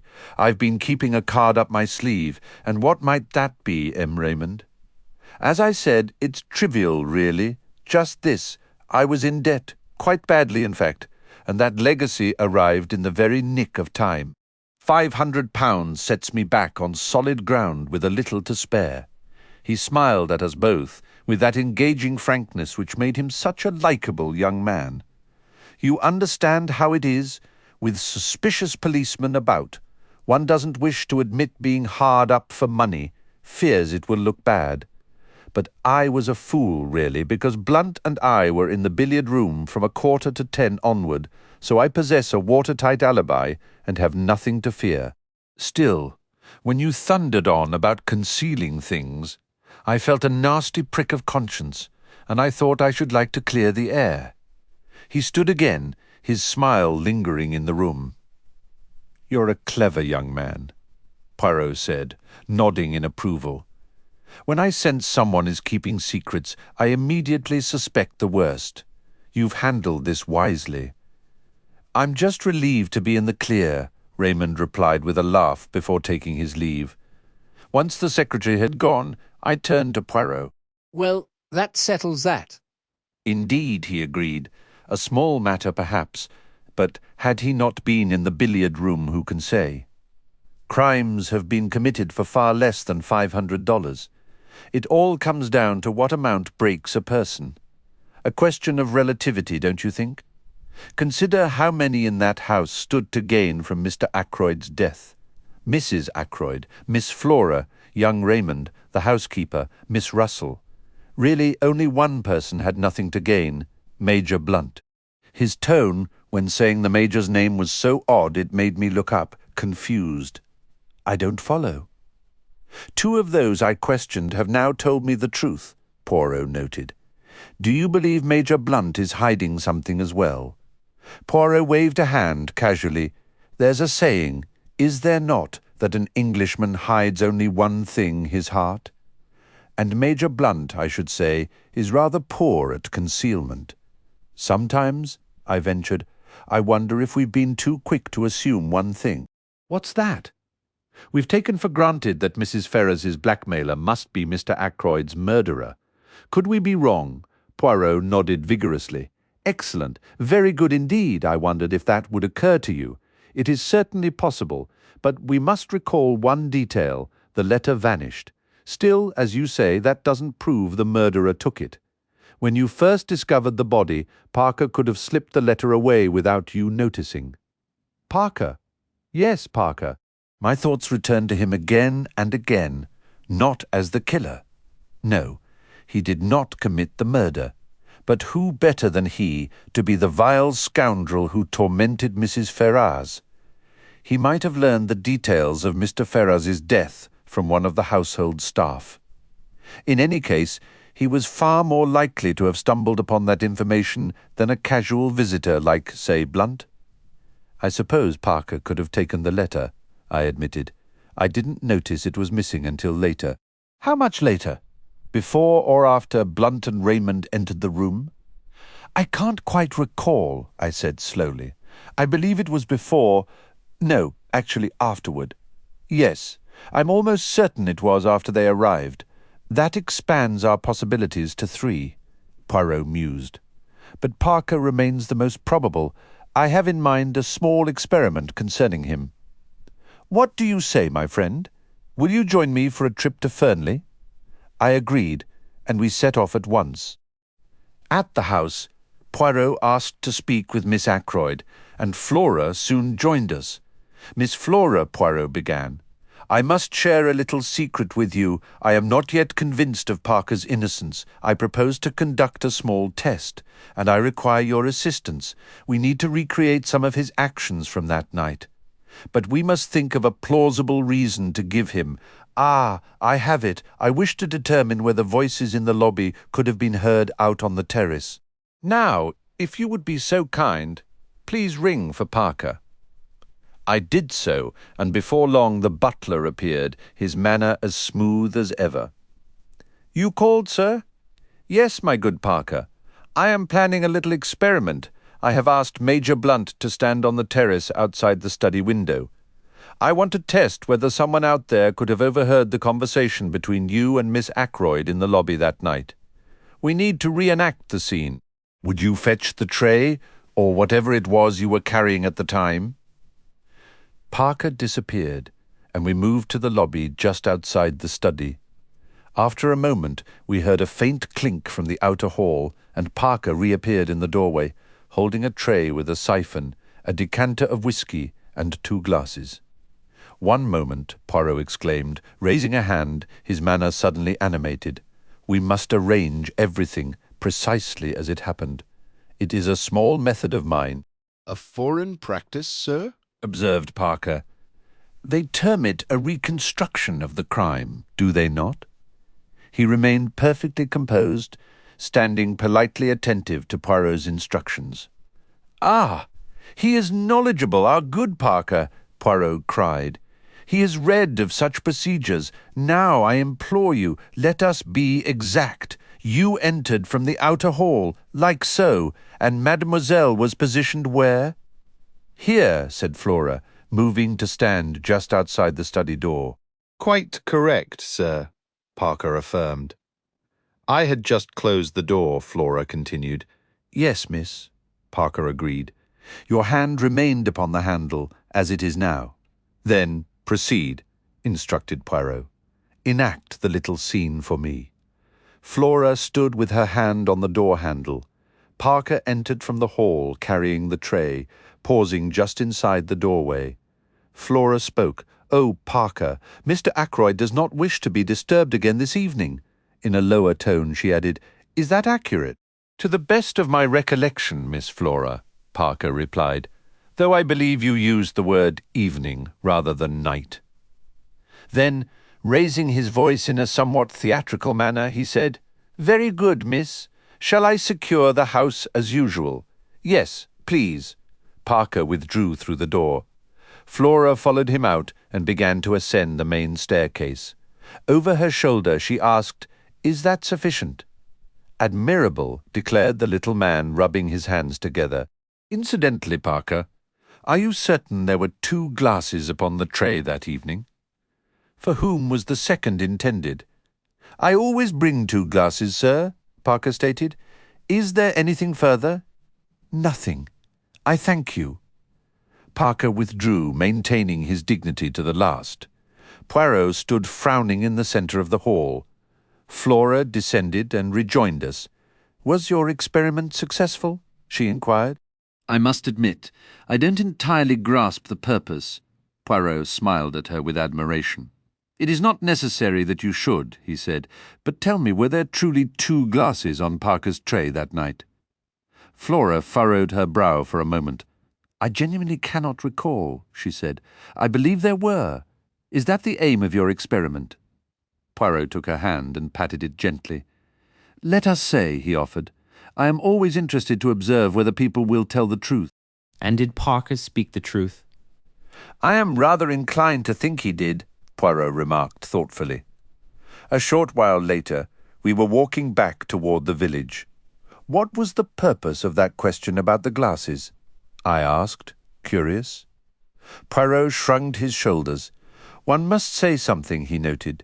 "That particular question served as well as any other." I stared at him. "At any rate, my friend," he said seriously, "I now know something I wished to know. Let us leave it at that." Chapter 15. An Evening at Mahjong. That evening, we hosted a small Mahjong gathering. This sort of simple entertainment is quite popular in King's Abbot. Guests arrive after dinner in galoshes and raincoats. They are served coffee, and later cake, sandwiches, and tea. On this particular night our company included Miss Gannett and Colonel Carter, who resides near the church. A considerable amount of gossip circulates at these events, sometimes severely disrupting the game in progress. We once played bridge, a terribly chatty version. We find Mahjong far more tranquil. The irritated demand of why your partner did not lead a certain card is entirely eliminated, and though we still voice criticisms openly, the spirit is not so acrimonious. "Bitterly cold evening, eh, Shepherd?" said Colonel Carter, standing with his back to the fireplace. Caroline had taken Miss Gannett to another room to assist her in disentangling from her numerous layers. "Reminds me of the mountain passes in Afghanistan." "Indeed?" I replied politely. "Most mysterious business concerning poor Ackroyd," continued the Colonel, accepting a cup of coffee.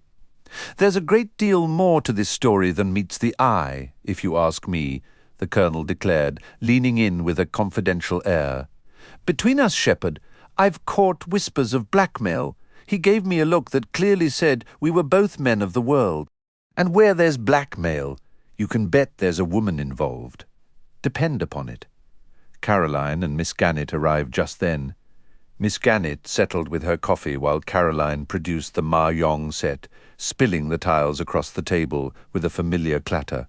"Ah, washing the tiles," Colonel Carter said jovially, "just as we always did at the Shanghai Club." Privately, both Caroline and I were convinced the Colonel had never set foot in the Shanghai Club, nor travelled further east than his wartime post in India, where his military career seemed to consist chiefly of managing tins of bully beef and plum jam.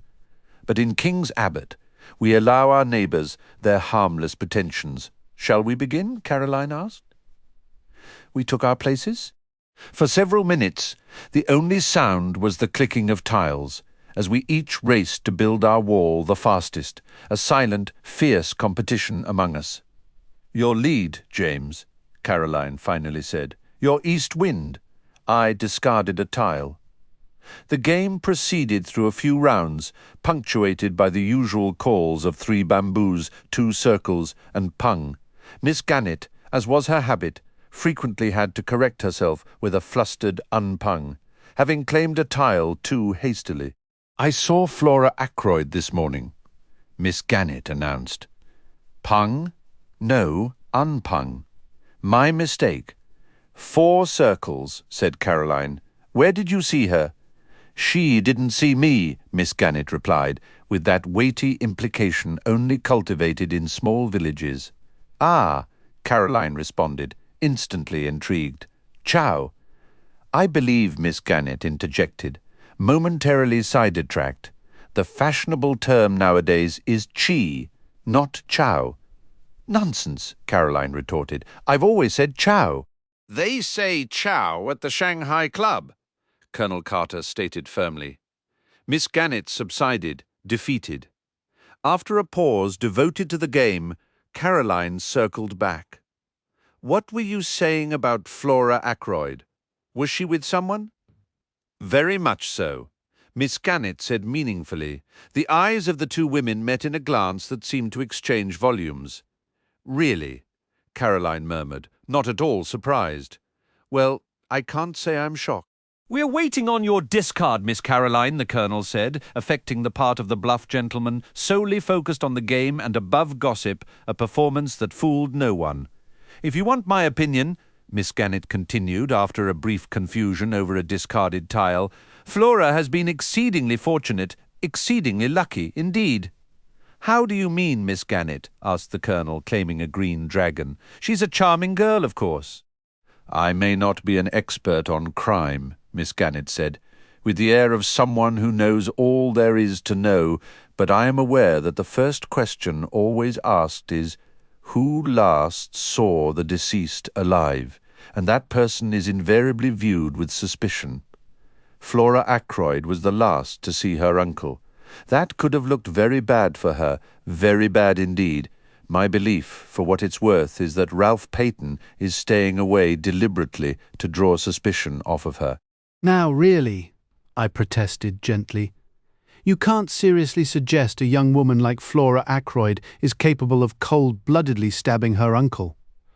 Well, I don't know, Miss Gannett mused. I've just finished a library book about the Parisian underworld, and it stated that some of the most vicious female criminals are young girls with angelic faces.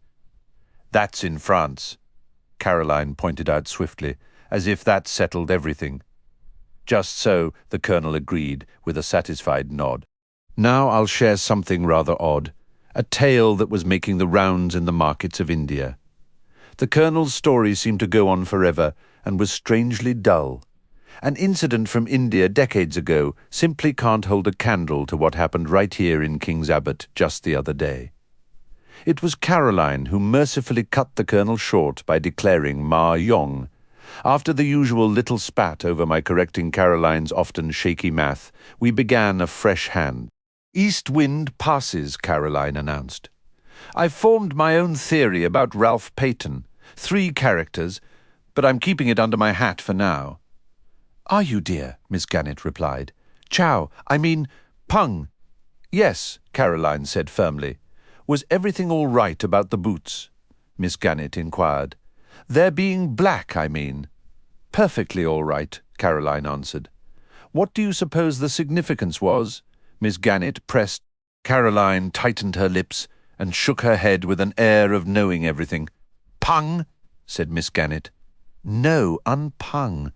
I imagine now that the doctor is working with M. Poirot, he's privy to all the secrets? Not at all, I said. James is so modest, Caroline remarked. Ah, a concealed Kong, the Colonel let out a low whistle. For a moment, gossip was forgotten. Your own wind, too, he noted. And you've collected 2 pungs of dragons. We must be cautious. Miss Caroline is aiming for a high-scoring hand. We played for several minutes without any side conversation. This Poirot, then, Colonel Carter ventured, is he truly such a remarkable detective? The finest the world has ever seen, Caroline stated solemnly. He has to travel here under the radar to dodge the press. Chow, said Miss Gannett. Absolutely marvellous for our little village, I'm sure. Speaking of which, Clara, my maid, you know, is quite close with Elsie, the housemaid at Fernley. And what do you think Elsie told her? That a sizable sum of money has gone missing, and it's her belief, that the parlour-maid is mixed up in it. She's leaving at the month's end, and she's been weeping buckets at night.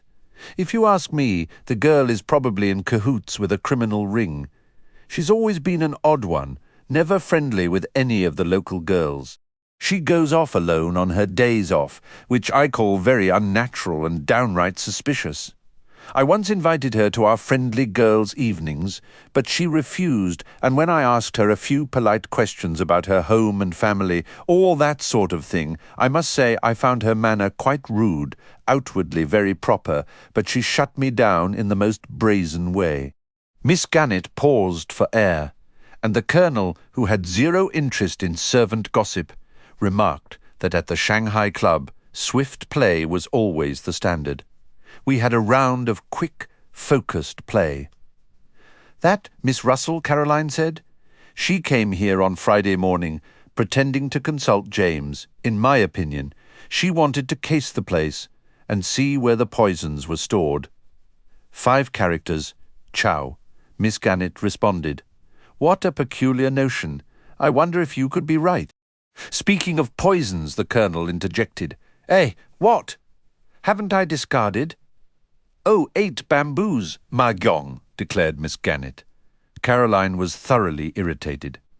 "1 red dragon," she said with regret, "and I would have had a hand of 3 doubles.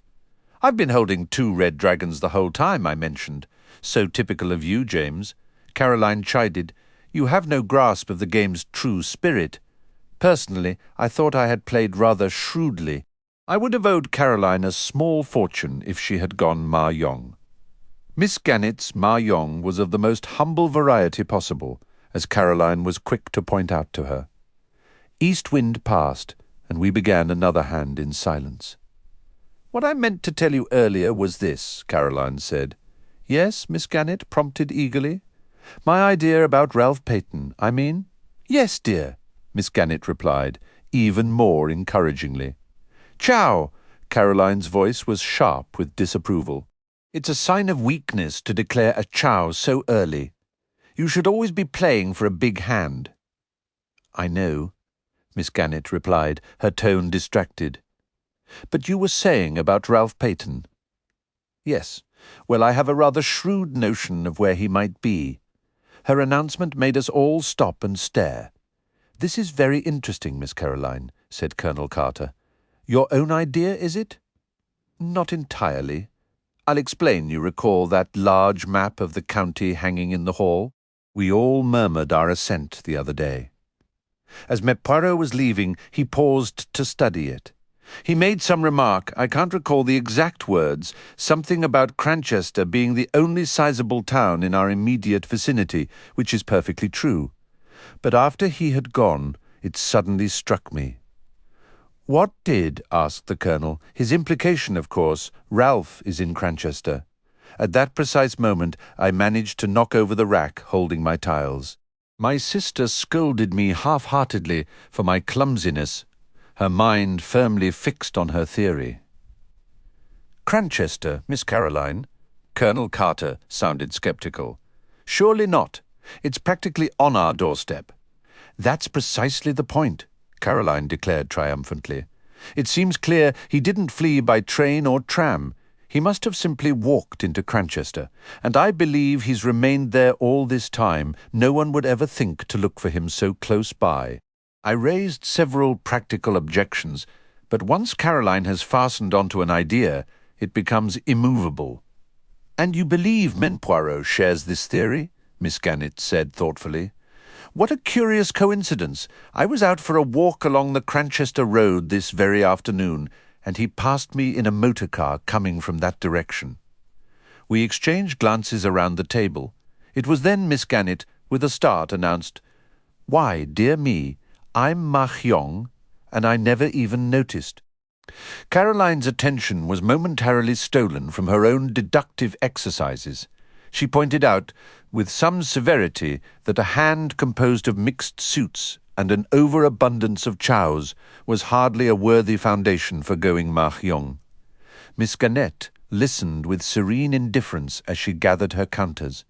"Yes, dear, I understand your point," she said calmly, "but it does depend rather on the hand one is dealt from the beginning, doesn't it?" "You'll never achieve the large hands if you don't aim for them," Caroline urged, a hint of frustration in her voice.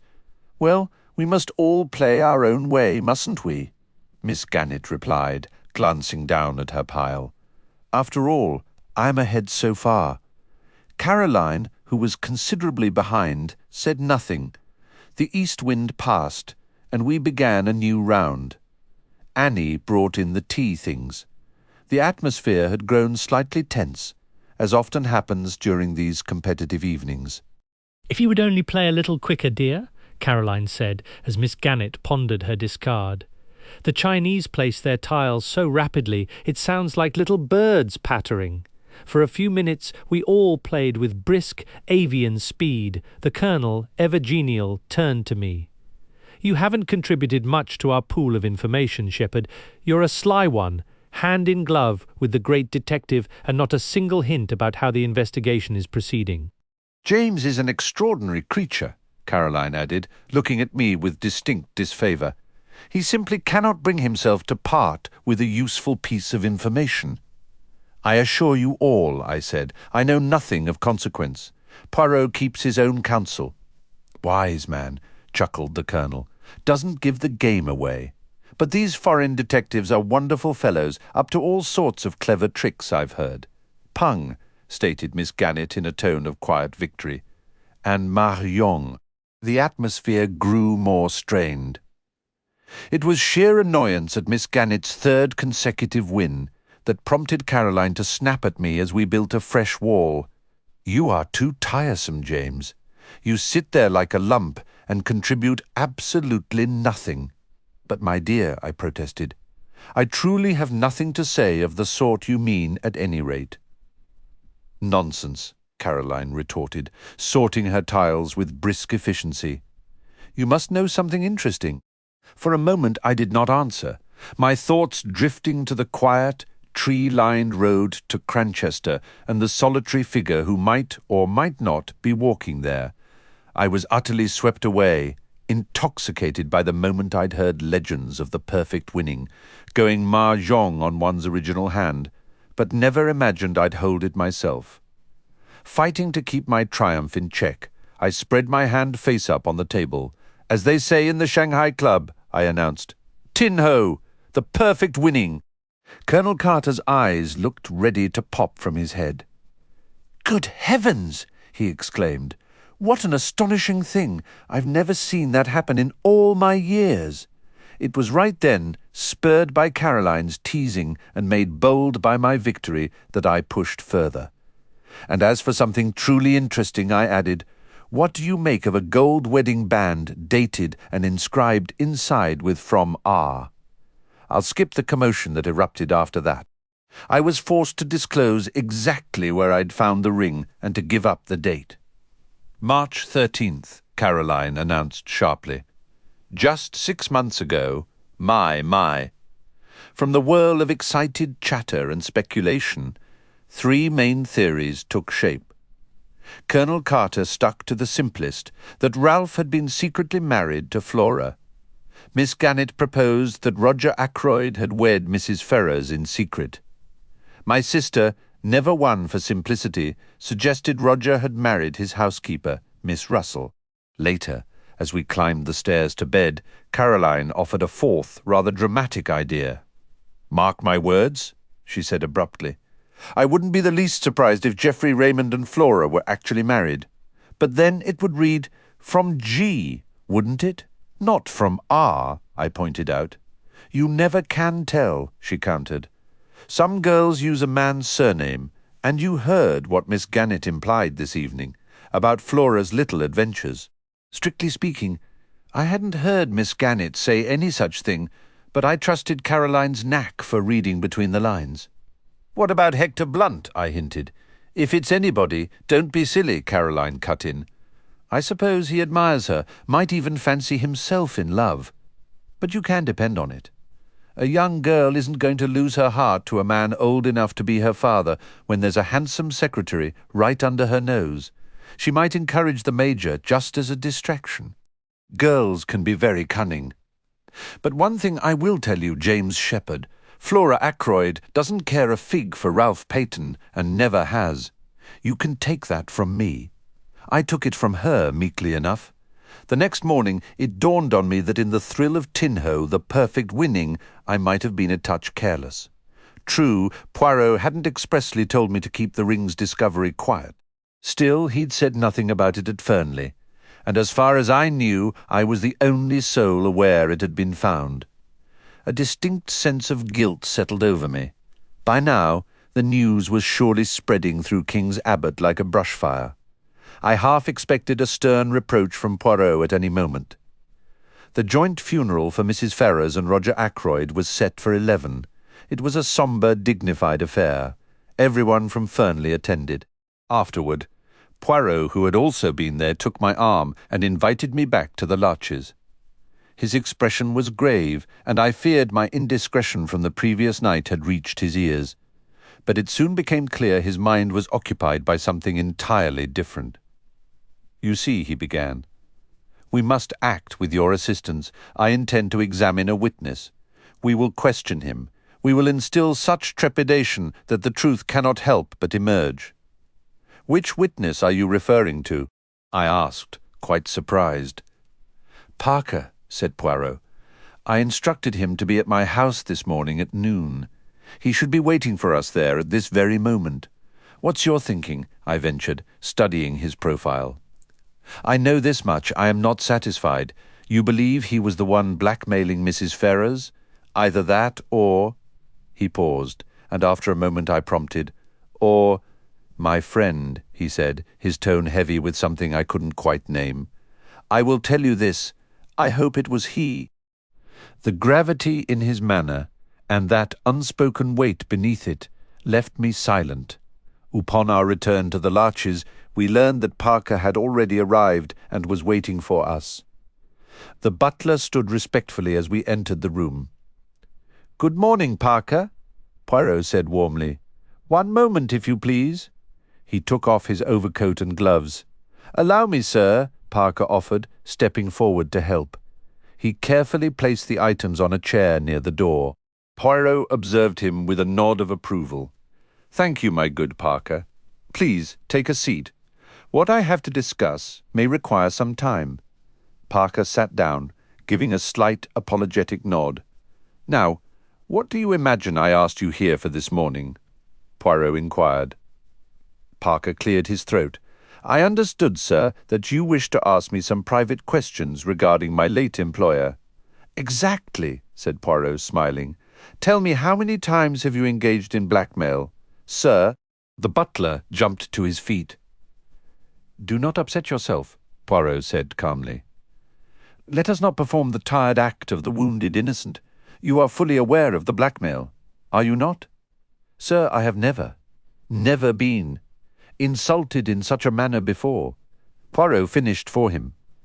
"Then why, my efficient Parker, were you so determined to eavesdrop on the conversation in Mr. Ackroyd's study the other evening, after you overheard the word blackmail?" "I wasn't I." "Who was your previous employer?" Poirot snapped suddenly. "My previous employer?" "Yes, the gentleman you worked for before coming to Mr. Ackroyd?" "A Major Ellerby, sir," Poirot cut him off. "Precisely, Major Ellerby. Major Ellerby had an addiction to narcotics, did he not? You travelled extensively with him. While in Bermuda there was an incident. A man died. Major Ellerby bore some responsibility. The matter was suppressed. But you knew. How much did Major Ellerby pay you for your silence?" Parker stared, his mouth agape. The man seemed to crumble, his cheeks trembling. "You see, I have made certain inquiries," Poirot continued pleasantly. "It is exactly as I say. You received a substantial sum from that blackmail, and Major Ellerby continued payments until his death. Now I wish to hear about your most recent venture." Parker remained frozen, his face pale as ash. "It is pointless to deny it, Hercule. Poirot knows is what I have said about Major Ellerby true." As if compelled against his will, Parker gave a single reluctant nod. "But I never harmed Mr. Ackroyd," he whispered hoarsely. "I swear to you, sir, I didn't. I've been dreading this moment, I tell you. I did not kill him." His voice rose nearly to a shout. "I am inclined to believe you, my friend," Poirot said. You lack the nerve, the necessary courage, but I must have the truth. I'll tell you anything, sir, anything you wish to know. It's true I tried to listen that night. A few words I caught made me curious, and Mr. Ackroyd insisting on privacy, shutting himself up with the doctor like that. I told the police the absolute truth. I heard the word blackmail, sir, and well, he hesitated. You thought there might be an opportunity for you? Poirot suggested smoothly. Well, yes, sir, I did. I thought if Mr. Ackroyd was being blackmailed, why shouldn't I try to get a piece of it? A peculiar expression crossed Poirot's face. He leaned in closer. Did you have any reason before that night to suspect Mr. Ackroyd was being blackmailed? None at all, sir. It came as a complete shock. He was such a proper gentleman in all his habits. How much were you actually able to overhear? Not very much, sir. It felt almost as if fate was against me. Naturally, I had my duties in the pantry to attend to, and whenever I tried to slip back to the study, it was no use. The first time Dr. Shepherd came out and nearly caught me. Another time, Mr. Raymond passed me in the main hall and went that way, so I knew it was hopeless. Later, when I brought the tray, Miss Flora intercepted me. Poirot studied the man for a long while, his gaze piercing, as if weighing the sincerity behind every word. Parker met his gaze with a steady sincerity. I truly hope you'll accept my word, sir. My constant fear has been that the police would dig into that past situation with Major Ellaby and view me with suspicion because of it. After a thoughtful pause, Poirot finally responded. Very well, I am inclined to believe you. However, there is one small formality I must ask you to complete. Allow me to see your bank book. I assume you have one? Indeed, sir. As it happens, I have it right here with me. Without any hint of unease, he drew the booklet from his jacket. Poirot accepted the slender, green-covered register and carefully examined the transactions. Ah, I see you invested £500 in National Savings Certificates this year. That's correct, sir. My savings now exceed £1,000, largely the result of my former association with my late employer, Major Ellaby. I've also had a bit of luck with the horses recently. If you recall, sir, a complete long shot won the Jubilee Stakes. I was fortunate enough to place £20 on that horse. Poirot returned the bank book. I will bid you good morning. I am persuaded you have been truthful with me. Should that not be the case? Well, it would go very poorly for you, my friend. Once Parker had left, Poirot reached again for his overcoat. Heading out once more? I inquired. Yes, we shall pay a brief call on the excellent Mr. Hammond. Do you actually believe Parker's account? On the surface it is plausible enough. It appears evident that unless he is a remarkably skilled actor, he genuinely thinks it was Ackroyd himself who was being blackmailed. If that is true, then he knows nothing whatsoever about the Mrs. Ferrars affair. In that case, who, precisely, who? But our visit to Mr. Hammond will serve one definite purpose. It will either exonerate Parker entirely, or else what? I seem to have developed a most irritating habit of leaving my sentences dangling this morning, Poirot said, with an apologetic air. You must indulge me. Incidentally, I began feeling somewhat abashed. I have a small confession. I'm afraid I may have let something slip regarding that ring. Which ring? The one you retrieved from the goldfish pond.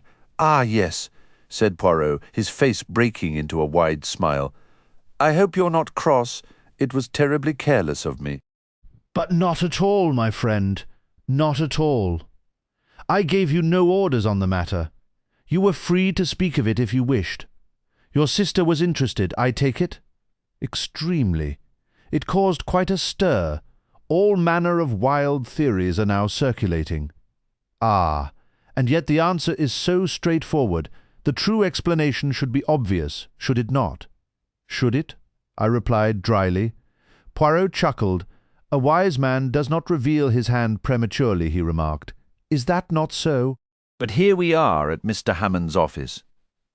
The lawyer was available, and we were shown in promptly. He rose and greeted us with his characteristically dry and precise manner. Poirot went directly to the heart of the matter. "Sir, I wish to obtain certain information, if you would be so kind as to provide it. I understand you handled the legal affairs for the late Mrs. Ferrers of King's Paddock." I caught a fleeting glimpse of surprise in the lawyer's eyes before his professional composure settled back over his features like a mask. "We did. All of her business was conducted through our firm." "Excellent. Now, before I pose my questions, I would like you to hear the account Dr. Shepherd is about to share. You have no objection, do you, my friend, to recounting the conversation you had with Mr. Ackroyd last Friday evening?" "None at all," I said, and proceeded to narrate the events of that peculiar night. Hammond listened with rapt attention. "That is everything," I concluded. "Blackmail," the lawyer mused thoughtfully. "This comes as a surprise to you?" Poirot asked. The lawyer removed his pince-nez and polished the lenses with his handkerchief. "No," he replied, "I can scarcely say I'm surprised. I have suspected something along these lines for some time now." "That leads us," said Poirot, "to the information I am seeking. If anyone can provide us with the actual figures involved, you are the person to do it, sir," I said. Hammond paused briefly before replying. "I see no reason to withhold the information. Over the last year, Mrs. Ferrers liquidated several investments, and the proceeds were deposited into her account without being reinvested." Given her substantial income and her quiet lifestyle after her husband's passing, it is clear these funds were directed toward a specific purpose. I once cautiously raised the subject with her, and she stated she was obligated to support some of her husband's less fortunate relatives. Naturally, I did not press further. Until this moment, I had always assumed the money was going to a woman who had some prior claim on Ashley Ferrars. It never occurred to me that Mrs. Ferrars herself might be implicated. "And the total amount?" Poirot inquired. "Altogether, I would estimate the various sums reached at least £20,000. £20,000, I couldn't help exclaiming. In a single year. Mrs. Ferrars was an exceptionally wealthy woman, Poirot noted dryly, and the penalty for murder is not a pleasant one. "Is there anything further I can tell you?" Mr. Hammond asked. Poirot rose to his feet. "I thank you, no. Please accept my apologies for having disturbed you." "Not at all." Once outside, I remarked, "The word derange is typically reserved for mental disorder, you know." "Ah," Poirot cried, "my English will never be quite perfect. A curious language. I should have said disarranged. Is that not so? Disturbed is the word you were looking for? I thank you, my friend. You are ever zealous for the exact word. Eh bien, what of our friend Parker now? With £20,000 at his disposal, would he have remained a butler?" "Je ne pense pas." "It is possible, of course, that he banked the money under another name, but I am inclined to believe he told us the truth. If he is a scoundrel, he is a petty one. He does not possess the grander ambitions. That leaves us with Raymond as a possibility, or, well, Major Blunt." "Surely not Raymond," I objected. "We know he was desperately in need of a mere £500. That is what he says." "Yes. And as for Hector Blunt, I will tell you something regarding the good Major Blunt," Poirot interrupted. "It is my business to make inquiries, and I make them. Eh bien, that legacy he mentioned? I have discovered the amount was very close to £20,000. What do you think of that?" I was so astonished I could scarcely speak. "It's impossible," I finally managed. "A man of Hector Blunt's standing." Poirot merely shrugged. "Who can say? At least he is a man capable of large conceptions. I confess I do not easily picture him as a blackmailer. But there is another possibility you have not yet considered." "What is that?" "The fire, my friend. Ackroyd himself may have destroyed that letter, blue envelope, and all after you left him." "I find that unlikely," I said slowly, though the idea gave me pause. "And yet, it is possible he might have changed his mind." We had just reached my house, and on impulse, I invited Poirot in for a simple meal. I thought Caroline would be pleased, but satisfying one's family is often a challenge. It transpired we were having chops for lunch, the kitchen staff were enjoying tripe and onions, and 2 chops for 3 people creates an awkward situation. Caroline, however, is rarely deterred for long. With magnificent dishonesty, she explained to Poirot that, although James mocked her for it, she strictly adhered to a vegetarian diet. She rhapsodized about the wonders of nut cutlets, which I am quite certain she has never tasted, and proceeded to eat a Welsh rarebit with great relish, all the while making pointed remarks about the perils of flesh foods. Later, as we sat before the fire smoking, Caroline addressed Poirot directly. "Still haven't found Ralph Peyton?" she asked. "Where might I locate him, mademoiselle?" Caroline's voice was thick with implication. "I rather assumed you'd already found him in Cranchester." Poirot appeared genuinely perplexed. "Cranchester? But for what purpose in Cranchester?" I couldn't resist a slightly mischievous clarification.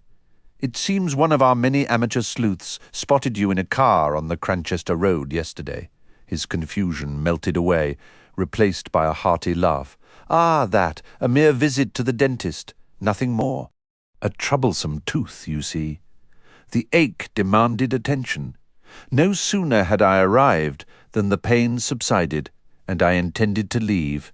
The dentist, however, was adamant. Extraction was necessary. I protested, but he was relentless. "That particular tooth will trouble me no more." Caroline deflated visibly, like a balloon losing its air.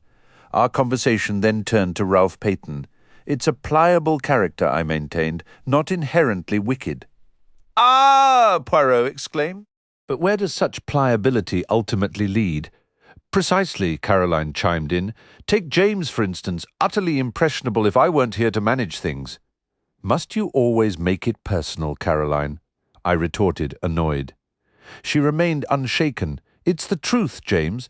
I am 8 years your senior, and no, I don't mind M. Poirot knowing." "I would never have suspected it, mademoiselle," Poirot said with a courteous nod. "Those 8 years have instilled in me a duty to guide you.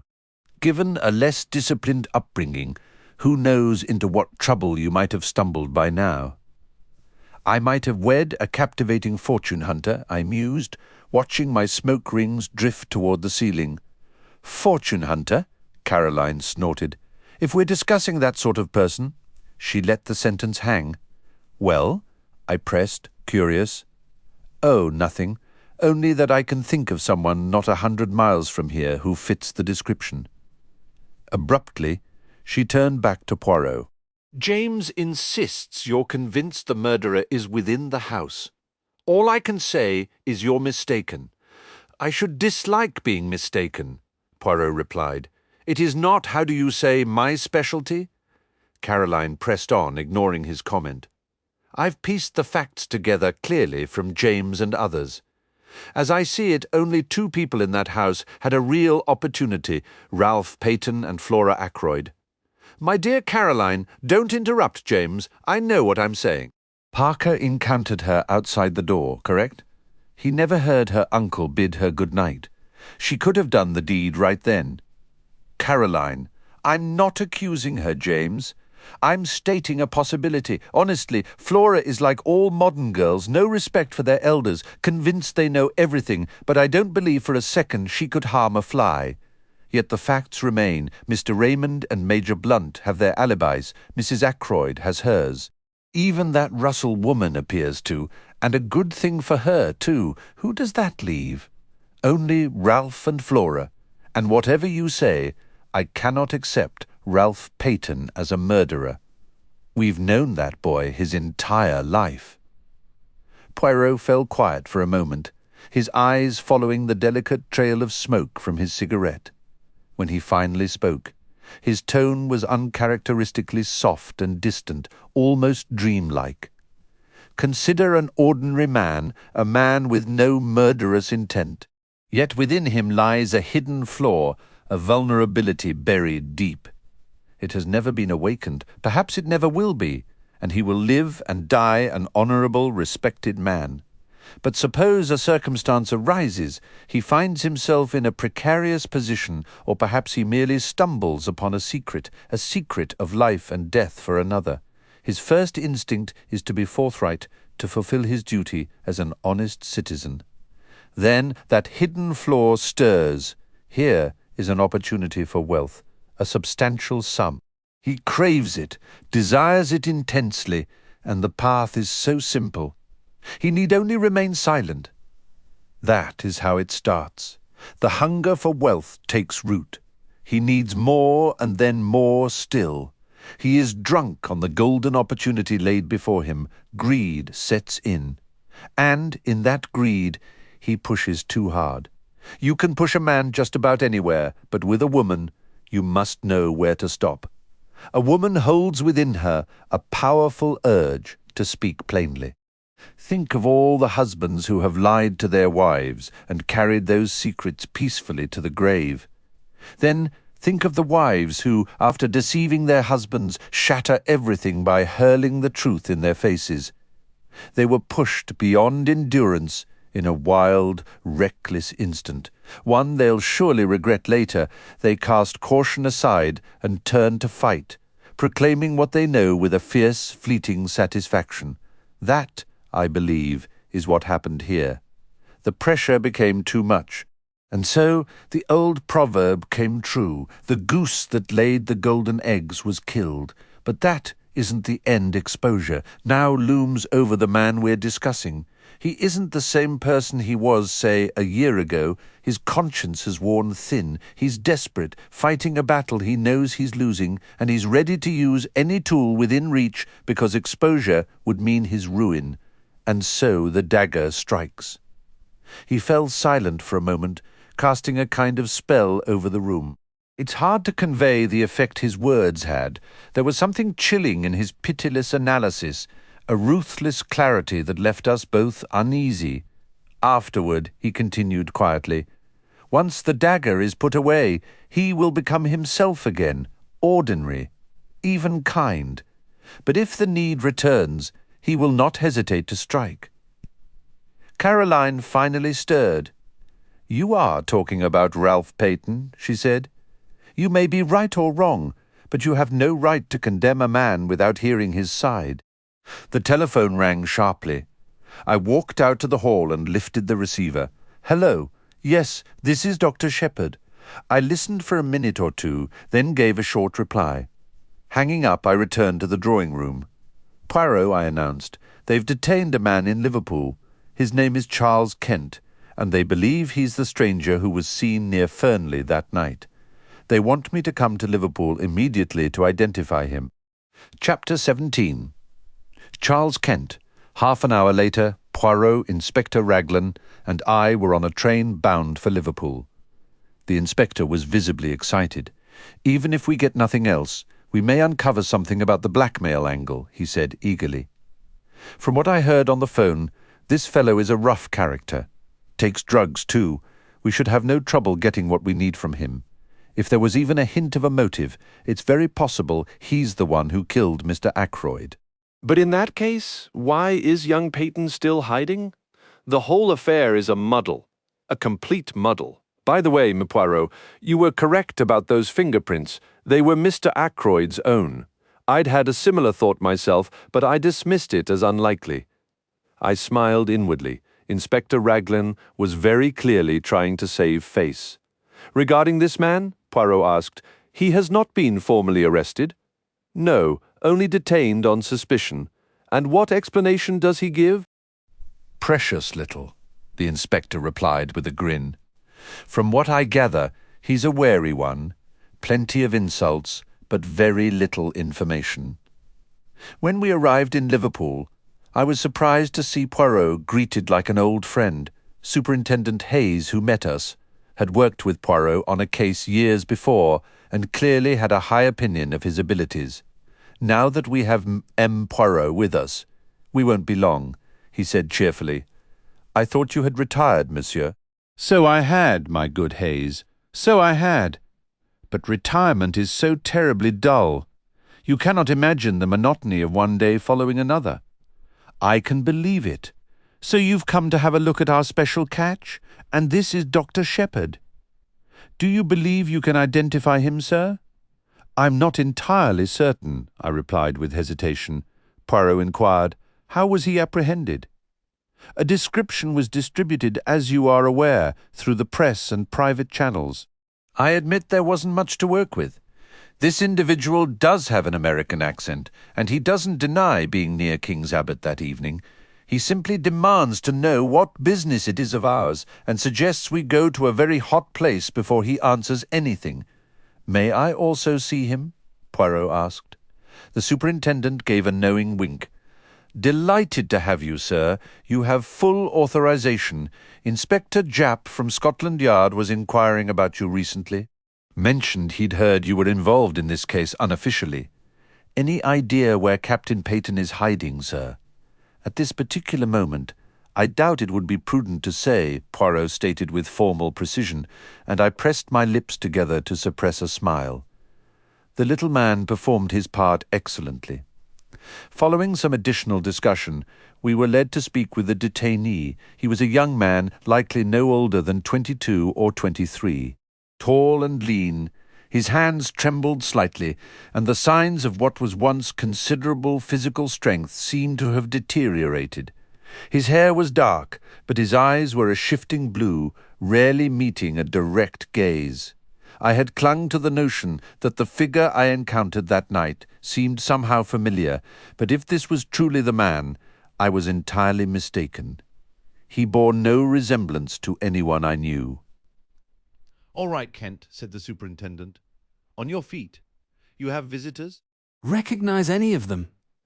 Kent glowered at us with resentment and remained silent.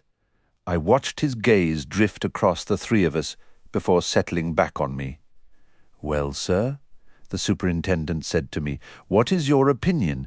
"The height matches," I said, "and in terms of general build, it could certainly be the individual. Beyond that, I cannot be sure." "What is the meaning of all this?" Kent demanded. "What are you accusing me of? Go on, spit it out. What am I supposed to have done?" I gave a nod. "It is the man. I recognize his voice." "You recognize my voice, do you? Where do you think you heard it? Last Friday evening, outside the gates of Fernley Park. You asked me for directions. Did I now? Do you admit it?" asked the inspector. "I don't admit anything until I know what you think you have on me. Have you not read the newspapers these past few days?" Poirot asked, speaking for the first time. The man's eyes narrowed. "So that's it, is it?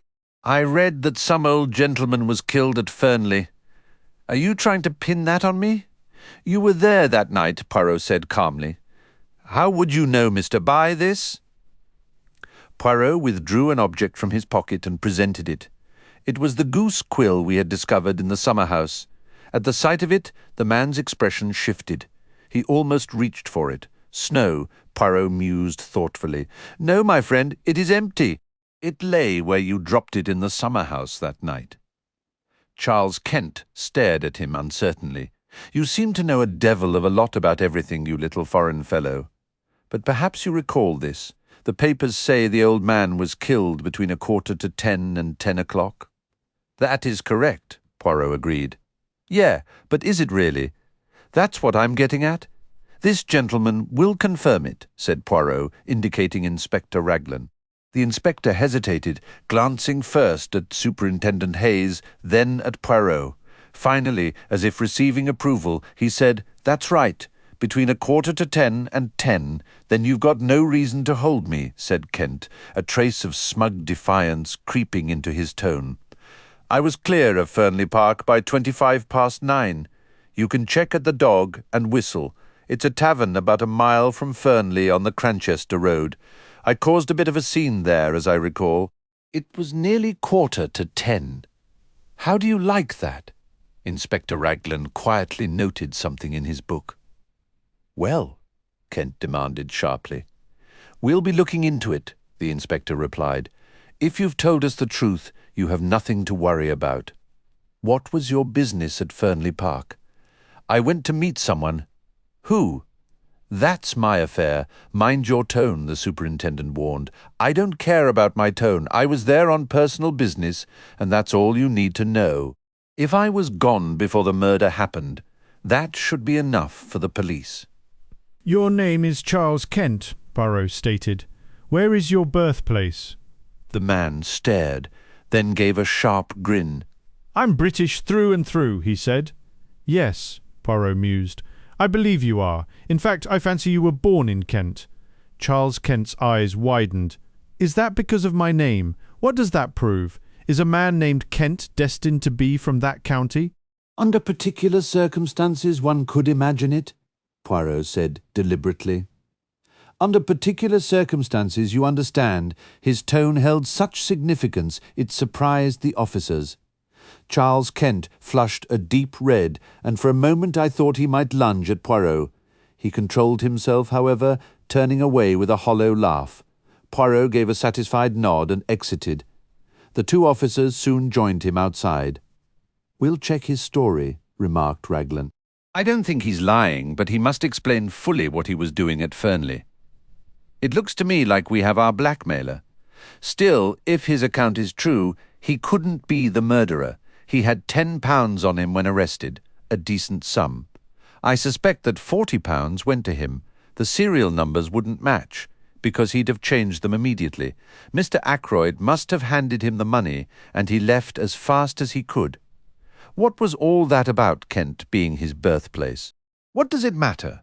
Nothing at all, said Poirot mildly. A little notion of mine? That is all. I am rather famous for my little notions. Are you indeed? Said Raglan, studying him with a puzzled look. The superintendent burst out laughing. I've heard Inspector Japp say that many times. Poirot and his little ideas, too imaginative for me, he'd say, but there's always something to them. You laugh at me, Poirot said, smiling, but never mind. Sometimes the old ones laugh last. When the young clever ones do not laugh at all, with a sage nod, he walked out into the street. We lunched together at a hotel. I realize now the entire case lay clearly unravelled before him. He had the final thread he needed. At the time, however, I had no suspicion. I overestimated his general confidence, assuming the things that puzzled me must also puzzle him. My main question was what Charles Kent could possibly have been doing at Fernley. I turned it over repeatedly without a satisfactory answer. Eventually, I ventured a hesitant query to Poirot. His reply was swift. My friend, I do not think I know. Truly, I said, sceptical. Yes, indeed. I suppose it would make no sense to you if I said he went to Fernley that night because he was born in Kent. I stared at him. It makes absolutely no sense to me, I said dryly. Ah, said Poirot pityingly. Well, no matter, I still have my little idea. Chapter 18. Flora Ackroyd. Returning from my rounds the next morning, Inspector Raglan called out to me. I stopped the car, and he stepped onto the running board. Good morning, Dr. Shepherd, he said. Well, that alibi checks out. Charles Kent's alibi? Charles Kent's. The barmaid at the Dog and Whistle, Sally Jones, remembers him perfectly. The photograph was selected from a group of 5. He entered the bar just before 10, and the Dog and Whistle is a solid mile from Fernley Park.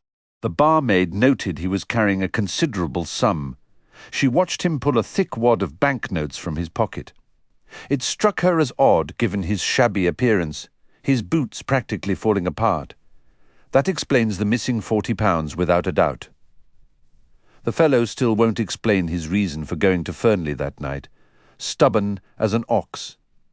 I spoke with Hayes over the telephone from Liverpool this morning. Hercule Poirot claims he knows why the man went there, I mentioned. Does he? The inspector asked eagerly. Yes, I replied, a touch spitefully. He says it's because the man was born in Kent. I took a certain satisfaction in sharing my own earlier bewilderment. Raglan stared blankly for a moment before a sly grin spread across his sharp features. He tapped his temple meaningfully. Not quite right up here, he said. I've suspected it for a while, poor old boy. That must be why he retired down here. Probably runs in the family. He's got a nephew who's completely off his rocker. Poirot has? I asked, astonished. Yes. Never mentioned him? Perfectly harmless, I hear. But mad as a March hare, poor kid. Who told you that? Another grin appeared on Inspector Raglan's face. Your sister, Miss Shepherd, she filled me in on all the details. Caroline is truly remarkable. She won't rest until she's uncovered every last family secret, though I've never managed to teach her the courtesy of keeping them to herself. Hop in, Inspector, I said, opening the car door. We'll drive to the Larches together and update our Belgian friend. Might as well, he sighed. Even if he is a bit touched, that tip about the fingerprints was helpful.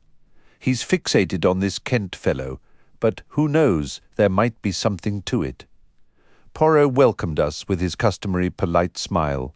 He listened to our report, nodding occasionally. Seems pretty clear-cut, doesn't it? Said the inspector glumly. A man can't very well commit murder in one place while he's drinking in a bar a mile away. Are you letting him go? Don't see another option. We can't hold him for fraud without proof. The inspector tossed a match toward the fireplace in irritation. Poirot retrieved it and placed it neatly in a proper tray. The action was automatic. His mind was clearly elsewhere. If I were you, he said finally, I would not release Charles Kent just yet. What are you getting at? Raglan frowned. Exactly what I said. Do not release him? You don't honestly think he's involved? Probably not, but one cannot be certain. But I just told you, Poirot raised a hand. Yes, yes, I heard. I am neither deaf nor foolish, thank heaven. But you approach the matter from the wrong premises. Is that not the word? The inspector stared, perplexed. I don't follow. We know Mr. Ackroyd was alive at 10:15. You accept that, surely? Poirot studied him briefly, then gave a quick shake of his head. I accept only what is proven. We have proof. We have Miss Flora Ackroyd's statement that she said good night to her uncle. But I do not always accept what a young lady tells me. No, not even when she is charming and lovely. But for heaven's sake, Parker saw her leaving the room. No, Poirot's voice cut sharply through the air. That is precisely what he did not see. I confirmed that suspicion with a small test the other day, as you recall, Doctor. Parker observed her outside the door, her hand already on the handle. He did not witness her emerging from the room itself. The inspector frowned. But where else could she possibly have been coming from? Perhaps the staircase, I suggested. The staircase, he echoed. That is my theory, yes. But those stairs lead directly to Mr. Ackroyd's bedroom. Precisely, he continued to stare, perplexed. You believe she had been in her uncle's bedroom? Why would she lie about something so simple? Ah, that is the essential question. The reason for the lie depends entirely on what she was doing there, does it not? Are you implying something about the money? You can't seriously think Miss Ackroyd took that £40? I imply nothing, Poirot stated calmly. But consider their circumstances. Life provided constant financial strain for that mother and daughter. There were unpaid bills and perpetual anxiety over modest sums. Roger Ackroyd had his own peculiarities regarding money. A young woman desperate for a relatively small amount might act rashly. Imagine the scene. She takes the money and begins her descent. Halfway down the stairs, she hears the distinct sound of glass from the hall below. She knows instantly it is Parker approaching the study. She cannot be discovered on those stairs. Parker would find it strange, and remember, if the money were missed, he would certainly recall seeing her descend. She has only a moment to act.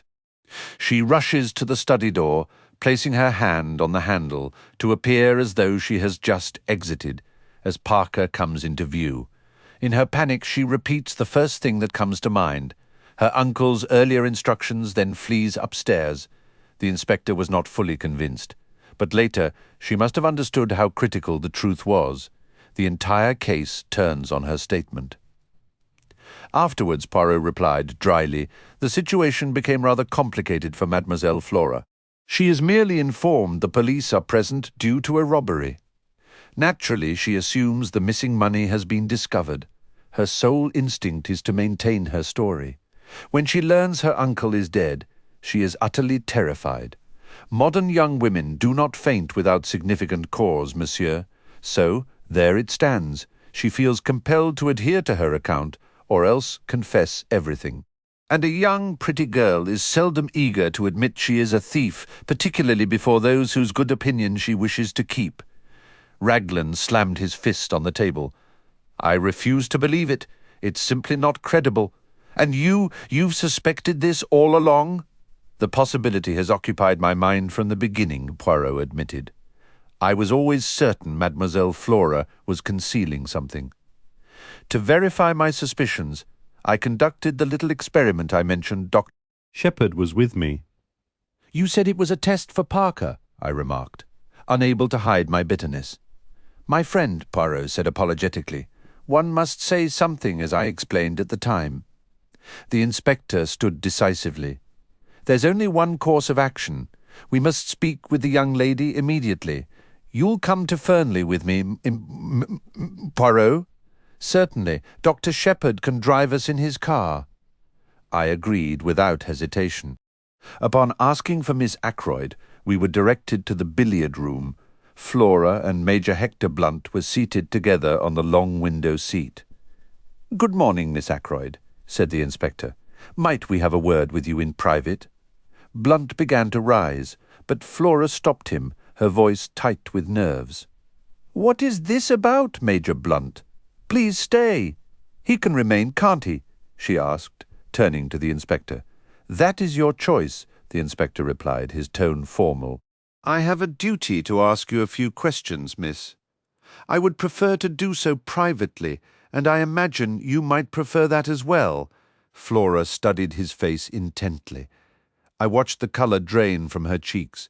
Then she turned back to Blunt, her voice firm yet pleading. "I want you to stay, please. I insist upon it." Raglan gave a slight shrug. "If that's what you want, then so be it. Now, Miss Ackroyd, M. Poirot has put forward an idea to me. He believes you were not in the study last Friday evening to bid your uncle good night. Instead, he suggests you were on the staircase near his bedroom when you heard Parker moving through the hall below." Flora's eyes turned to Poirot, who gave a confirming nod. "Mademoiselle, when we last spoke, I urged you to be honest. What is kept from Papa, Poirot, he uncovers. That is what happened, is it not? Let me make this simple for you. You took the money, did you not?" "The money?" Blunt interjected sharply. A heavy silence filled the room for what felt like a full minute. Then Flora straightened her shoulders and spoke, her voice clear. "Mem Poirot is correct. I took that money. I stole it. I am a thief, a common, petty thief. There you have the truth. I am almost relieved it is out. These last few days have been a living nightmare." She sank into a chair, covering her face with her hands, her words muffled. "You cannot imagine what my life has been since I arrived here. Constantly wanting things, plotting for them, lying, cheating, accumulating debts I could not pay. Oh, I detest myself when I think of it all. That is what drew Ralph and me together. We recognized the same weakness in each other. I understood him, and I pitied him, because I am no better underneath. We are neither of us strong enough to stand on our own. We are flawed, wretched, and contemptible." She looked up at Blunt, her composure breaking into sudden frustration. "Why are you staring at me like that, as if you cannot believe it? I may be a thief, but at least I am being genuine now. No more lies, no more pretending to be the sweet, innocent young woman you admire. I do not care if you never wish to see me again. I loathe myself, I despise myself, but you must believe one thing: if telling the truth would have helped Ralph, I would have shouted it from the rooftops. But I have always known the truth would only make his situation appear worse. My lie did him no harm." "Ralph," said Blunt quietly. "It always comes back to Ralph. You do not understand. Flora replied, her tone weary. "You never will." She turned toward Inspector Raglan. "I admit to everything. I was desperate for money. I never saw my uncle after he left the dinner table that night. As for the stolen funds, do what you must. Things cannot possibly get any worse than they are now." Suddenly overwhelmed, she hid her face again and hurried from the room. "Well," said the inspector, his voice flat. "There you have it." He appeared uncertain of what to do next. Blunt stepped forward. "Inspector Raglan," he said calmly, "that money was entrusted to me by Mr. Ackroyd for a specific purpose. Miss Ackroyd never touched it. She is lying now in an attempt to shield Captain Peyton. The facts are as I have stated, and I am ready to testify to that under oath." He gave a stiff, brief bow and turned to leave. Poirot darted after him, catching up in the hallway. "Monsieur, a moment of your time, if you would be so kind." "What is it?" Blunt replied, his impatience evident as he frowned down at the smaller man. Poirot spoke quickly. "I am not fooled by your generous fiction. No, indeed. It was truly Miss Flora who took the money. Nevertheless, what you have invented is clever. It impresses me your action was both quick and chivalrous. I am not the least bit interested in your opinion." "Thank you," Blunt said coldly, attempting to move past. Unoffended, Poirot gently detained him with a hand on his arm. "Ah, but you will listen. I have more to say. Recently I spoke of secrets. All along I have seen what you conceal. Mademoiselle Flora, you are in love with her with your whole heart. From the very first time you laid eyes on her, isn't that true? Honestly, why must we in America treat love like some shameful secret to be whispered? You love Miss Flora? You try to hide that fact from everyone. That is admirable. It is the proper way. But take the advice of Hercule Poirot. Do not hide it from the young lady herself." Blunt had grown visibly restless during Poirot's speech, but the final words seized his full attention. "What are you implying?" he asked sharply. "You believe she is in love with Captain Ralph Peyton? But I, Hercule Poirot, assure you that is not the case. Miss Flora agreed to marry Captain Peyton to satisfy her uncle, and because she saw in that union an escape from a life here that had become utterly unbearable to her. She was fond of him, and they shared a deep understanding. But love? No. It is not Captain Peyton whom Miss Flora loves. What on earth are you talking about?" Blunt demanded, a dark flush rising beneath his tan. "You have been blind, sir. Blind! She is loyal, that girl. Ralph Peyton is under suspicion, and she feels honor-bound to stand by him." I decided it was time to contribute to this promising conversation. My sister mentioned just the other evening. I offered encouragingly that Flora never had any real affection for Ralph Peyton, and never would. My sister has an excellent sense for these matters. Blunt paid no attention to my helpful comment. He turned back to Poirot. "Do you honestly believe," he began, then stopped, struggling as men of few words often do. Poirot, of course, faced no such difficulty. "If you doubt me, ask her yourself, sir. But perhaps you no longer wish to. What with the unpleasant business of the money?" Blunt let out a short, harsh laugh. "You think I'd hold that against her? Roger was always peculiar about finances. She found herself in trouble and was too afraid to tell him. Poor kid, poor lonely kid." Poirot glanced thoughtfully toward the garden door. "I believe Miss Flora stepped outside," he murmured. "I've been a complete fool," Blunt said abruptly. "What a strange conversation this has been, like something from an absurd play. But you're a good man, Mr. Poirot. Thank you." He seized Poirot's hand in a crushing grip that made the detective wince, then strode out through the side door into the garden. "Not a complete fool," Poirot murmured, tenderly rubbing his injured hand. "Only one particular kind, the fool in love." Chapter 20. Miss Russell, Inspector Raglan, had received a severe shock. He was not taken in by Blunt's brave lie any more than we had been. Our walk back to the village was filled with his frustrated complaints. "This changes everything, absolutely everything. I don't know if you grasp the full implications, Mr. Poirot." "I believe I do, yes," said Poirot. "You see, I have been acquainted with the possibility for some time." Inspector Raglan, who had only encountered this possibility a mere half-hour before, gave Poirot an unhappy look and continued airing his realizations. "Those alibis now useless, completely useless. We have to start over. We need to establish where everyone was after 9:30. 9:30, that's the time we must focus on. You were correct about the man, Kent. We won't be releasing him just yet. Let me think. 9:45 at the Dog and Whistle. He could have made it there in 15 minutes if he ran. It's just possible his was the voice Mr. Raymond overheard talking to Mr. Ackroyd, asking for money, which Mr. Ackroyd refused.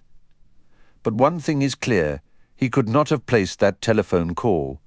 The train station is half a mile in the opposite direction, over a mile and a half from the Dog and Whistle, and he was at the pub until nearly 10 past 10. Blast that telephone call. We keep running into it. We do indeed, Poirot agreed. It is most curious. It's just possible, Raglan mused, a new thought striking him, that if Captain Peyton had climbed into his uncle's room and discovered him there, already murdered, he might have been the one to make that call. He got scared, thought he'd be blamed, and ran off. That makes sense, doesn't it? Then why would he have called, I asked. Maybe he wasn't sure the old man was actually dead. He wanted a doctor there fast, but didn't want to give himself away. Yes, I think that theory holds up. There's something to it, I'd say. The inspector puffed out his chest, clearly pleased with his own reasoning. He was so delighted with himself that anything we might have added would have been pointless. We arrived back at my house just then, and I hurried inside to see my waiting patients, who had been there for some time. I left Poirot to walk with the inspector to the police station. After seeing my last patient, I went into the small room at the back of the house that I call my workshop. I'm rather proud of the homemade radio set I built there. Caroline detests this room. I keep my tools here, and our maid, Annie, is strictly forbidden from disturbing anything with her dustpan and brush. I was carefully adjusting the inner workings of an alarm clock, which the household had declared completely useless, when the door opened and Caroline peered in. "Oh, there you are, James," she said, her tone thick with disapproval. "Monsieur Poirot wishes to see you." "Well," I replied, somewhat irritably, as her sudden entrance had startled me and I'd fumbled a delicate piece of the mechanism. "If he wants to see me, he can come in here?" "In here?" Caroline said. "That's what I said, in here." Caroline gave a disapproving sniff and withdrew. She returned a moment later, ushering Poirot in, and then left again, shutting the door firmly behind her. "Aha, my friend," said Poirot, stepping forward and rubbing his hands together. "You see, you do not get rid of me so easily, finished with the inspector?" I inquired. "For the moment, yes. And you, have you seen all your patients?" "Yes." Poirot sat down and looked at me, tilting his egg-shaped head to one side with the air of someone savouring a private joke. "You are mistaken," he said finally. "You still have one patient to see." "Not you?" I exclaimed in surprise. "Ah, not me, of course. I am in magnificent health. No, to tell you the truth, this is a little scheme of mine. There is someone I wish to speak with, you understand, and at the same time it is not necessary for the entire village to become intrigued, which is what would happen if the lady were seen coming to my house. For it is a lady, and she has already come to you as a patient before." "Miss Russell," I exclaimed. "Precisely. I very much wished to speak with her, so I sent her a brief note and made the appointment for your surgery. You are not annoyed with me, on the contrary," I said. "That is, assuming I am allowed to be present for the conversation. But naturally, in your own surgery. You know," I said, setting down the pliers I was holding, "the whole affair is extraordinarily intriguing. Every new development is like giving a shake to a kaleidoscope. The entire picture changes. Now, why are you so eager to see Miss Russell? Poirot raised his eyebrows. Surely it is obvious, he murmured. There you go again, I grumbled. According to you, everything is obvious, but you leave me walking about in a fog. Poirot shook his head at me genially. You make fun of me. Take the matter of Miss Flora. The inspector was surprised, but you were not. I never imagined she was the thief, I protested. That, perhaps not. But I was watching your face, and you were not, like Inspector Raglan, startled and disbelieving. I thought for a minute. Perhaps you are right, I said at last. All along I felt Flora was holding something back, so the truth, when it came, was subconsciously expected. It upset Inspector Raglan a great deal, poor man. Ah, for sure, the poor man must now rearrange all his ideas. I took advantage of his distracted state to secure a small concession from him. Poirot produced a sheet of notepaper from his pocket and read the words written upon it aloud. After several days of searching, the police have located Captain Ralph Peyton, nephew of the late Mr. Ackroyd of Fernley Park in Liverpool.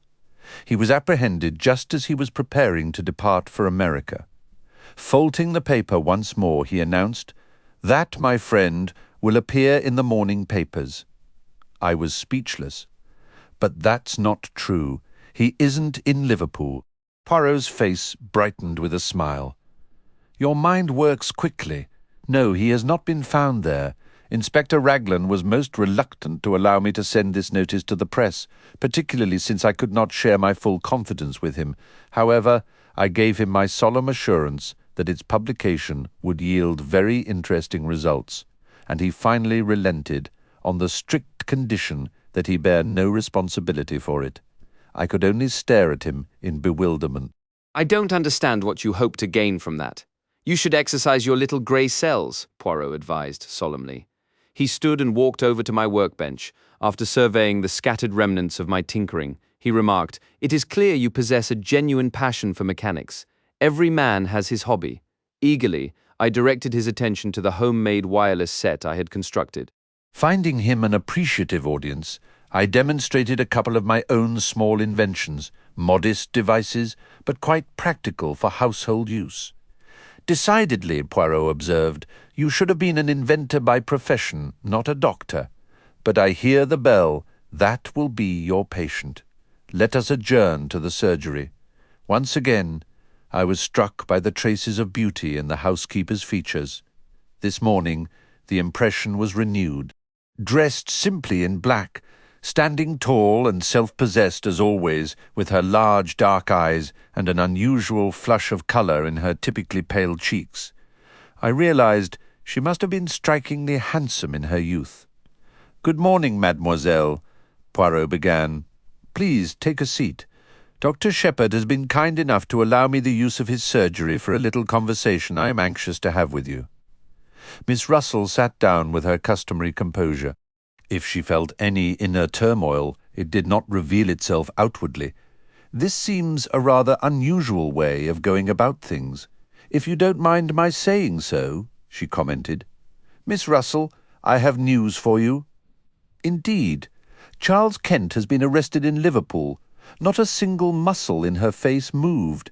She merely opened her eyes a little wider and asked, with a hint of defiance, 'Well, what of it?' It was in that moment the connection struck me, the elusive resemblance that had been haunting me, something familiar in Charles Kent's defiant manner. The two voices, one rough and coarse, the other painfully refined, shared a strangely similar timbre. It was of Miss Russell I had been reminded that night outside the gates of Fernley Park. I glanced at Poirot, my discovery plain on my face, and he gave me an almost imperceptible nod. In response to Miss Russell's question, he made a characteristically French gesture with his hands. "I merely thought you might be interested, that is all," he said mildly.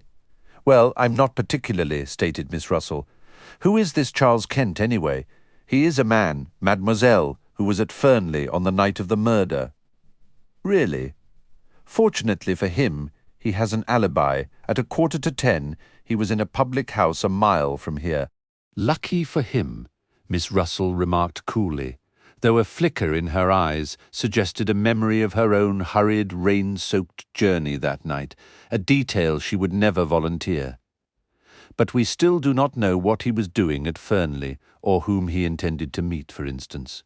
"I'm afraid I cannot help you at all," the housekeeper replied politely. "Nothing came to my ears. If that is all," she made a tentative movement, as if to rise. Poirot stopped her. "It is not quite all," he said smoothly. "This morning there have been fresh developments. It now appears that Mr. Ackroyd was not killed at 9:45, but earlier, sometime between 10 minutes to 9, when Dr. Shepherd departed, and that 9:45 mark.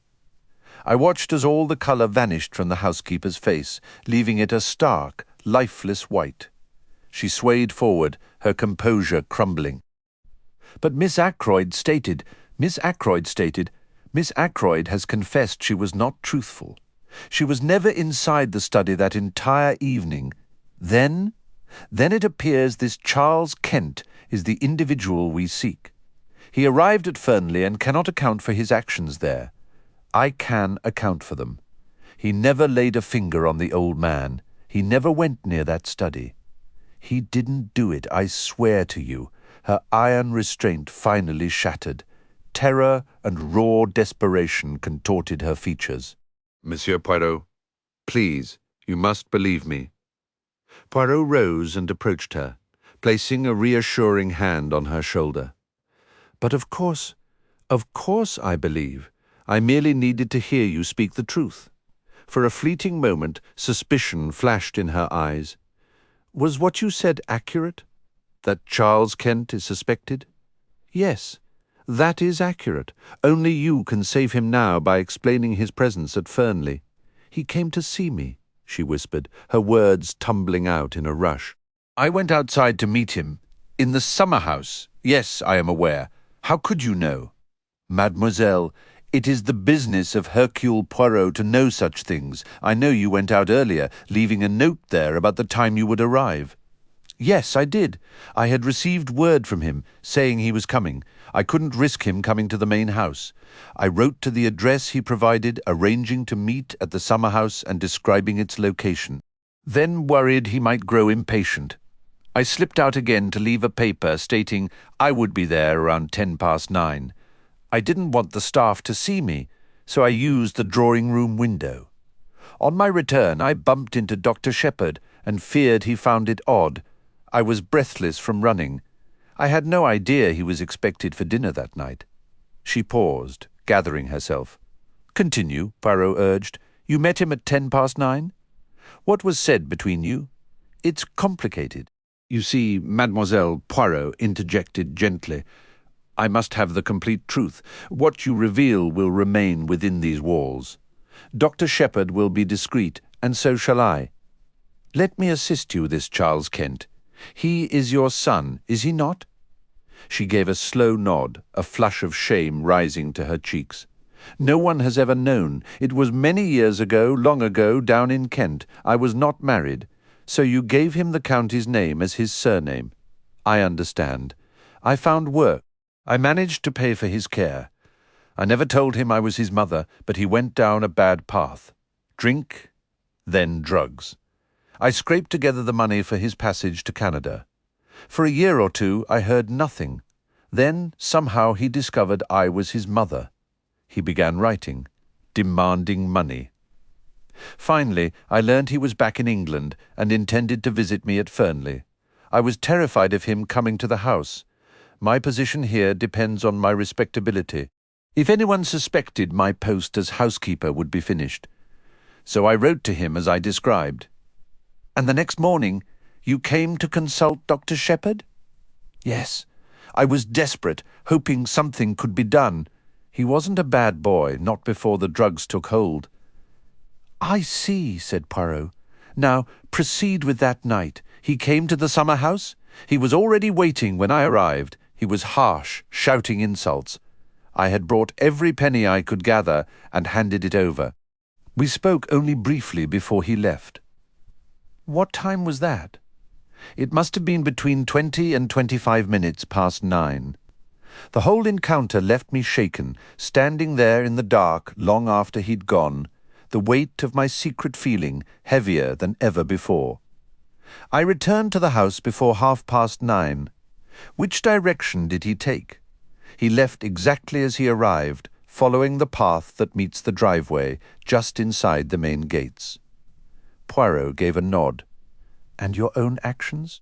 I went back inside. Since Major Blunt was pacing the terrace with a cigarette, I took a longer route to reach the side entrance. That was precisely at 9:30, as I said. Poirot nodded once more, jotting a few notes in his small book. I believe that covers everything, he mused. Should I? She paused, uncertain.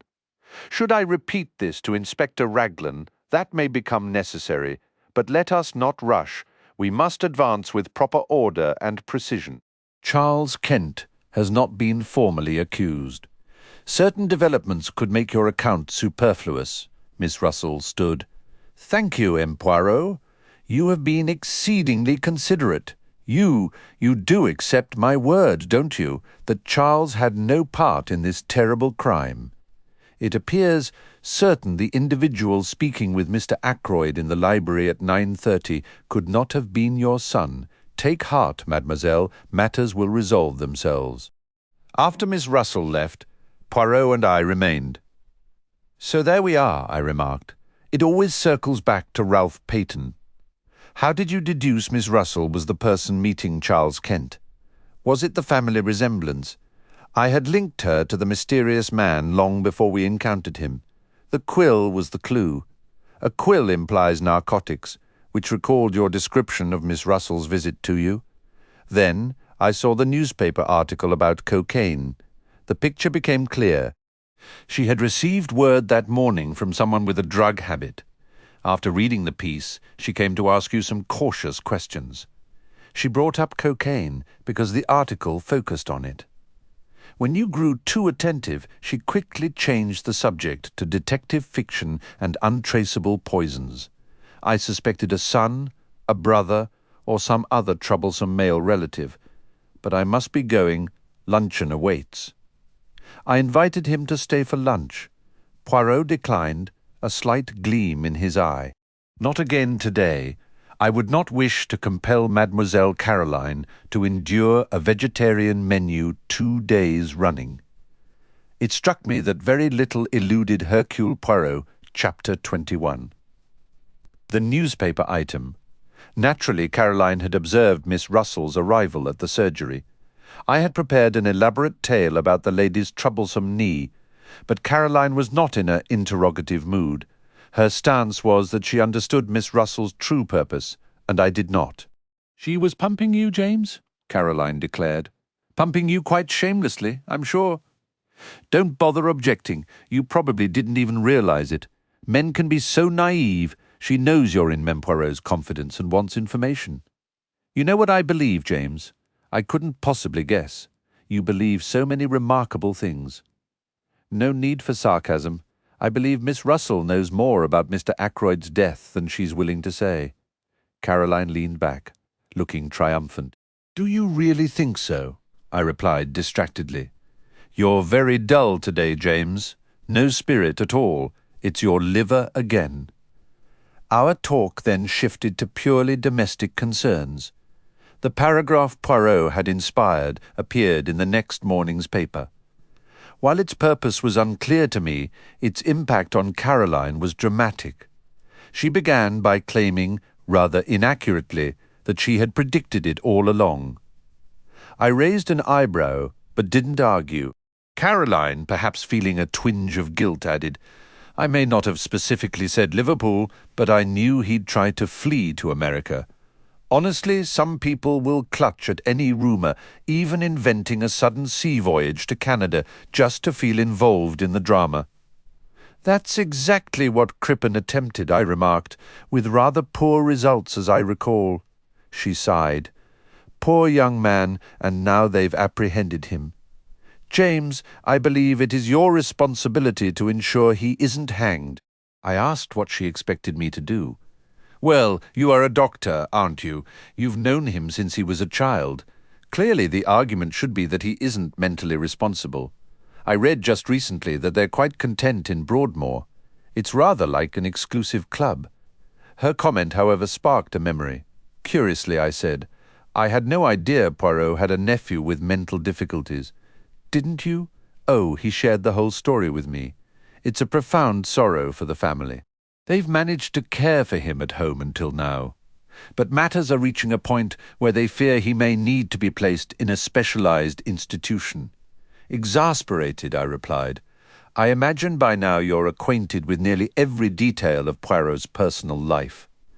Quite nearly, Caroline said with satisfaction.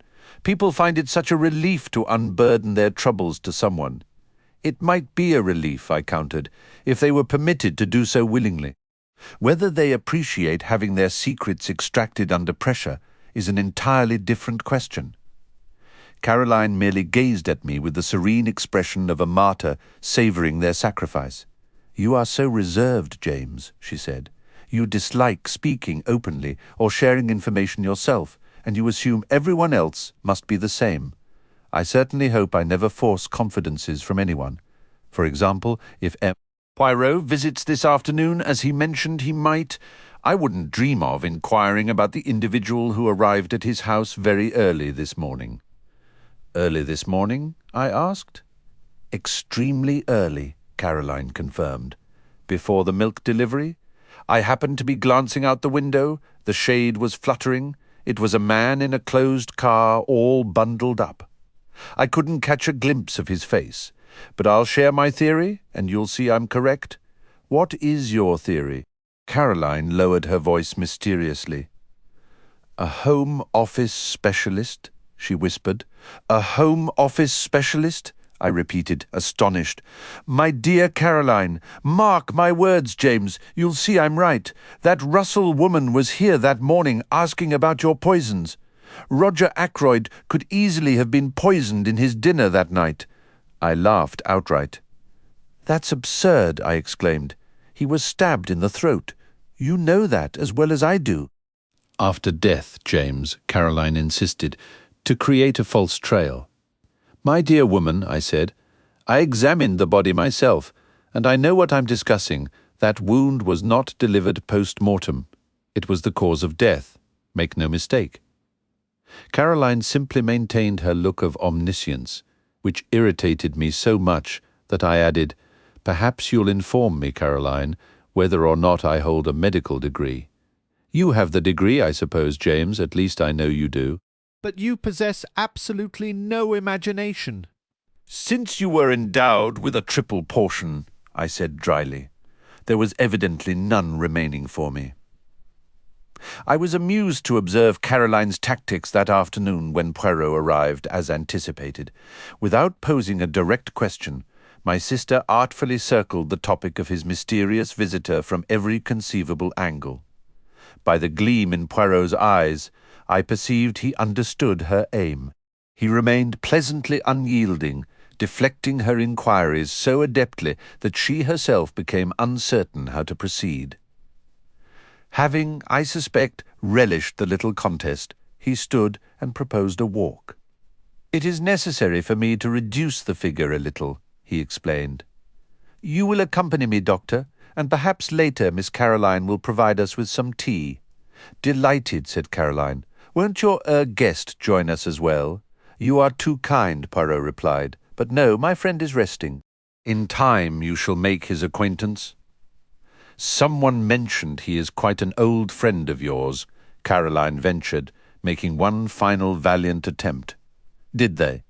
Poirot murmured. All right, we should get moving. Our guide led us toward Fernley. I had anticipated this direction. Poirot's methods were becoming clearer to me. Every minor digression held significance for the larger picture. I have an assignment for you, my friend, he finally announced. Tonight, at my residence. I wish to hold a small gathering. You will be there? Yes. Of course, I replied. Excellent.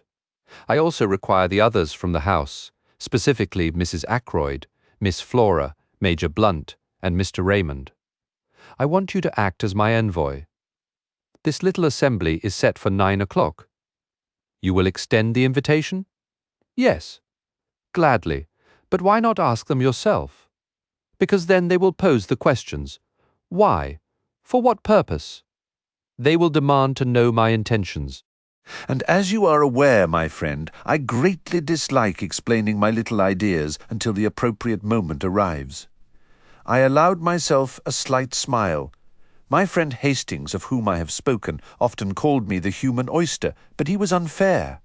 I conceal no facts. However, everyone is entitled to their own interpretation of them. When would you like me to do this? Now, if you are willing. We are near the house. Aren't you coming inside? No, I shall take a stroll through the grounds. I will meet you again by the lodge gates in about 15 minutes. I nodded and set about my task. The only person at home was Mrs. Ackroyd, who was enjoying an early cup of tea. She welcomed me with considerable warmth. "So grateful to you, Doctor," she murmured, "for resolving that little issue with Monsieur Poirot. But life is simply one trouble after another. You've heard about Flora, I presume?" "What about her?" I inquired cautiously. "This new engagement, Flora and Hector Blunt. Naturally, it's not as advantageous a match as Ralph would have been, but happiness must come first, mustn't it? What dear Flora needs is a mature man, someone steady and dependable, and Hector is really quite distinguished in his own right. You saw the news of Ralph's arrest in the paper this morning?" "Yes," I said. "I did." Horrible! Mrs. Ackroyd closed her eyes and gave a shudder. Geoffrey Raymond was in an absolute state.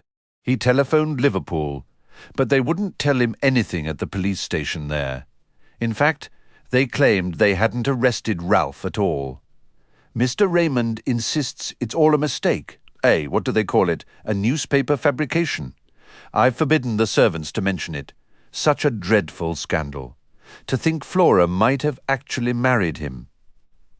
Mrs. Ackroyd shut her eyes again, this time in profound distress. I began to wonder when I might interject with Poirot's invitation. Before I could speak, Mrs. Ackroyd was off again. "You were here yesterday, weren't you, with that awful Inspector Raglan? A perfect brute. He bullied Flora into saying she took that money from poor Roger's room. And the matter was so straightforward, really. The dear girl needed to borrow a few dollars, and she didn't want to bother her uncle since he'd given strict orders against it. But knowing where he kept his cash, she went and took what she needed." "Is that Flora's explanation of events?" I asked. "My dear doctor, you know how impressionable young women are nowadays, so easily influenced by suggestion. You, of course, understand all about hypnosis and that sort of thing. The inspector shouted at her, repeated the word steal over and over until the poor child developed an inhibition. Or is it a complex? I always confused those terms and actually convinced herself she had stolen the money. I saw the truth immediately. But in a strange way, I can't be too upset by the whole misunderstanding.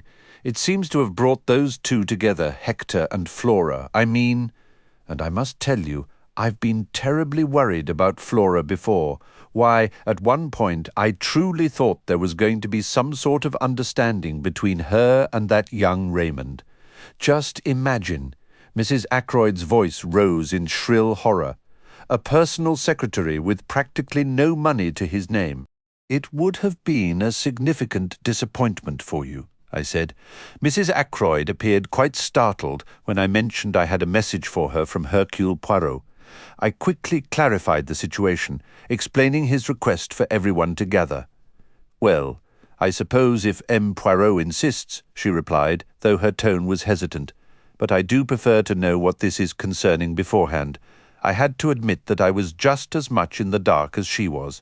After a moment's consideration, she agreed, albeit reluctantly, to inform the others and have them present by 9 o'clock.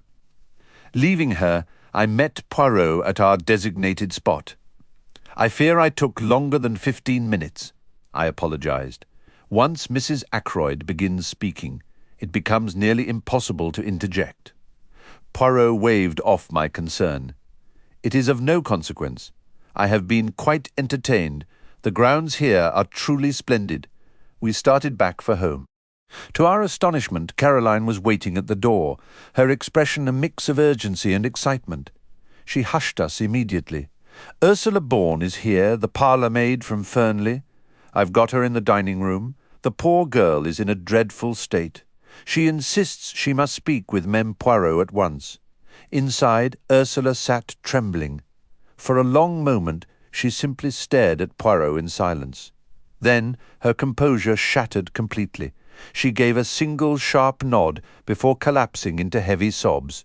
Caroline brushed past me, wrapping a comforting arm around the girl's shoulders. "There now, dear.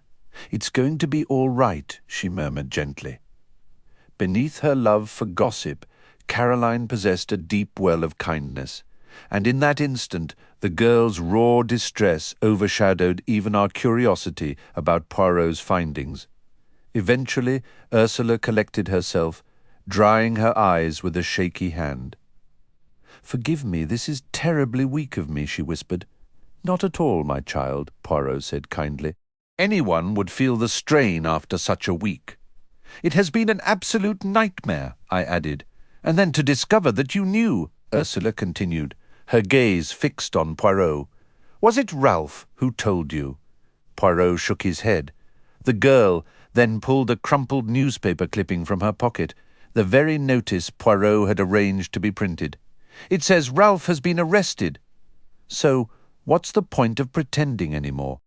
"One must not always believe what is printed, mademoiselle," Poirot murmured, having the decency to look somewhat abashed. "Nevertheless, I believe it is now best for you to tell us everything. The full truth is what we require." The girl hesitated, studying him with uncertainty. "You do not trust me." Poirot observed softly.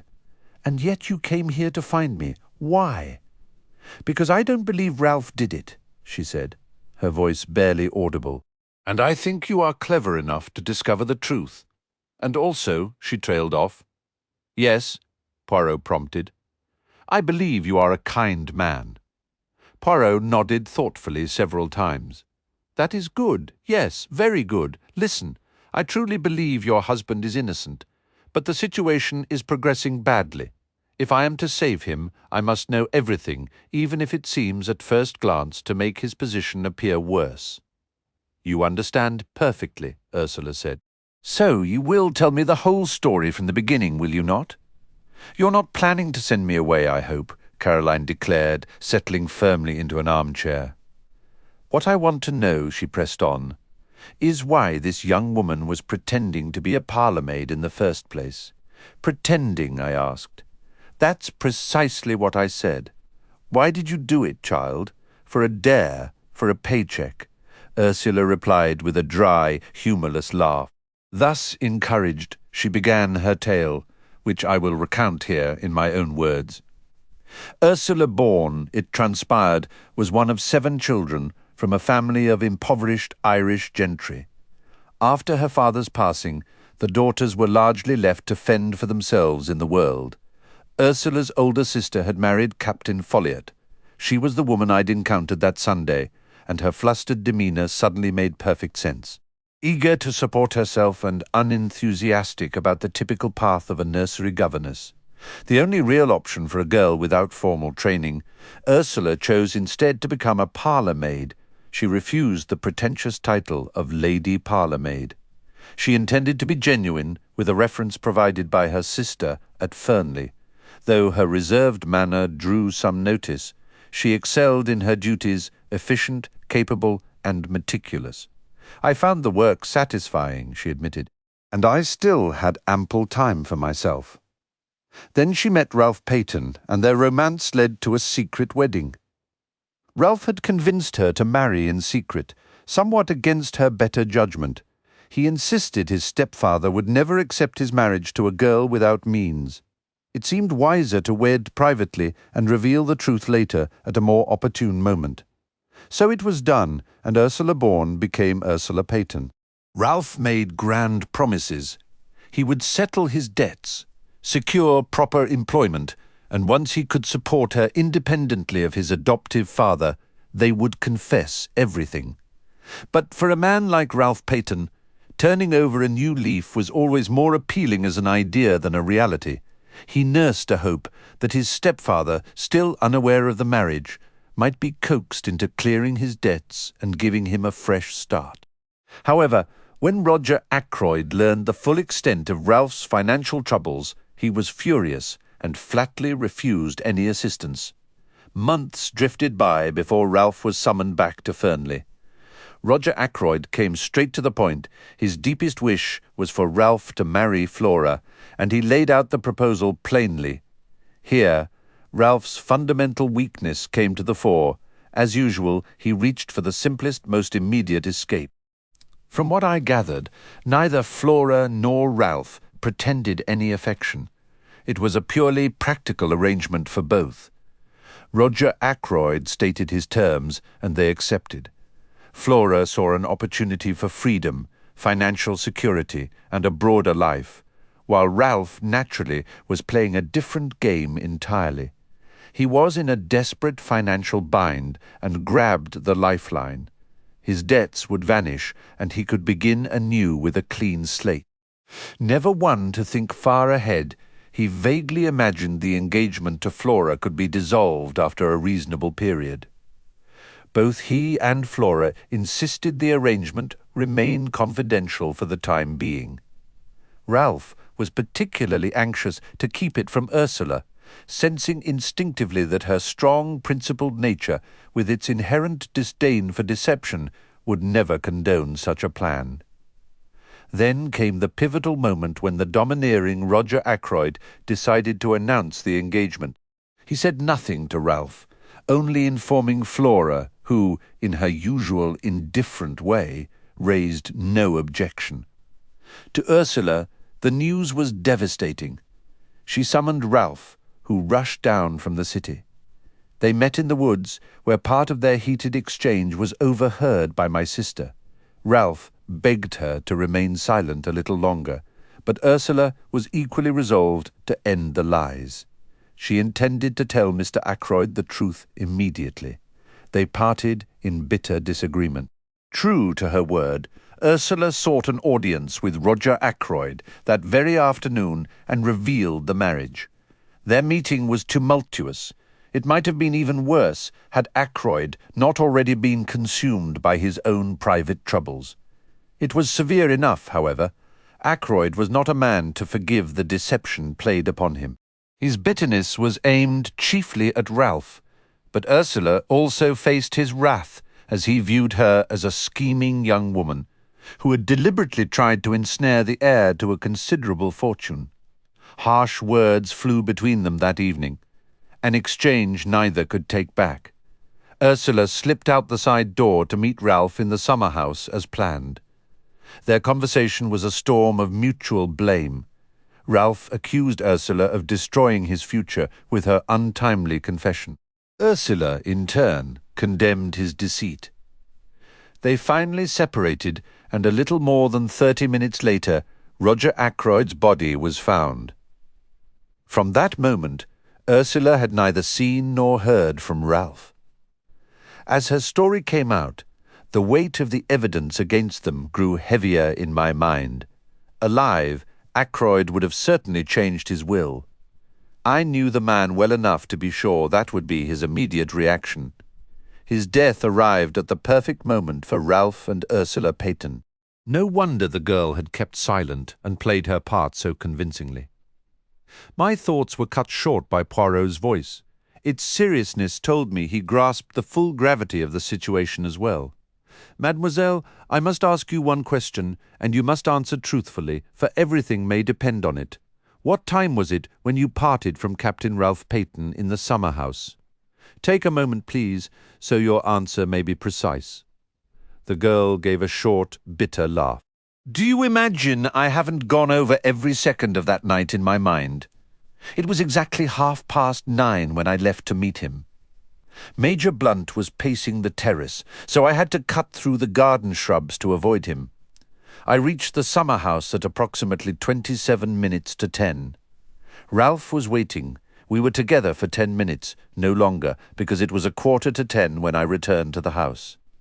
Now I understood her pointed question from days before. If only Ackroyd could have been proved dead before a quarter to 10, and not after Poirot's next question mirrored that thought. Who left the summer house first? I did. Leaving Ralph Peyton inside? Yes, but you can't possibly think? Mademoiselle, what I think is unimportant. What did you do upon returning to the house? I went straight up to my room, and you remained there until about 10 o'clock. Can anyone confirm that? Confirm I was in my room? No. But surely... Oh, I see. They might believe. They might think. I watched the dawning horror in her eyes. Poirot finished the thought for her. That it was you who came through the window and stabbed Mr. Ackroyd as he sat in his chair? Yes, they might think exactly that. Only a fool would entertain such an idea, Caroline declared indignantly.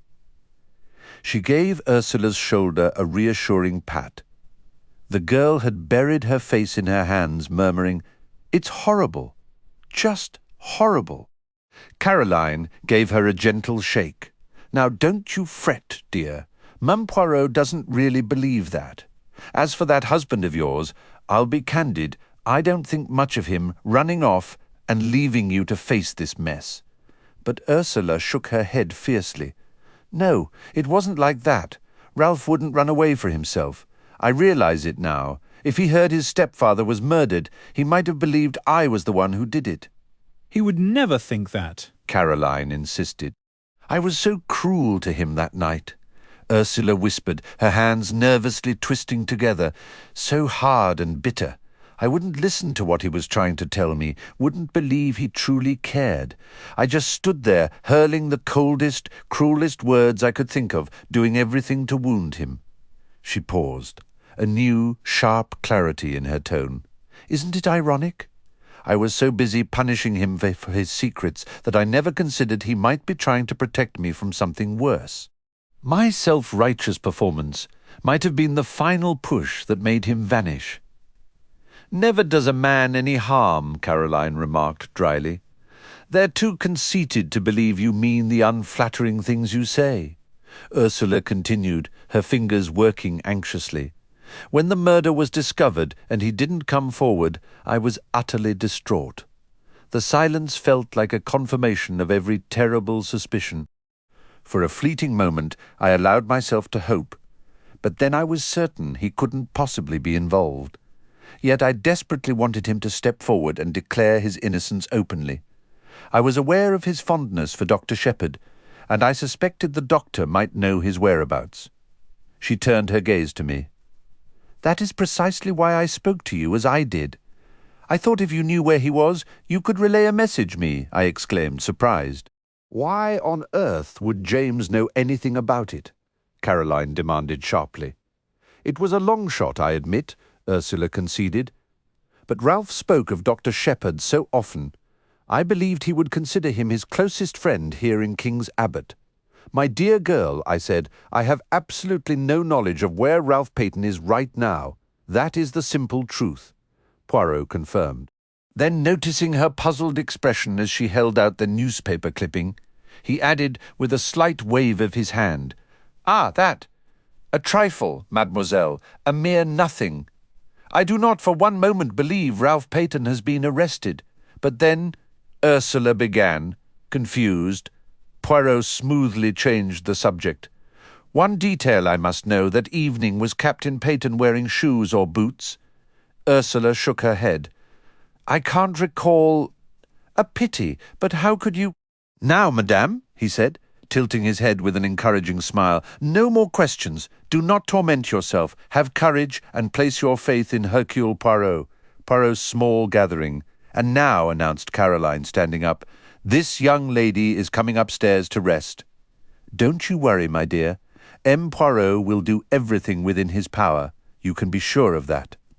"I should return to Fernley," Ursula said uncertainly, Caroline dismissed the notion with a firm gesture. Nonsense! You're in my care for now. You'll stay right here, at least for the present. Isn't that right, M. Poirot? It is the most advisable plan, the little Belgian agreed. This evening, however, I will require Mademoiselle, I beg your pardon, Madame, to attend a small gathering at my home. 9 o'clock. It is imperative she be present. Caroline nodded and escorted Ursula from the room. Once the door closed, Poirot sank back into his chair.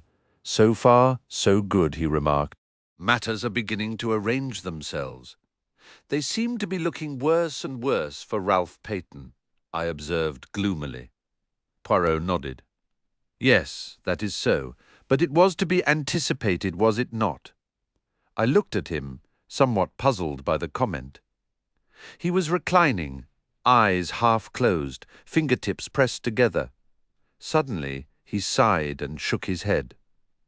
What is it? I asked.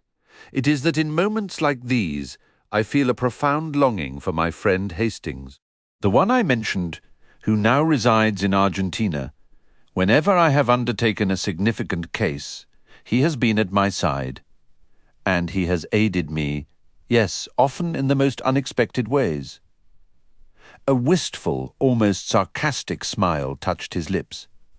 He possessed a peculiar talent for blundering onto the truth without ever realizing it. You understand. Sometimes he would utter something exceptionally foolish, and behold, that very foolishness would illuminate everything for me. Furthermore, he had the habit of keeping a written account of our more interesting adventures. I cleared my throat, feeling slightly self-conscious. Well, as it happens, I began, then hesitated. Poirot sat bolt upright, his eyes suddenly sparkling. But yes, what is it you wish to say? You see, I've read some of Captain Hastings's published accounts, and I thought, why not attempt something similar myself?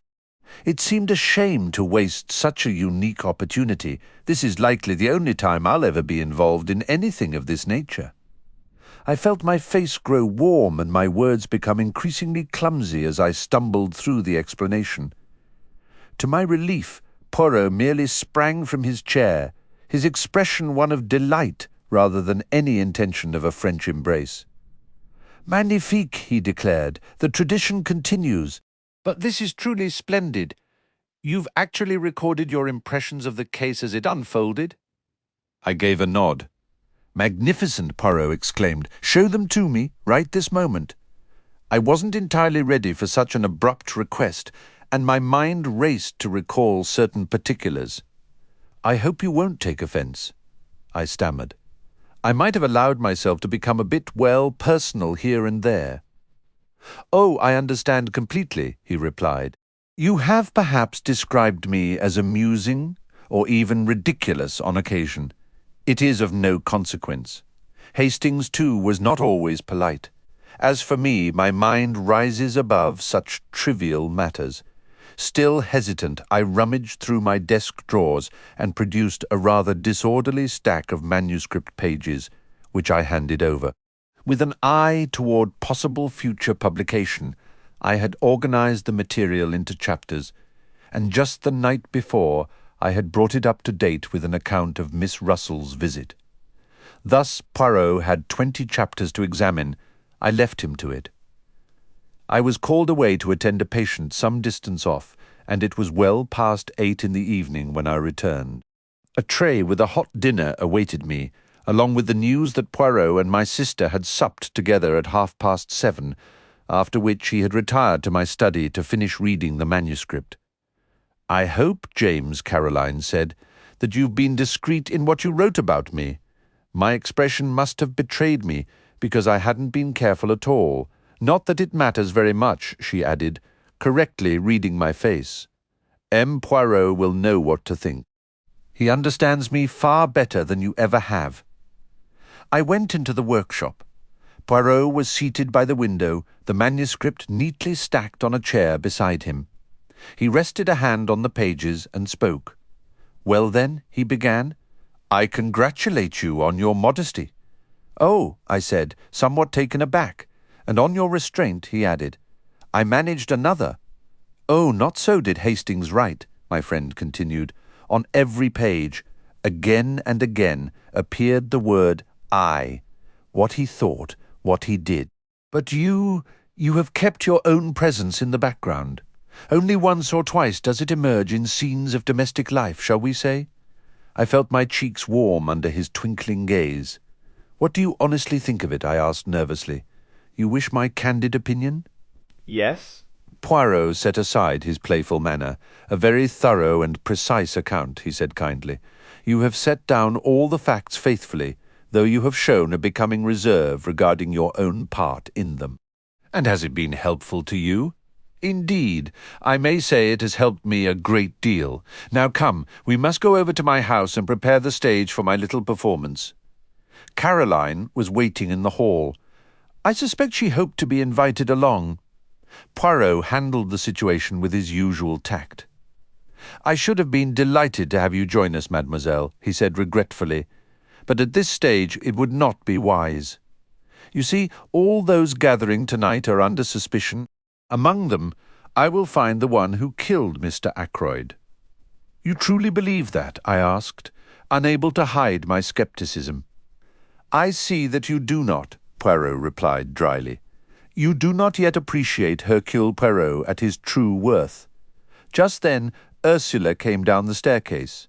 You are ready, my dear? Said Poirot. Excellent. We shall go to my house together. Mademoiselle Caroline. Believe me, I am doing everything possible to be of service. Good evening. We departed, leaving Caroline on the front step, looking rather like a dog denied its walk, gazing after us. The sitting room at the Larches had been prepared. On a table stood various cordials and glasses, along with a plate of biscuits. Extra chairs had been brought in. Poirot bustled about, adjusting the arrangement, pulling a chair forward here, shifting a lamp there, occasionally bending to straighten one of the rugs. He was especially particular about the lighting, carefully positioning the lamps around the room. The lighting had been arranged to cast a bright, revealing glow over the section of the room where the chairs were gathered, while the far end, where I assumed Poirot would position himself, remained in a soft, shadowy half-light. Ursula and I observed his preparations. Soon, the sound of the doorbell echoed through the house. Our guests are here, Poirot announced with satisfaction. Excellent. All is prepared. The door swung open, and the party from Fernley Park entered. Poirot stepped forward to greet Mrs. Ackroyd and Flora. It is most kind of you to come, he said warmly, before acknowledging Major Blunt and Mr. Raymond. The secretary was as cheerful and casual as ever. So what's the grand scheme, he asked with a laugh. Is this some sort of scientific apparatus? Do we get straps on our wrists to measure guilty pulses? I believe such a device exists. I have read of such things, yes, Poirot conceded. But I am traditional. I rely on the old methods. I work only with the little grey cells. But first, before we begin, I have an announcement for everyone.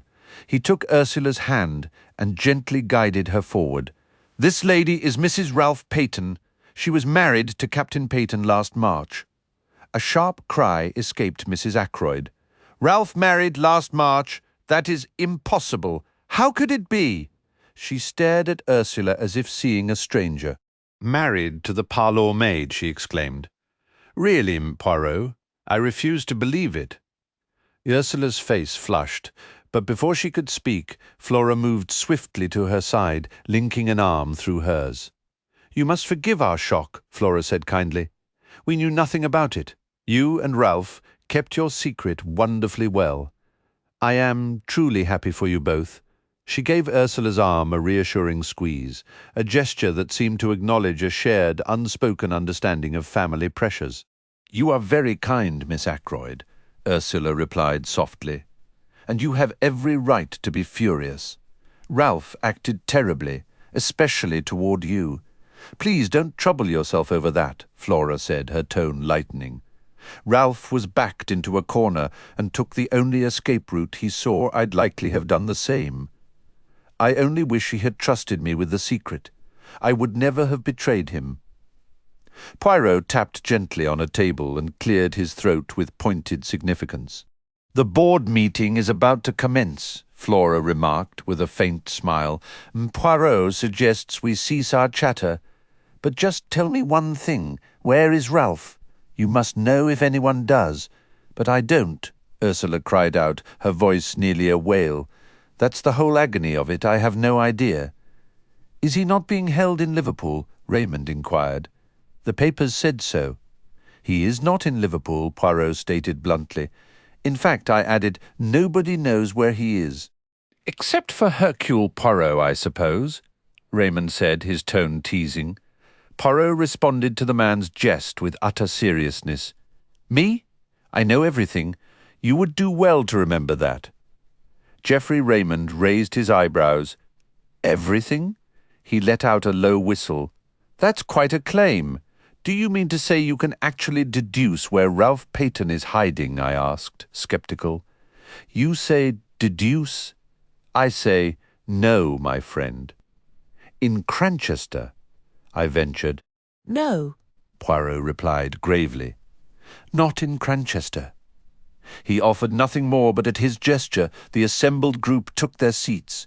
As they settled, the door opened again to admit two more individuals who sat down near the entrance: Parker, the butler, and the housekeeper, Mrs. Russell. "The company is now complete," Poirot declared, a ring of deep satisfaction in his voice. That tone, I noticed, sent a subtle but unmistakable ripple of disquiet through the faces gathered at the brightly lit end of the room. The entire setup carried an unsettling suggestion of a snare, a trap that had just sprung shut. Poirot picked up a paper and read from it with formal gravity: "Mrs. Ackroyd, Miss Flora Ackroyd, Major Blunt, Mr. Geoffrey Raymond, Mrs. Ralph Peyton, John Parker, Elizabeth Russell." He placed the document on the table. "What is the meaning of this list?" Raymond began, his earlier humour gone. "The list I have just read," said Poirot, "is a register of suspected persons. Every one of you in this room had the means and the opportunity to murder Mr. Ackroyd. With a choked cry, Mrs. Ackroyd leapt to her feet, her throat working convulsively. "I won't have it," she wailed. "I simply will not stand for this. I would much rather be at home," she insisted. "That is not possible, madame," Poirot replied firmly. "Until you have listened to what I must tell you." He paused, cleared his throat, and began his account. "Let us start from the commencement. Upon Miss Ackroyd's request to look into the matter, I travelled to Fernley Park with Dr. Shepherd. We strolled the terrace where I was shown the marks upon the window-sill. Inspector Raglan then led me down the path toward the main drive. My attention was caught by a small summer-house tucked away among the shrubs. I conducted a meticulous search inside and discovered two items: a fragment of starched cambric and a hollow goose feather. The cambric scrap at once brought to mind a servant's apron. When the inspector later provided the household roster, I noted that one maid, Ursula Bourne, had no solid account of her time. She claimed to be in her room from 9:30 until 10. But what if she had, in fact, been in that summer house? If so, she must have gone to meet someone. We know from Dr. Shepherd that an outsider did approach the estate that evening, the mysterious man he encountered near the gate. On the surface, it appeared our mystery was solved. This stranger had met Ursula Bourne at the summer house. The goose feather strongly indicated a person using narcotics, a habit more prevalent across the Atlantic than here. The man Dr. Shepherd met spoke with an American tone, which supported that theory. Yet one detail obstructed this tidy conclusion. The timing was all wrong. Ursula Bourne could not have reached the summer house before 9:30, but the stranger arrived by a few minutes past 9. I could, of course, imagine him waiting a full half-hour. The only other possibility was that two distinct meetings occurred in that same little building that night. And once I considered that alternative, several revealing facts emerged. I learned that the housekeeper, Miss Russell, had visited Dr. Shepherd earlier that day, expressing pointed curiosity about treatments for drug addiction. Connecting this with the goose quill, I concluded the American had come to Fernley to meet the housekeeper, not the parlour-maid. So then, whom did Ursula Bourne slip out to meet? I was not kept long in suspense. First, I located a wedding band inscribed inside with "From R" and a date. Then I ascertained that Ralph Peyton had been observed approaching the summer-house path at 9:25. I also uncovered reports of a heated conversation in the woods near the village that very afternoon between Ralph Peyton and an unidentified young woman. Thus, the pieces fell into a clear and orderly sequence: a secret marriage, an engagement announced on the day of the tragedy, a stormy woodland argument, and a rendezvous set for the summer-house that evening. This line of reasoning incidentally confirmed two critical points. It provided both Ralph Peyton and Ursula Bourne, or rather Ursula Peyton, with powerful motives for desiring Mr. Ackroyd's removal. And it unexpectedly clarified another matter. Ralph Peyton could not possibly have been the person with Mr. Ackroyd in the study at 9:30. This brings us to the most intriguing dimension of the crime. If not Ralph Peyton, who was in the room with Mr. Ackroyd at 9:30, not Charles Kent, who had already departed. Who then? I posed my most ingenious, my most daring question: was anyone with him at all? Poirot leaned forward, delivering these final words with triumphant emphasis before settling back, wearing the satisfied expression of someone who has scored a decisive point. Raymond, however, appeared unmoved and offered a mild objection. "I'm not certain if you are implying I am dishonest, Monsieur Poirot." Poirot acknowledged the point, but clarified that the case did not hinge solely on his own testimony, particularly regarding the precise phrasing. He reminded everyone that Major Blunt had also overheard Mr. Ackroyd speaking to someone from the terrace. While Blunt couldn't make out the words clearly, the voices were distinct. Poirot nodded calmly, confirming he had not forgotten this detail. However, he pointed out that Major Blunt had initially been under the impression Ackroyd was speaking to Raymond himself. For a brief moment, Raymond appeared unsettled, but he quickly regained his composure. He stated that Blunt now understood his error. Poirot agreed, yet he mused that there must have been a reason for Blunt's original assumption. Holding up a hand to forestall the obvious explanation, Poirot insisted it was insufficient. They needed to look elsewhere. From the very start, he confessed, one aspect had struck him as peculiar: the specific nature of the words Raymond overheard. He found it astonishing that no one else had remarked on their oddity. He paused, then quoted softly, "The calls on my purse have been so frequent of late that I fear it is impossible for me to accede to your request. Does nothing seem unusual about that to you?" Raymond admitted he saw nothing strange, noting Ackroyd often dictated letters using almost identical language. "Precisely," Poirot exclaimed. "That was the very point he was driving toward. Would any man use such a formal, stilted phrase in a casual conversation? It was impossible." But if Ackroyd had been dictating a letter— "You mean he was reading a letter aloud?" Raymond said slowly. "Even so, he must have been reading to someone," Raymond countered. "But why?" Poirot asked. "We have no evidence anyone else was in the room. No other voice but Mr. Ackroyd's was heard, remember? Surely a man wouldn't read letters like that to himself," Raymond argued, "unless he was, well, losing his grip." "You have all overlooked one thing," Poirot said softly. "The stranger who called at the house the previous Wednesday." They all stared at him. "But yes," Poirot continued, nodding encouragingly. "On Wednesday?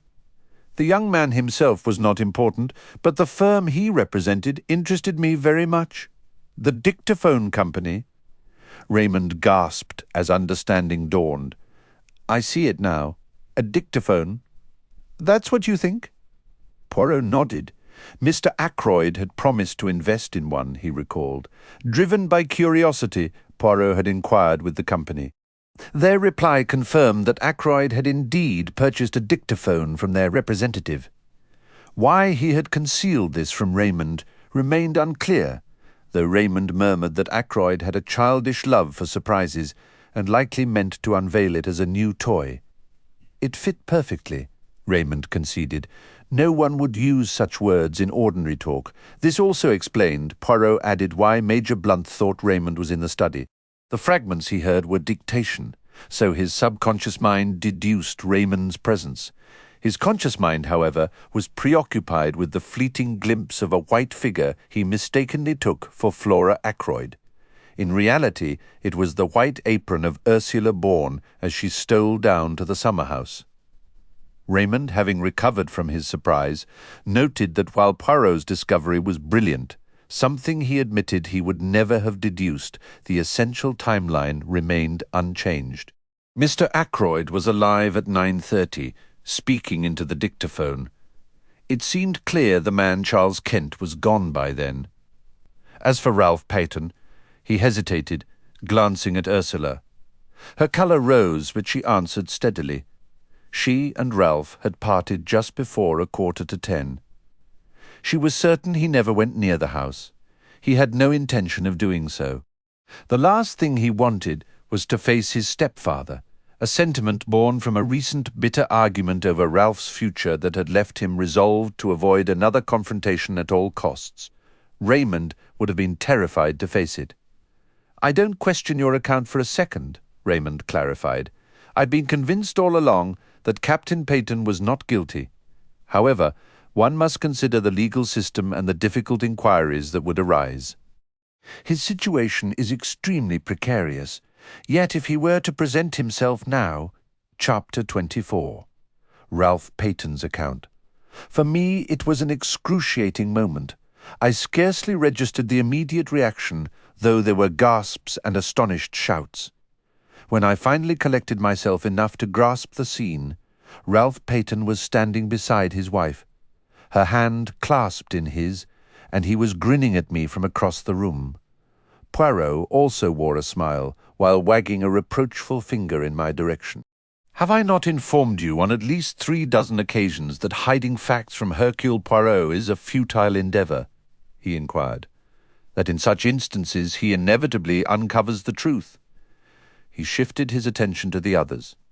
"Recall that day we gathered around a table, just the 6 of us. I accused the other 5 of withholding information. 4 of them confessed their secrets. Dr. Shepherd did not, yet my suspicions lingered. Shepherd went to the Three Boars that night hoping to locate Ralph. He did not find him there, but I asked myself, what if he encountered him on the street while returning home? Dr. Shepherd was a friend of Captain Peyton's, and he had come directly from the crime scene. He surely understood how dire the circumstances appeared. Perhaps he was aware of details the public did not know. I admitted with regret. I suppose there's no point in holding back now. I visited Ralph that afternoon. Initially he was reluctant to confide in me, but he eventually revealed his marriage and the desperate position he was in. As soon as the murder was discovered, I knew that once the facts emerged, suspicion would inevitably fall on Ralph, or if not on him, on the woman he loved. That evening I laid out the situation plainly. The idea that his testimony might implicate his wife made him determined at any cost to I faltered, and Ralph finished the thought. "To vanish," he stated bluntly. "You see, Ursula had left me to return to the house. I considered that she might have tried to confront my stepfather again. He had been appallingly rude to her earlier that day. It crossed my mind that he could have insulted her so profoundly, in such an unforgivable way that she might have acted without thinking." He paused. Ursula withdrew her hand from his and took a step back. "You believed that, Ralph? You truly thought I could have done it? Let us return to Dr. Shepherd's regrettable actions." Poirot interjected coolly. Dr. Shepherd agreed to assist however he could. He succeeded in shielding Captain Peyton from the authorities. "Where?" Raymond asked. "In his own home." "Ah, no, certainly not," said Poirot. "You should pose the same question I did. If the good doctor is hiding the young man, what location would he select? It must be somewhere nearby. I considered Cranchester." "A hotel? No. A rented room? even more unlikely. Where then? Ah, it came to me. A medical facility, a private sanatorium for convalescents. I tested my theory. I fabricated a story about a nephew needing care. I consulted Miss Shepherd regarding suitable establishments. She provided the names of 2 near Cranchester, where her brother had referred patients. I made discreet inquiries. Indeed, at one of them a patient had been admitted by the doctor himself early Saturday morning. That patient, though registered under an alias, was easily identifiable as Captain Peyton. After completing the necessary arrangements, I was permitted to take him with me. He arrived at my residence in the early hours of yesterday morning. I looked at him, chagrined. Caroline's so-called government specialist, I whispered, and to think it never occurred to me. You now understand why I remarked upon the omissions in your narrative, Poirot murmured. The statement was technically accurate, yet it barely scratched the surface. Wouldn't you agree, my friend? I was too embarrassed to protest. Ralph spoke up in my defense. Dr. Shepherd has been incredibly loyal. He's supported me through everything, acting on what he believed was right. Hearing M. Poirot's perspective, I realize it wasn't the wisest course. I should have faced the consequences directly. You must understand, we had no newspapers at the cottage. I was completely unaware of the developments. Poirot offered a dry observation.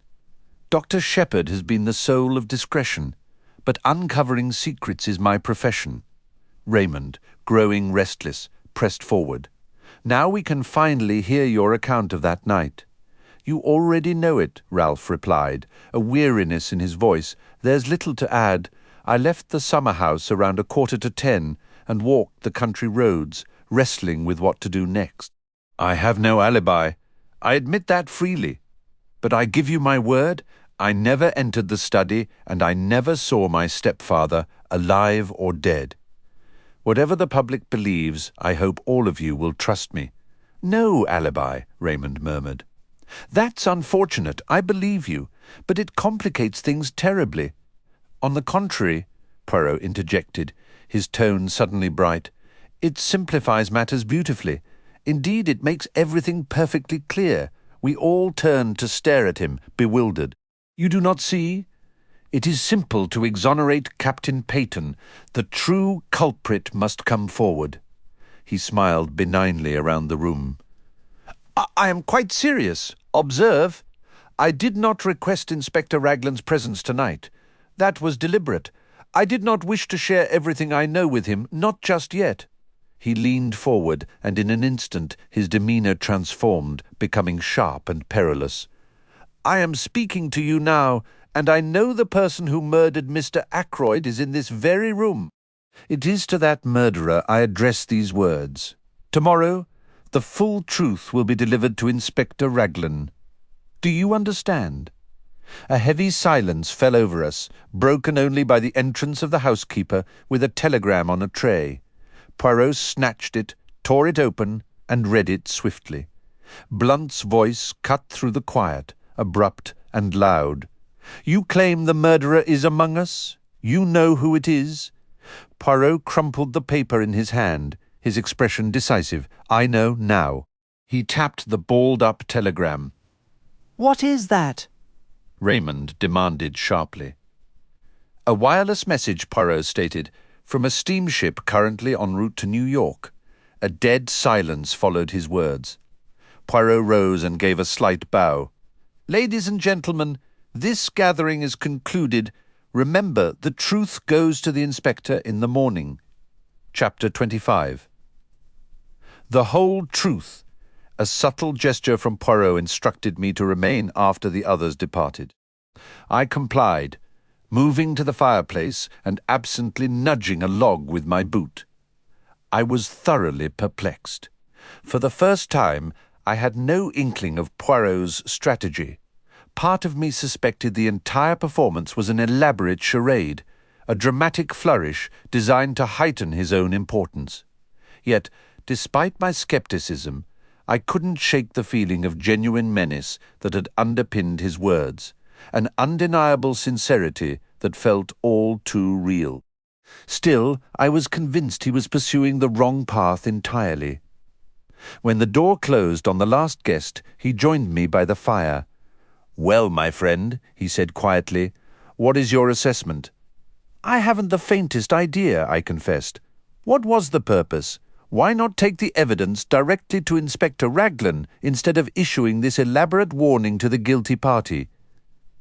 Poirot sat, extracting one of his miniature Russian cigarettes. He smoked in silence for a moment before responding.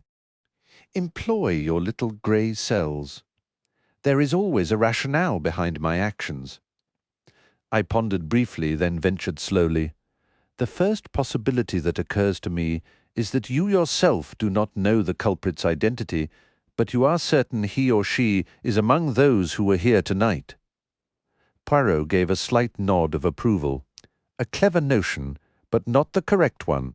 I thought," I pressed on, "that by making the killer believe you had identified them, you might provoke a reaction. Not necessarily a confession. They might attempt to silence you, as they did Mr. Ackroyd, before you could act in the morning. Using myself as bait in a trap? Thank you, my friend, but I do not possess such heroic inclinations. Then I cannot follow your reasoning. Surely by alerting the murderer, you risk allowing them to escape." Poirot shook his head with grave certainty. "Escape is impossible. There is only one path remaining, and it does not lead to freedom. You are truly convinced the murderer is among those who were here tonight?" I asked, my disbelief evident. "Indeed, I am." "Which one?" A silence stretched between us for several minutes. Finally, Poirot flicked the remains of his cigarette into the fireplace and began to speak, his tone quiet and thoughtful. "I will guide you along the same path my own mind has travelled. You shall accompany me step by step and observe for yourself how every fact points unmistakably to a single individual. Let us begin with two particular facts and a slight inconsistency in timing which first captured my attention. The first fact was the telephone call. If Ralph Peyton were truly the murderer, that call becomes a nonsensical, absurd gesture. Therefore, I said to myself, Ralph Peyton is not the killer. I satisfied myself that the call could not have originated from within the house. Yet I remained convinced the criminal was among those present that evening. This led me to a provisional, though not entirely pleasing, conclusion. The call must have been made by an accomplice. I set this idea aside for the moment. My next step was to examine the motive for the call. This was difficult. I could only approach it by considering the result. And the result was this. The murder was discovered that night, instead of, in all probability, the following morning. Do you agree? Yes, I admitted slowly. Yes, given Mr. Ackroyd's orders not to be disturbed, it's unlikely anyone would have entered the study until morning. Very good. The affair progresses, does it not? Yet matters remained obscure. What advantage was gained by having the crime discovered that particular night? The only idea I could form was that the murderer, knowing the discovery was imminent, needed to ensure their own presence when the door was forced or immediately thereafter. And now we come to the second fact, the chair pulled out from the wall. Inspector Raglan dismissed this as unimportant. I, on the contrary, have always considered it of supreme importance. In your notes you included a neat sketch of the study. If you had it now, you would see that, with the chair positioned as Parker described, it stood directly between the door and the window. "The window!" I exclaimed. You share my initial thought. I, too, imagined the chair was placed to hide something related to the window from anyone entering. But I soon abandoned that theory. While it was a tall-backed armchair, it obscured very little of the window itself, only the lower portion. No, my friend. Consider instead the table that stood just before the window, laden with books and magazines. That table was completely hidden by the drawn-out chair. And in that moment I had my first faint glimmer of understanding. Suppose there had been something on that table the murderer did not wish to be seen, something they themselves had placed there. At the time I had no notion of what that object might be. But I began to discern certain very interesting possibilities about its nature. For example, there was an item the killer couldn't carry away when the act was committed. Yet it was absolutely essential that this item be removed immediately once the crime was uncovered. This explains the phone call, creating a chance for the murderer to be present when the body was found. 4 individuals were at the scene before the police arrived: you, Parker, Major Blunt, and Mr. Raymond. Parker was ruled out instantly, since he would inevitably be there whenever the discovery was made. He was also the one who mentioned the chair pulled out from the desk, so Parker was cleared of the murder, though I still suspected he might have been blackmailing Mrs. Ferrers. That left Raymond and Blunt under consideration.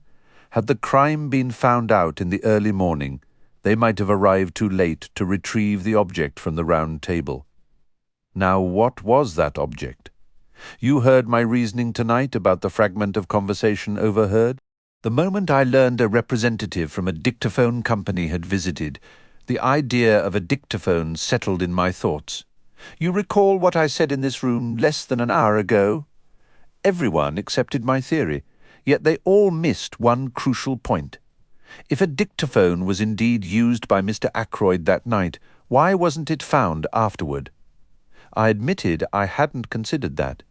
We know a dictaphone was delivered to Mr. Ackroyd, but no such device was among his belongings. Therefore, if something was taken from the table, why couldn't it have been the dictaphone? But there were obstacles. Everyone's attention naturally was fixed on the murdered man.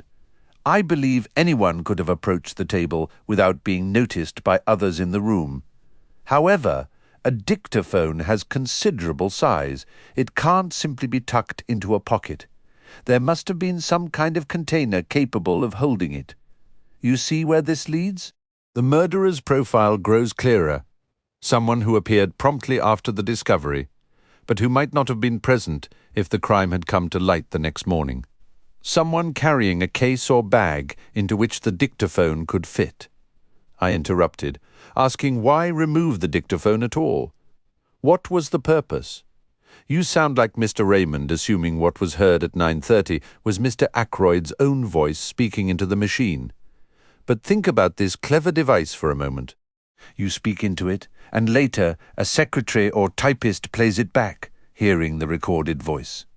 You mean? I gasped. Poirot nodded. Yes, I mean precisely that. At 9:30, Mr. Ackroyd was already dead. It was the dictaphone speaking, not the man. So the murderer switched it on. Then he must have been in the room at that moment. Possibly. But we shouldn't dismiss the chance of a mechanical arrangement, something like a timed release or even a simple alarm clock.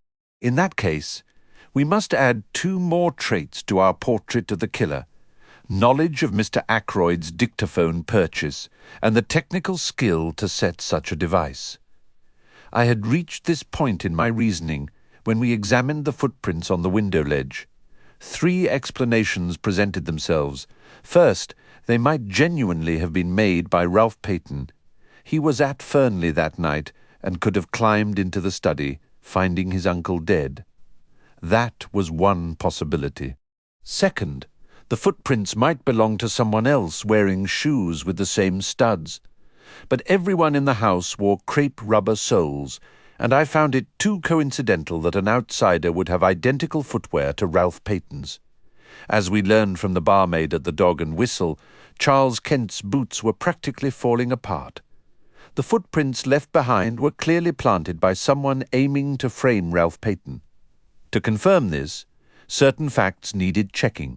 The police had collected 1 pair of Ralph's shoes from the 3 Boars Inn.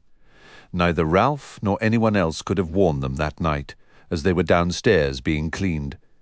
The official theory suggested Ralph wore a second identical pair, and I confirmed he did own 2. For my own theory to hold, the killer must have worn Ralph's shoes that evening, meaning Ralph himself would have needed a 3rd set of footwear. It seemed unlikely he'd travel with 3 identical pairs of shoes. Boots were the more plausible option. I asked your sister to look into this, emphasizing the colour to discreetly mask my true intent. Her findings confirmed it. Ralph had brought boots with him. When he arrived at my home yesterday morning, my first question was what he had worn on his feet that night. He answered immediately, boots, the same ones he still had on, having no other option. So our portrait of the murderer grows sharper. Someone who could have taken Ralph's shoes from the 3 boars earlier that day. There's another clue. The killer must also have had a chance to steal the dagger from the silver table. One might argue anyone in the house could have done so, but remember Flora Ackroyd's certainty. She insisted the dagger wasn't there when she checked. Let's put it all together now that the picture is clear. The person we're looking for was at the 3 boars that day, knew Ackroyd well enough to be aware of his new dictaphone, had a mechanical aptitude, could have taken the dagger before Flora arrived, carried something like a black bag to conceal the dictaphone, and was alone in the study for those few minutes after the crime was discovered, while Parker telephoned the police. In short, Dr. Shepherd, Chapter 26, and nothing but the truth. A heavy silence lingered for what felt like a full minute. Then I let out a laugh. "You've lost your mind," I said. "No," Poirot replied calmly. "I am quite sane. It was the slight inconsistency in timing that first caught my eye right from the start." "Inconsistency in timing?" I asked, confused. Indeed, everyone agreed, yourself included, that the walk from the lodge to the house took 5 minutes less if you used the terrace shortcut. Yet you left the house at 10 minutes to 9, confirmed by both you and Parker, and didn't pass through the lodge gates until 9 o'clock. It was a cold night, hardly ideal for a leisurely stroll. Why did a 5-minute walk take you 10? All along I recognized we had only your word that the study window was ever latched. Ackroyd asked if you had fastened it. He never checked himself. What if the window was actually unlocked? Would 10 minutes be enough for you to circle the house, change your shoes, climb inside, kill Ackroyd, and still reach the gate by 9? I dismissed that idea. A man as on edge as Ackroyd was that night would likely have heard you entering, leading to a struggle. But what if you killed him before you ever left, while you were still standing beside his chair? You leave through the front door, sprint around to the summer house, and retrieve Ralph Peyton's shoes from the bag you'd brought with you that evening. You put them on, trudge deliberately through the muddy garden to leave clear prints beneath the study window, and then you climb inside. After locking the study door from within, you hurry back to the summer house, change into your own shoes again, and dash down to the main gate. I performed a nearly identical sequence myself recently while you were with Mrs. Ackroyd. It consumed precisely 10 minutes. Then it's home to establish your alibi, having preset the dictaphone for 9:30. "My dear Poirot," I said, my voice sounding oddly strained even to myself, "you've become obsessed with this case. What possible motive could I have for killing Ackroyd?" "Your own safety," he replied calmly. "You were the one blackmailing Mrs. Ferrars. Who else would have such intimate knowledge of what truly ended her husband's life than his attending physician? That first day in the garden you mentioned a legacy received about a year ago. I have found no record of any such inheritance. You needed a story to explain Mrs. Ferrars's $20,000. It did not serve you well. You lost most of it in poor investments, and then you tightened the screws too far. Mrs. Ferrars chose an exit you never anticipated. If Ackroyd had discovered the truth, he would have shown you no mercy. Your ruin would have been absolute. And the telephone call?" I asked, struggling to maintain my composure. "I suppose you have a tidy explanation for that as well." "I admit it was my most significant obstacle upon learning a call was genuinely placed to you from King's Abbot Station," Poirot said. Initially, I believed you had fabricated the entire incident. It was a brilliant stroke. You required a credible reason to go to Fernley, discover the body, and thus secure the opportunity to remove the dictaphone, which was the cornerstone of your alibi. I had only a faint suspicion of the method when I visited your sister that first day and inquired about your Friday morning patients. Miss Russell was not in my thoughts then. Her coincidental visit was a fortunate distraction from my true line of questioning. I discovered what I sought. Among your patients that morning was the steward of an American liner, who could be more suitable to be catching the evening train to Liverpool. He would soon be on the high seas, safely beyond reach. I noted his ship, the Orion, sailed on Saturday. After obtaining his name, I sent a wireless message posing a specific question. The reply you saw me receive confirms it. He extended the telegram to me. It read, "Statement correct, Doctor." Shepherd requested I leave a note at a patient's house and telephone him from the station with the reply. The reply was, "No answer." A clever scheme, Poirot acknowledged. The call was real. Your sister witnessed you taking it. But only one person could testify to what was actually said. You. I gave an exaggerated yawn. This is all fascinating, I said, but rather academic, don't you think? You believe so? Recall my words. The truth goes to Inspector Raglan in the morning. However, out of consideration for your sister, I am willing to offer you an alternative. An overdose of a sleeping draught, for instance. You understand me, but Captain Ralph Peyton must be exonerated. That goes without saying. I suggest you complete that intriguing manuscript of yours, abandoning your previous discretion. You are full of suggestions, I remarked. Are you quite finished? Now that you mention it, there is one final point. It would be exceedingly unwise to attempt to silence me as you silenced Mr. Ackroyd. That sort of endeavour does not succeed against Hercule Poirot, you understand. My dear Poirot, I said, allowing a faint smile, whatever else I may be, I am not a fool. I stood up from my chair. Well, well, I said, stifling a small yawn, I should be heading home. It's been a truly fascinating evening. Poirot stood as well, offering his usual courteous bow as I left the room. It is now 5 a.m. I am exhausted, but my work is done. My writing arm aches. This is a peculiar conclusion for my manuscript, which I once intended to publish as the record of one of Poirot's rare failures. Funny how things turn out. A sense of impending doom has haunted me from the very start, ever since I saw Ralph Peyton and Mrs. Ferrars whispering together. I mistakenly believed she was confiding in him then, yet the feeling of dread lingered even that night in Ackroyd's study, right up until he told me the truth. Poor old Ackroyd. I am still glad I offered him that chance. I urged him to read the letter before it was too late. Or, to be perfectly honest, did some part of me understand that with a stubborn man like him, urging him was the surest way to make him delay? His nervousness that evening was a fascinating psychological study. He sensed danger was near, yet he never once suspected me. The dagger was an improvisation. I had brought my own compact weapon, but spotting the dagger on the silver table, it immediately seemed wiser to use something that could never be traced back to me. I suppose the intention to kill him was always there. The moment I learned of Mrs. Ferrars's death, I was certain she had told him everything. When I met him, and he seemed so distressed, I thought perhaps he knew, but couldn't bring himself to believe it, and was giving me a chance to deny it. So I went home and made my preparations. If the trouble was only about Ralph, after all, no real harm would have been done.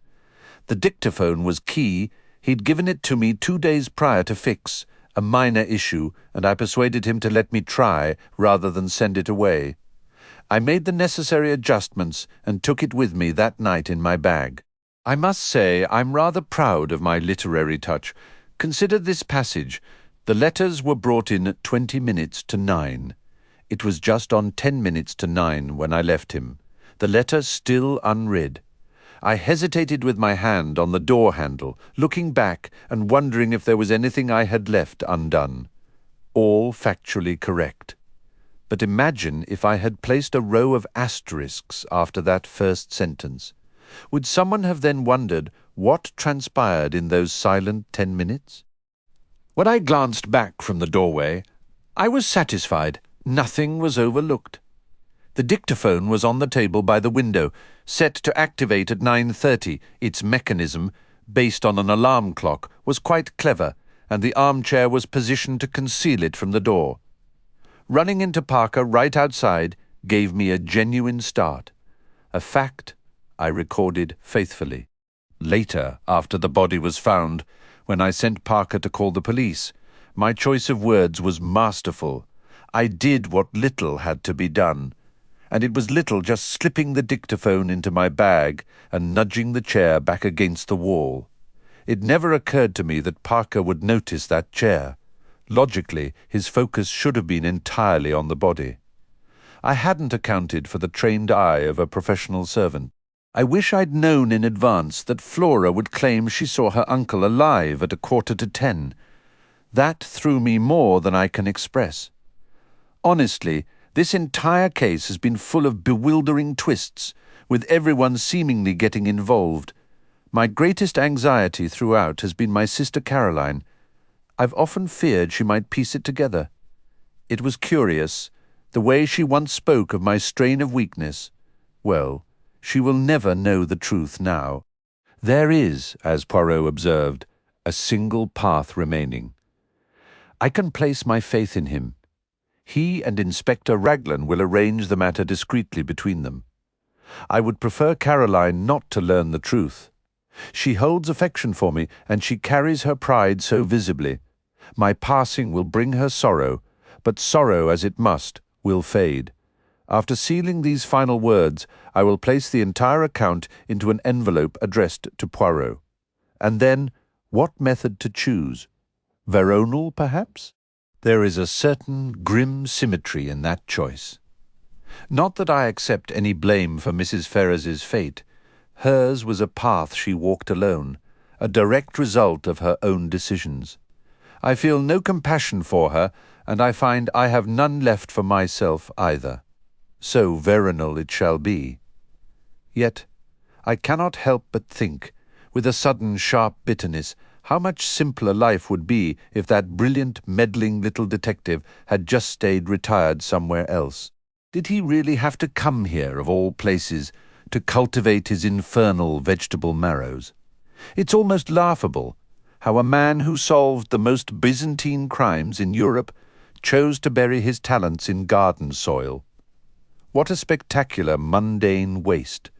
That misplaced horticultural ambition has unravelled everything. I will take the veronal tonight. The house is quiet, the last of the evening light gone from the window. It is a fitting end, I suppose, for a man who saw too much and said too little.